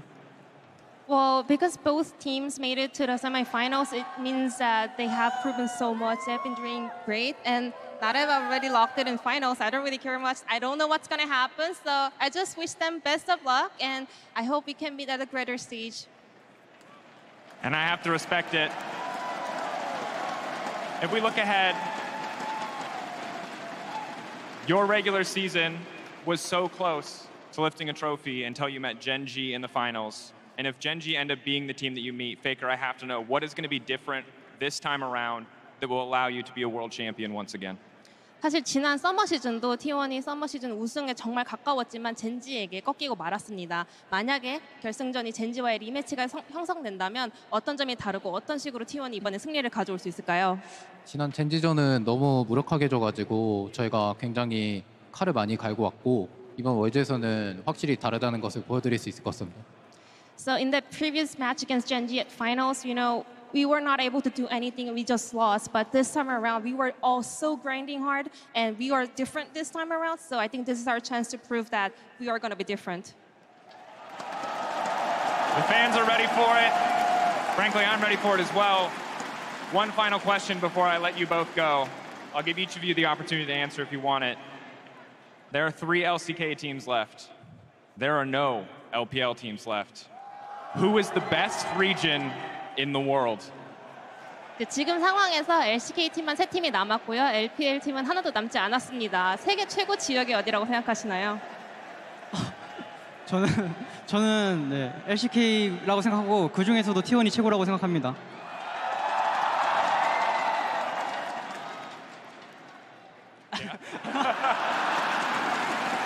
So Korea just said. I think obviously LCK, and among the 3 teams, it's gotta be T1 being the best. And frankly, that's the kind of confidence we look forward to ahead of the finals. Thank you both again so much for taking the time. Thank you to you, Jason, for translating in this wonderful, wonderful match. Let's hear it one more time for T1! And in the meantime, we can send it back over for cooldown at the desk. Thank you so much, Dracos, and welcome back to Worlds Cooldown here at the State Farm Arena. T1 have done it again, 3-1 fashion, and they have booked their ticket to the finals. Oof, what a crazy series. They turned on the afterburners in that game 4. I mean, the series was already delivering, and then T1 found another level. It was everything, really, wasn't it? Bot lane was winning 2v2, Faker was doing highlight plays, Keria and Gumayusi were just unleashed in fights. This game, everything just blew wide open, and you could see JDG on blue side just threw everything out the window. You know, they banned away majority of the champs, they took away the Ryze, they took away the Lucian Nami angle, and they thought they could swap the entire game up and play these new styles. And I think 369 played pretty well, getting the lane gank quad despite his bot losing, trying to help his team as much as possible, but T1 were just relentless and they stood strong in the face of a draft that was a lot different. Jhin, Karma is something we haven't seen at all really at Worlds, kind of felt like conceding the fact that like we can't match them, and still got that first blood off that Keria flash. So T1 just absolutely incredible, played angry and slammed the door shut on this series when it felt like the other games were kind of close, a lot of close team fights. Yeah, also just goes to show, right, that well, for those first 3 games, all of the draft was warped around the top lane. When it came down to it, brass tack series point, it's the bot lane where the teams make the switch, but T1 still finds the answer. Well, when we talked about, so I'm sorry, Keria's Ronaldo is just phenomenal this game. Oh yeah. But we've talked about how the bot lane was like kind of quietly, because there was so much top lane focus, doing really, really well consistently in these games. Not only in lane, but just finding these picks, finding these angles elsewhere in skirmishes. And then in this game, after that first Keria handshake, they just ran over the entire thing. Yeah, I just respect JDG a little bit for going down the way that they fought all year long. Just head first, like, yeah, we're gonna keep fighting. We win through fighting, we lose through fighting. And you know, this game, they could have bled out, but they just kept going for it. And I mean, T1 was happy to keep beating them up.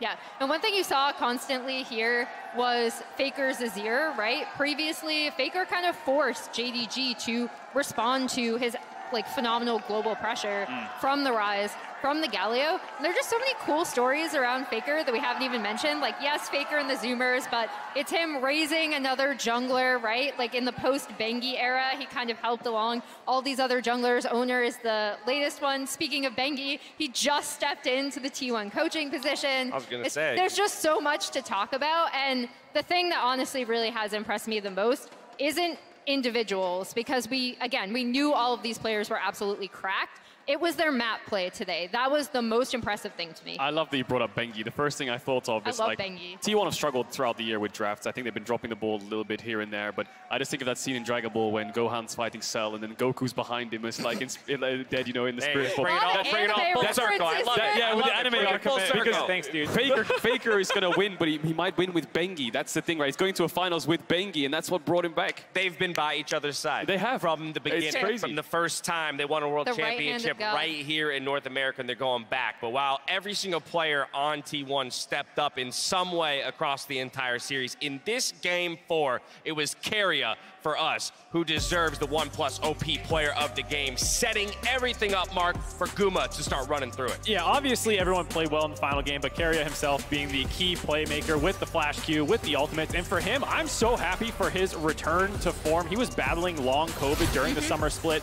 Obviously, Guma had a bit of a step down too, and people were kind of low on them through a lot of the year, second half of the year, excuse me. And so to see them step back up, absolutely dominate, and kind of be the key reason that T1 was able to win this series so decisively is just so happy for them. Yeah, the entire series long. This game specifically, the Renato ults, the flash forwards, getting Guma ahead was just great to see. But even on the Lucian Nami games, you know, the bubbles he was doing in those fights were actually game-changing bubbles on 369, picks on 369 to stop his team from falling.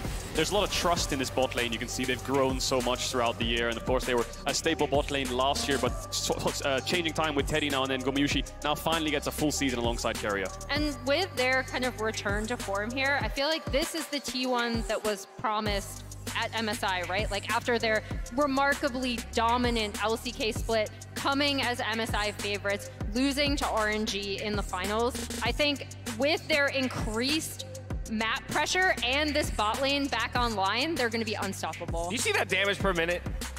That's over 4 games. Let's go. I was looking at the fact that he's the devil. He's 666 gold defeat. That's true. He also has that. He's also the devil. That going for him. 915 damage per minute on average. That's a big number. That's nuts. Especially over 4 games, right? You can have those 1 games, you know, where you're playing like a poke champ and you break. That's what I mean. Sure, you break the 1,000 barrier, but 4 games of it, it's just astounding. And Lucian is not necessarily a poke champ. Like, you got to dash in if you're going to deal that But his damage was high in those games. Yeah, man. That's probably where his highest numbers were from, in all honesty, because he just kept pressing forward. And so an impressive showing out of the bot lane for T1, particularly when you color it with the expectation coming into the tournament. That was the target of most criticism for T1.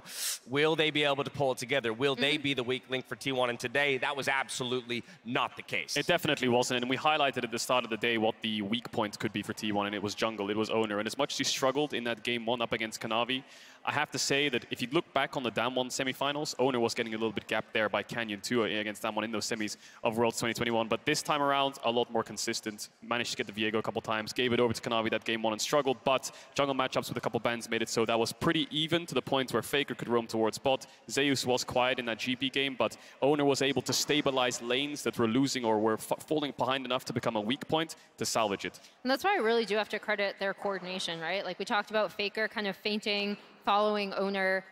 We talked about owner being able to affect his lanes. And honestly, like overwhelmingly, that is the thing that's most impressive to me is how well this entire team is working together. And so, Mark, here we are again.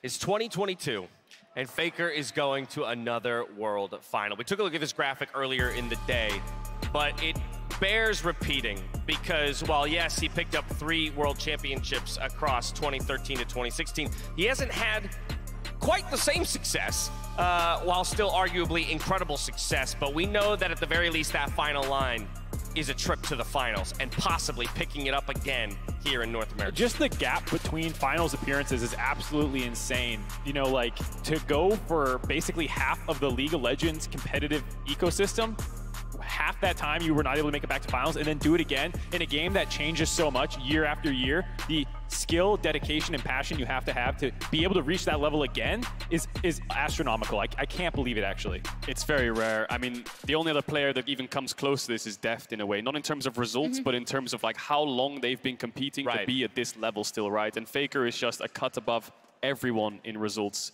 Worst finish semifinals in God knows how many worlds. Was that 7 world championships he's been at? Yeah, like, yeah. A player would dream of one of those. Right. Let alone the win, but the semis itself. That's top 4 in the world. 7 times? Are you kidding?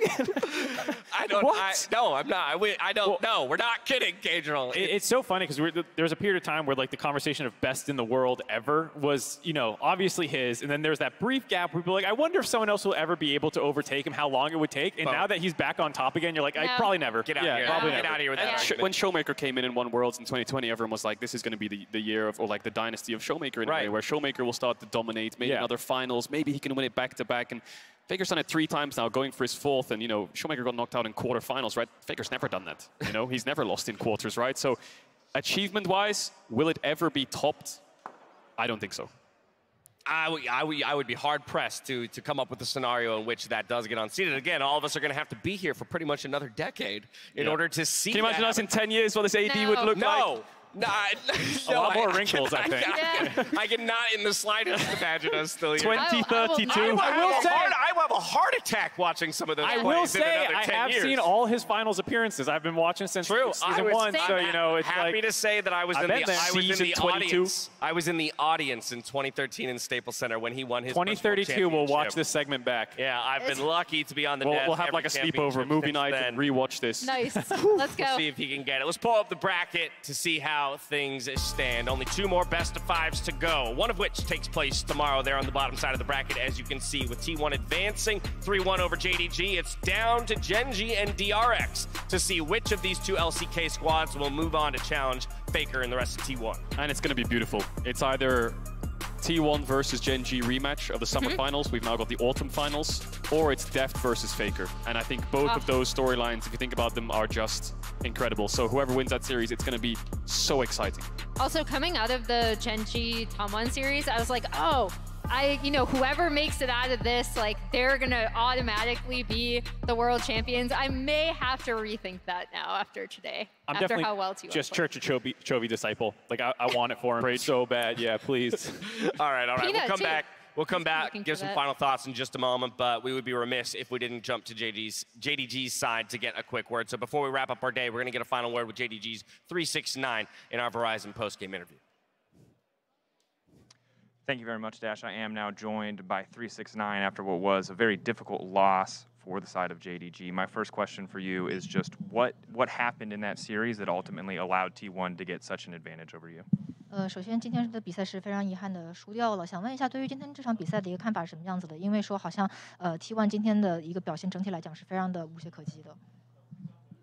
我觉得就是T1的话还是蛮厉害的吧。然后我们今天可能状态不是很好吧，就是这样。我觉得我们跟他们是有的打的。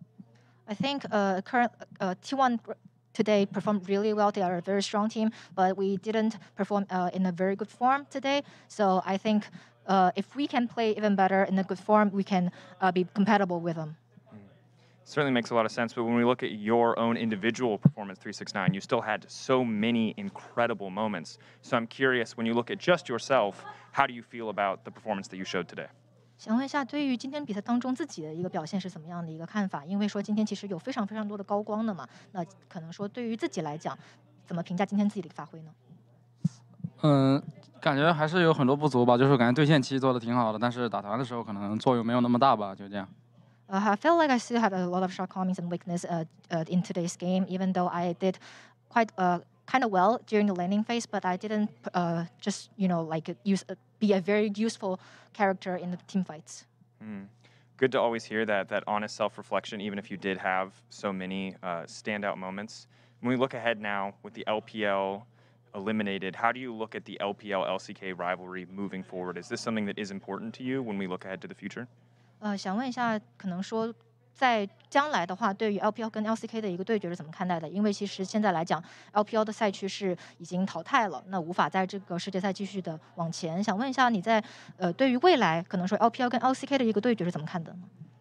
我觉得 LPL 还是很强的吧，就是 LPL 也有很多年轻的选手也很厉害，我觉得就明年再来呗。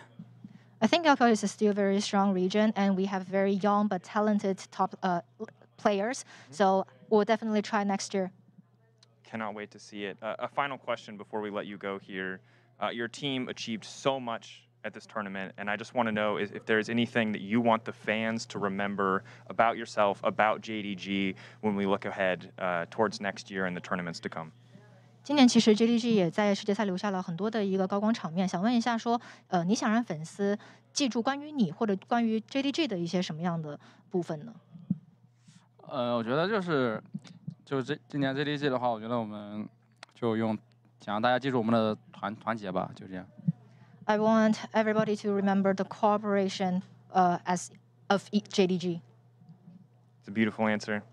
Thank you so much for your time, 369. Again, condolences for the loss, and looking forward to what we see from you in the future. For now, we're going to send it back over to Dash at the desk. Thank you very much, Dracos. It's never easy to say goodbye to a team, especially this late in the tournament, right? Because every step we get closer to the World Finals means it hurts that much more when you just barely miss the mark. And I really love this JDG team. I feel like I've been pretty open about how much I love them. These players are such a cool group of misfits with a very interesting underdog story, despite the fact that obviously they were #1 seeds. So you're like, why is that? And each of them kind of had their own individual reasons to have a chip on their shoulder. Just the improvement from 369 himself as an individual player over the course of this year is truly impressive. So I hope at the very least, when people did watch them play today, even though it's a very triumphant day for T1, that maybe they gained a few more fans in there. You know, they're not the most popular team. I do really love this team, and I'm sad to see them go. And that's exactly it. Coming into this tournament, I think a lot of Western fans especially didn't recognize a lot of these names internationally because they just haven't been there very often, or they haven't achieved enough for Western fans to recognize them in that sense. So I hope moving forwards into next year that people will look back on this Worlds and say, wow, okay, you know, in quarters, in groups, in semis, these are names I know from last year which are performing really well. The likes of Kanavi and 369, Yagao's Tellier was fantastic. Hope and Missing had a good group stage as well. And if you look at their LPL playoffs run, it was a very tough run. The fact they won that LPL is impressive in and of itself. So I think this is definitely a team to remember and look back on. Question though, we came into the start of the day, best top player in the world title was on the line. Who walked away with it? Honestly, it's a tough call, right? Because even in the loss, I think most people look at each of those games individually and go, wow, 369 was popping. You know what I would say? I guess it's time to stay tuned until next year to see it again. Oh, you're such a coward. You got to stay tuned until next year. I thought you were going to say it's a tie. Europeans love ties. They do. The old meme. Classic. Look, I'm not in a position to be declarative. I would say on 369 that, had a better individual performance. Okay. I think he did outclass Zeus in a couple of the matchups, but I will say a lot of JDG's focus was topside, so it's hard to criticize Zeus for falling behind in a lot of these dives when he's put in spots to be at a disadvantage from the get-go. So slight edge in that sense, but still extremely even for me. Yeah, I feel like he also got more draft resources in a sense, or they were early game picks. Like you take the GP into Renekton, you're kind of risking it at that point because you're going to scale, and you know, Zeus did that. Yeah, for me, what I care about is that we're still having the debate. And I know that could sound like a cop-out. Round two win! Round two win! It just means the series was that good. It means the players are that good. And so, unfortunately for us, though, we say goodbye to the LPL with only LCK teams remaining in the tournament. One more semifinal to play before we ship off to San Francisco. As we do get that much closer to crowning our next world champions, a reminder that if you can't make it to San Francisco for finals, you can watch on the big screen with friends and family at one of 600 theaters and counting near you. Use the QR code below to purchase your tickets. But for now, that's going to do it from us here. So on behalf of myself, the Cashers, the entire live broadcast crew, thank you so much for watching. We'll see you tomorrow for more Worlds. Until then, stay healthy, stay safe, and be good to each other. Good night.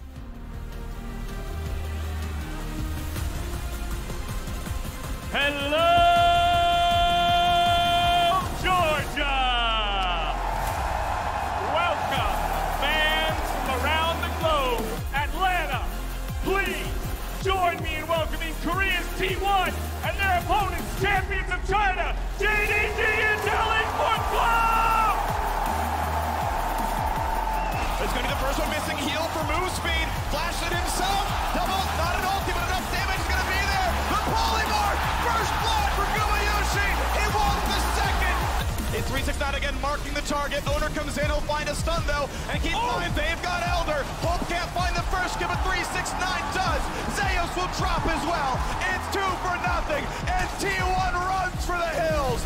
Sidestep Zeus' first Q. Gonna find the knockup now to Owner as well. He'll stay alive. They go back in for the combo. Huge damage coming across, and he's gonna find the kill to 369. Yagao doesn't find the root for his Azonius. In comes Zeus, knocks down Missing, and there's the rest from Owner. Gets the second. Home gonna lose the Guardian Angel, but how about the rest?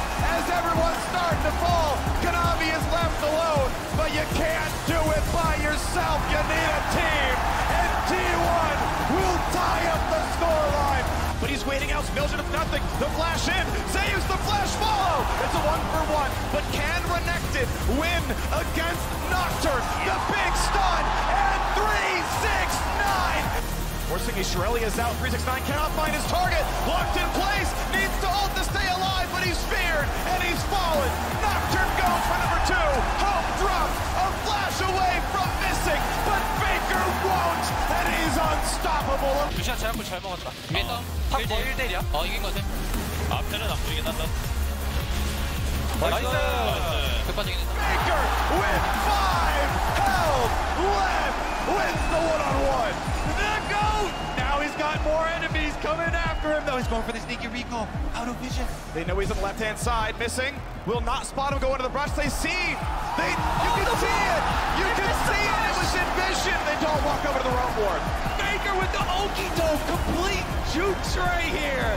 Ults in from it4. Forcing out the flash. But Faker does not care. Another 369 finds death number 4. But the re-engage from Belmet is almost enough.